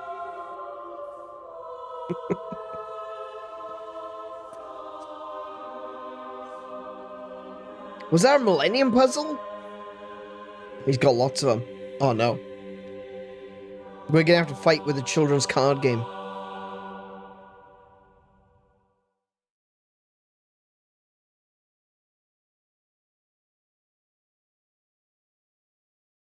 Man, okay, there's a lot there to take in. Oh my goodness.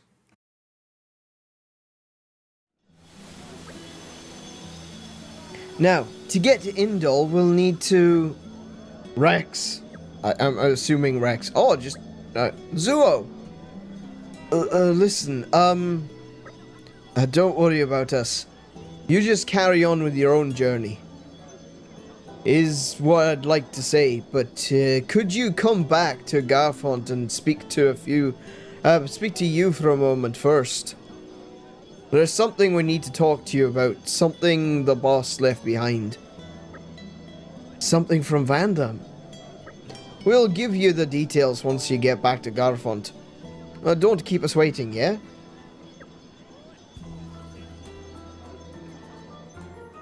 Vandam's last wish.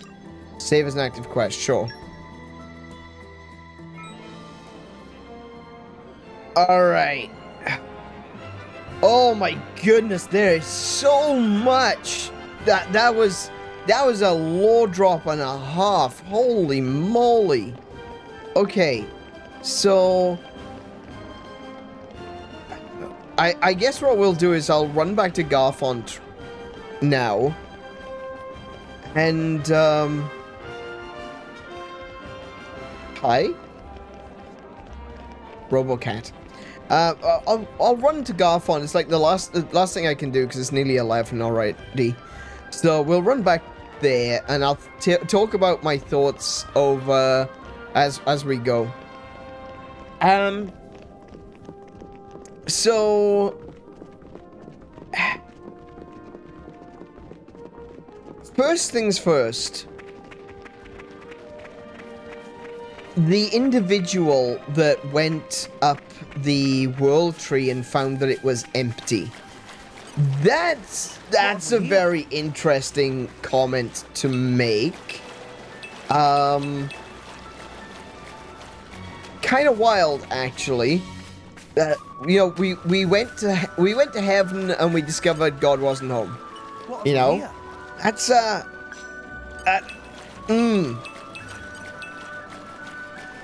that's a kind of a scary thought for a world like this, you know. And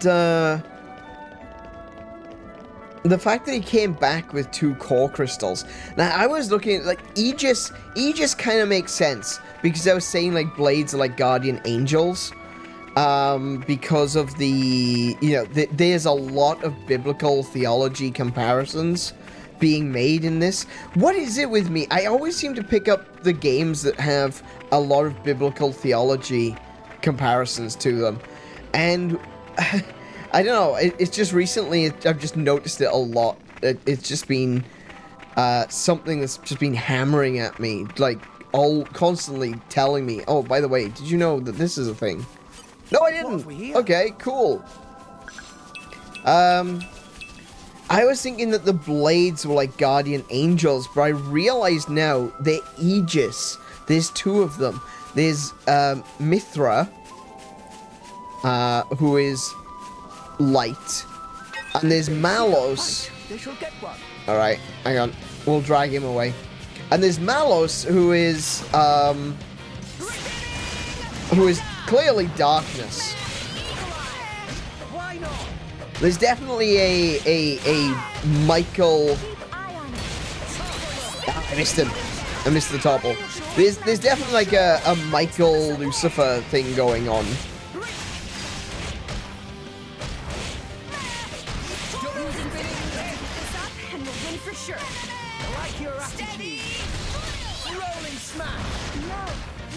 Wow, he's this little guy is really taking a beating right now, isn't he?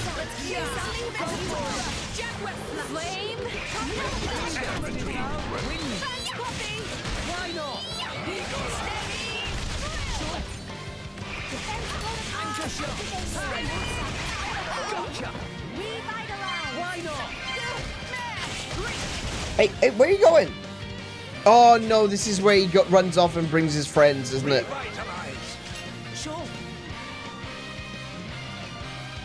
No, we can disengage. Disengage. Come on, let's go. This won't do. It'll be fine. We can turn it around.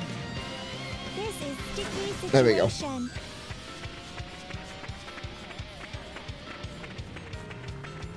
So, yeah, I thought that the guy that climbed the tree would have been Adam.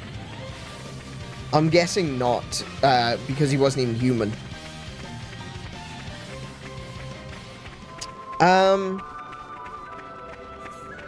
Right. So yeah, I was thinking like there's the comparison, like sort of like maybe blades are kind of like guardian angels because they were each sent to look after the people. Like it is, we're not very clear. We don't have a very cut and dry answer to what really happened during the creation myth of this world. Oh, those guys are pretty weak now. They haven't leveled up. They're the same level as they were when we fought them earlier. Yeah, we don't really have a solid grasp of the creation myth yet. Like, if it's anything like Xenoblade Chronicles 1, we will definitely be getting a full explanation of the creation myth. Oh, I didn't mean to jump off that. That's going to be too shallow. Oh, no, it's not. Nice. Cool. I'll take it. Yeah, we don't have a solid grasp of what the creation myth entails in this. And so we know that the creator created the Titans so that people could live on the world. But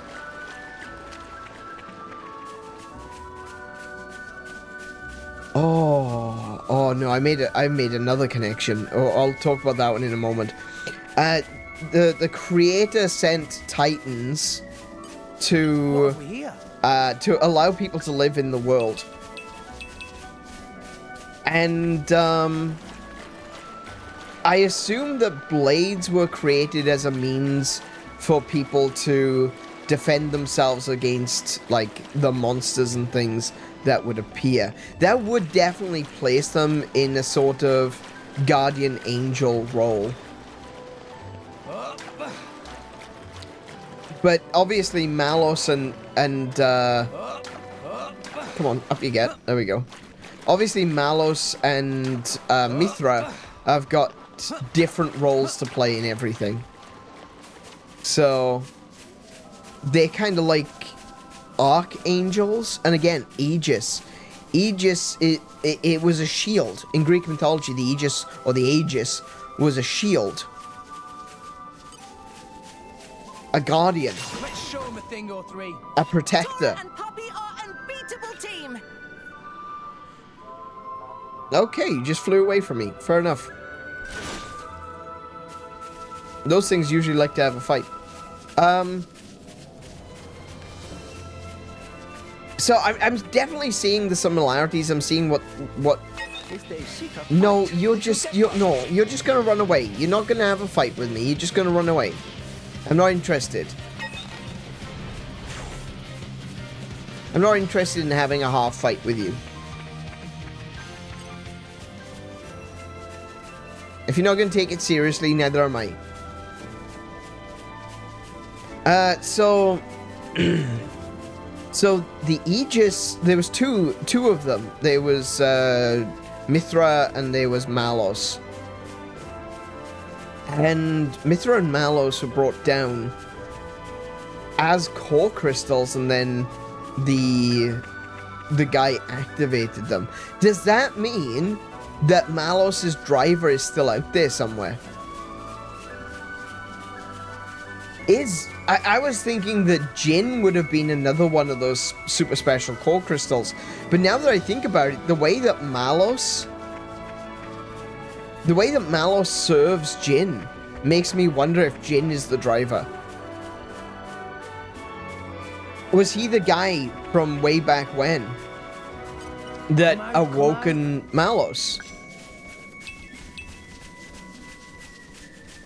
But if so, how is he living so long? Is he being empowered by Malos in the same way that Rex is being empowered by Mythra?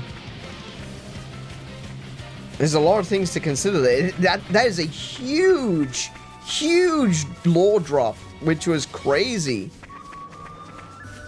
Okay, so the other thing that I was just thinking, like as I was spitballing, as I was trying to make sense of what we were looking at, I realized something.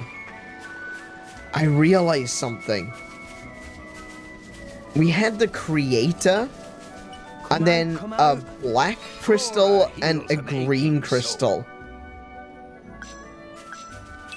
And a world that is literally just water with clouds over it. And my brain just made a connection to Xenoblade Chronicles Definitive Edition when we played it way back when. Now, this is going to be spoilers for Definitive Edition, so if you don't want to be spoiled for Xenoblade Chronicles 1, kind of cover your ears, don't listen to this. I'm gonna be talking about spoilers for the ending of Xenoblade Chronicles. In 3, 2, 1. Okay, so at the end of Xenoblade Chronicles, the golden god that had the same face as Shulk was defeated, and Shulk was given the power of creation to change the world. We were directly interacting with the Zohar, which that thing on her chest. Why am I so short? Hold on. I'm a short king. What can I say? Pyra, stop moving. I'm trying to look at your chest. That thing on her chest is the Zohar. Okay. Shulk directly interacted with the Zohar and created a new world. It was a world where the people could live in peace, and it was more like real life. It was more like it was like a planet. And but the material that made up Bionis and Mechonis became that world. Right?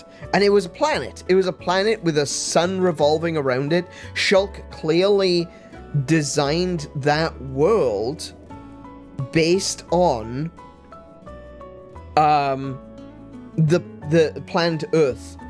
Planet Earth that was seen when the Zohar shared memories with him. So I think that the world that was created at the end of Xenoblade Chronicles When did it get so late? is the world that you encounter, that they land on in Xenoblade Chronicles X.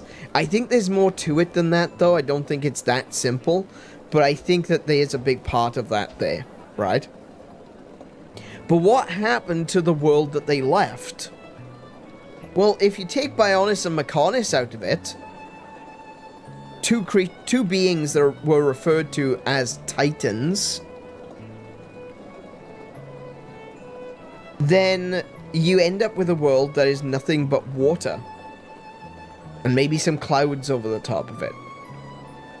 So, is the creator, the one that created Elysium, is that a version of Shulk empowered by the Zohar to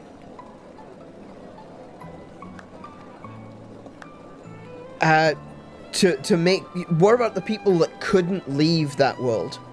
Like, were there some people that couldn't leave that world and they found themselves stranded in this endless ocean? And so Shulk created the tree, and the two core crystals, one green, one purple. One is Bionis, the other one is Mechonis. The souls that made up Bionis and Mechonis. The two core crystals, green and black, green and purple. That's interesting. And then it was like...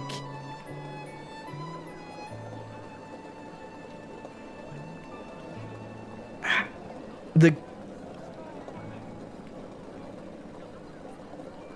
god of Xenoblade Chronicles was a golden god. The difference between him and Shulk was he had golden eyes. He looked the same as Shulk, except he had long hair, and instead of blue eyes, he had golden eyes. Or is it possible this is another version?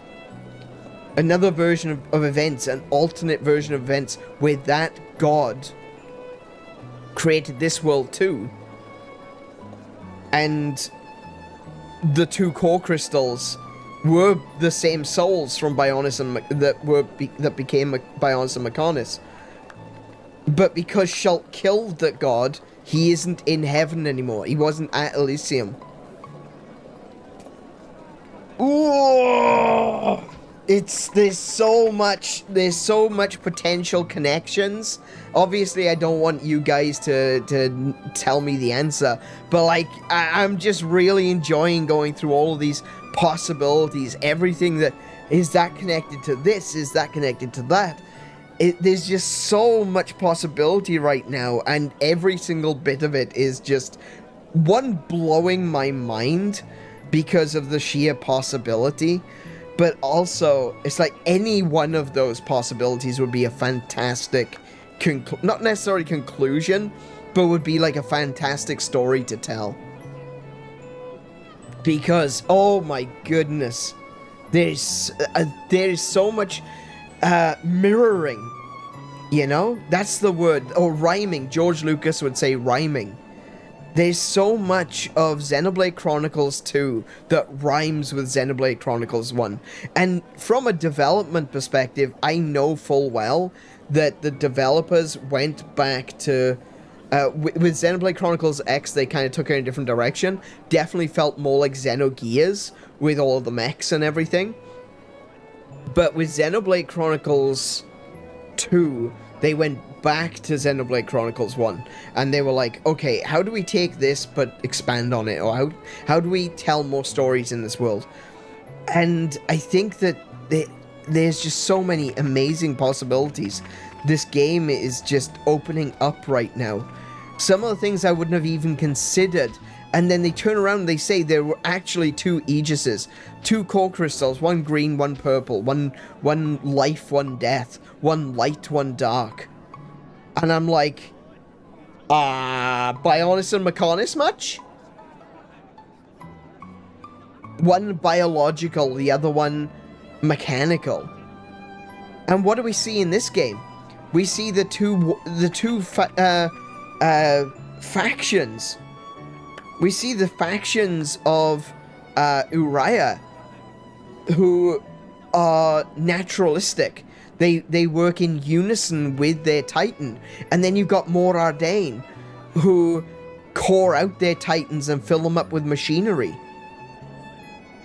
That is such a comparison right there between Bionis and Mechonis.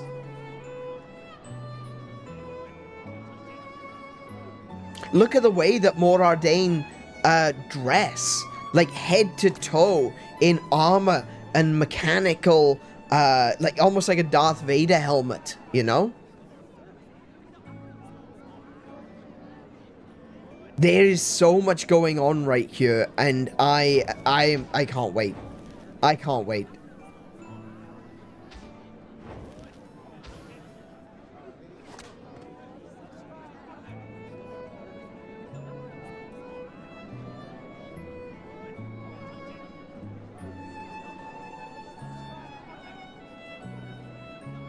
The game doesn't tell you this, but you can equip 3 blades instead of just 2.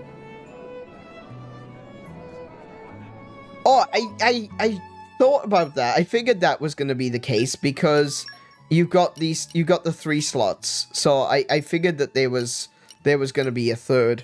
I didn't realize that was actually unlocked for me yet, but oh my goodness. Her name is Finch, but she's a budgie.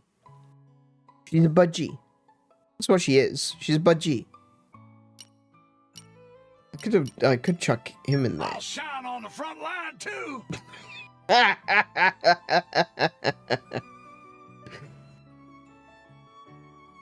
All right. All right, Muso. You chill, boy. Okay. She's a baby chocobo. I wouldn't go that far, but sure. She's not that cute. All right.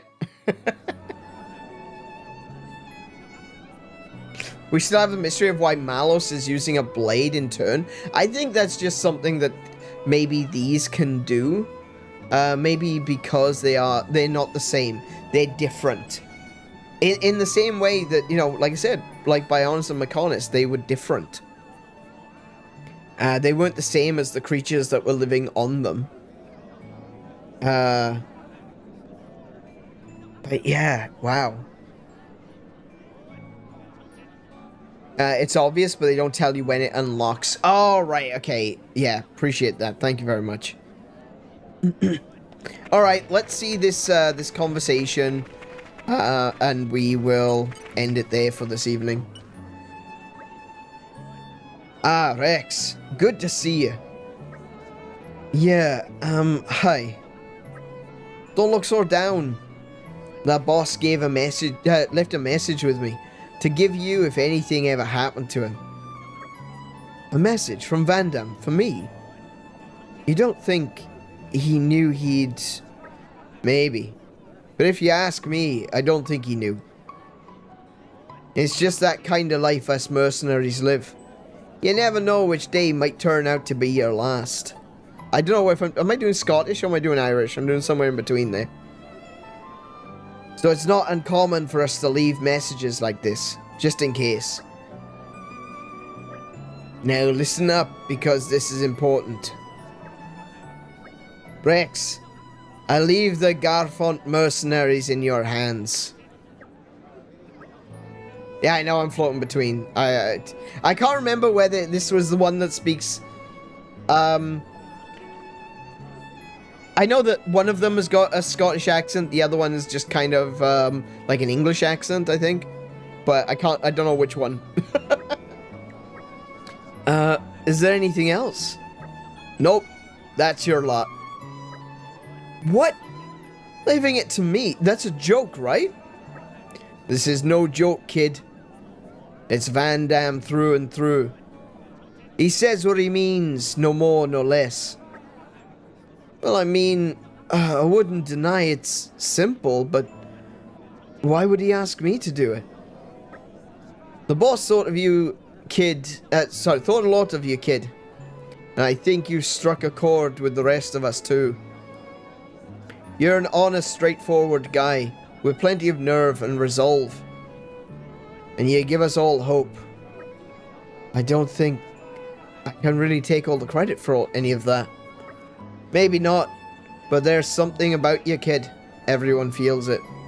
So tell me, Rex, what'll you do as the boss asks? Yeah, I mean, at least I've got an actual option this time. Usually it's like, do you want to do this thing? Do you want Pyra to be a maid? Yes. Also yes. Oh, okay. Alright, yes, go on. Alright, I'll do it. Strong words, well said. Nothing less from the guy old Van Damme staked his hopes in. But, what exactly would I have to do as the band's leader? You said you don't have any other messages from Van Damme, right? Nope. He's a man of few words. Well, he is now. But of course, you'll have me and Zuo to help you out. We couldn't ask you suddenly to handle all the operations on your own. You just dole out the big general orders for now, and you can count on us to take care of the details. And then, I guess we'll see how things go from there. Okay, I guess I could probably handle that. Right, then let's start by explaining how things work around here. Sorry. A little band takes on all kinds of assignments from across Alrest. From escort missions to clearing out monsters. Down to, I'm back to Irish again. Down to gathering materials. So, do you know what? I'm just going to read it. And sometimes even smaller things. But tell me something, Rex. I get the feeling you've got more blades than you know what to do with. Am I wrong? If you've got blades sitting around doing nothing, you can assign them to carry out missions as part of the band. It'll be good experience for them and you'll reap the rewards to boot. Tell you what, it'll be quicker to explain if you try it out for yourself. Go ahead and choose a mission and try clearing it. Okay. Don't remind us of Blushy Crushy. I'm alright with Blushy Crushy. If Pyro wants to get Blushy Crushy with me, then I'm okay with that. Right?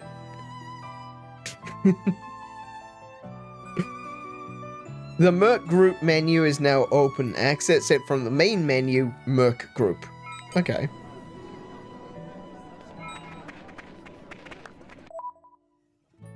Oh, there we go. New missions added.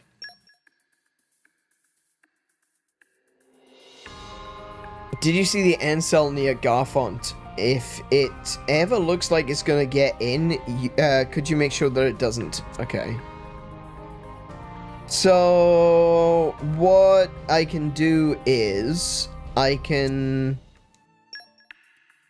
Okay, so I select this one. And then I can send my punchy boy, can't I? I got 2 punchy boys, look. Strength 8, strength 8.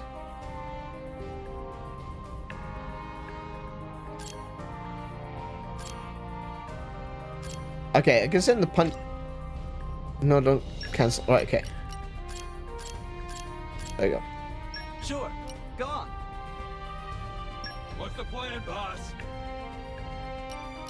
And I've also got this cat one as well. There you go. Team Say-Me! The assembled squad will be deployed. Is this okay? Yes. Alright, where are we at? I've got a few tricks up my sleeve. Just show me the way. Okay, cool. Alright, so that's kind of like in Monster Hunter, you've got the Meowcenaries, where you can assign palicos to go on expeditions. Okay. That makes a lot of sense. I imagine they come back, they're slightly leveled up, and they come with materials or something, I suppose. Alrighty. So with that one, I'm going to end it there for this evening. Just give me 1 second.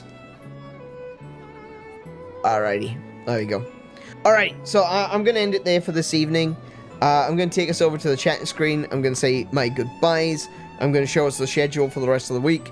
And then we can... Actually, I should save. Let me save. Sorry.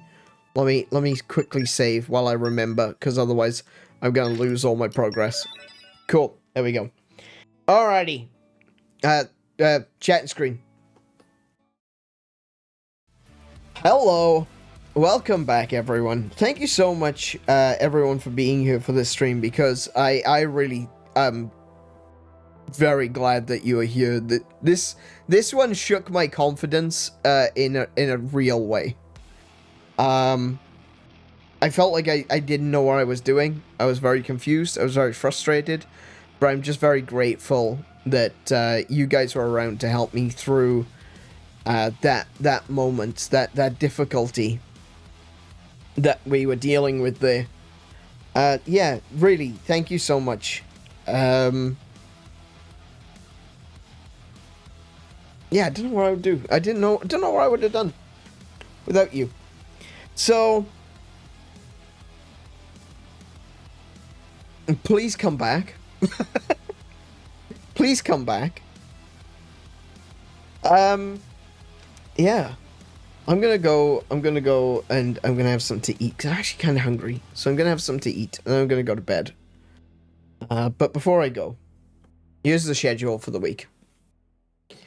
So today was Thursday. Wait, today's Thursday? Oh wow, it is too. Okay, so today is Thursday. Tomorrow I will be back with The Legend of Zelda: The Minish Cap. And I think we're only going to be doing like another 2 episodes of Minish Cap. I think we're about halfway through right now. I'm not really sure. There might be more to it than that, but I feel like we could be finished in like an episode or so. So yeah, definitely come along for that one, especially if you've been watching the other streams for Legend of Zelda Minish Cap. Looks like we might be finishing Minish Cap actually in just the right time for us to be able to start playing Resident Evil next month. That would be really cool. That'd be cool if we could just play Minish Cap, finish Minish Cap, and then start playing Resident Evil. That's gonna be sick. I'm really looking forward to Resident Evil 9. And that game looks absolutely terrifying, and I'm looking forward to it. I really am. On Saturday, we've got our first community hangout. Finally. It's only the 3rd week back from streaming. Yeah. So we're going to do our community hangout this week. The community hangout is basically just going to be a just chatting stream. I'm sure you guys already know where a just chatting stream is. We're going to hang out. We're going to have a chat. We're going to be talking about gaming. We're going to be talking about gaming news. We're going to be talking about things that we want to play this year, things that you guys might want to play this year, things that you guys might want to see me play this year. There's a lot of games already on the list, and I've got a big list, and it's only getting bigger because they keep releasing new games. I've asked them to stop, but they won't listen. So, yeah, lots of games. Oh my goodness, the first 4 months of of this year are just full of games. Like, games coming out. On average, a game coming out every 2 weeks that I really want to play. It's crazy. I've already had to drop one. There's a game called Memories in Orbit. It's a Metroidvania, but because we're already playing Prince of Persia, I decided, you know what, we'll drop Memories in Orbit. We might come back to it in the future, but I'm really, really enjoying Prince of Persia. If you haven't played Prince of Persia, please do come and watch me on Wednesday, because this game, I'm really loving this game. I could go on for hours just explaining how enjoyable the controls are. It's wild. It is. How dare developers do their job? I know! It's terrible! They should stop. Stop making games for like 5 minutes, please. I need to catch up.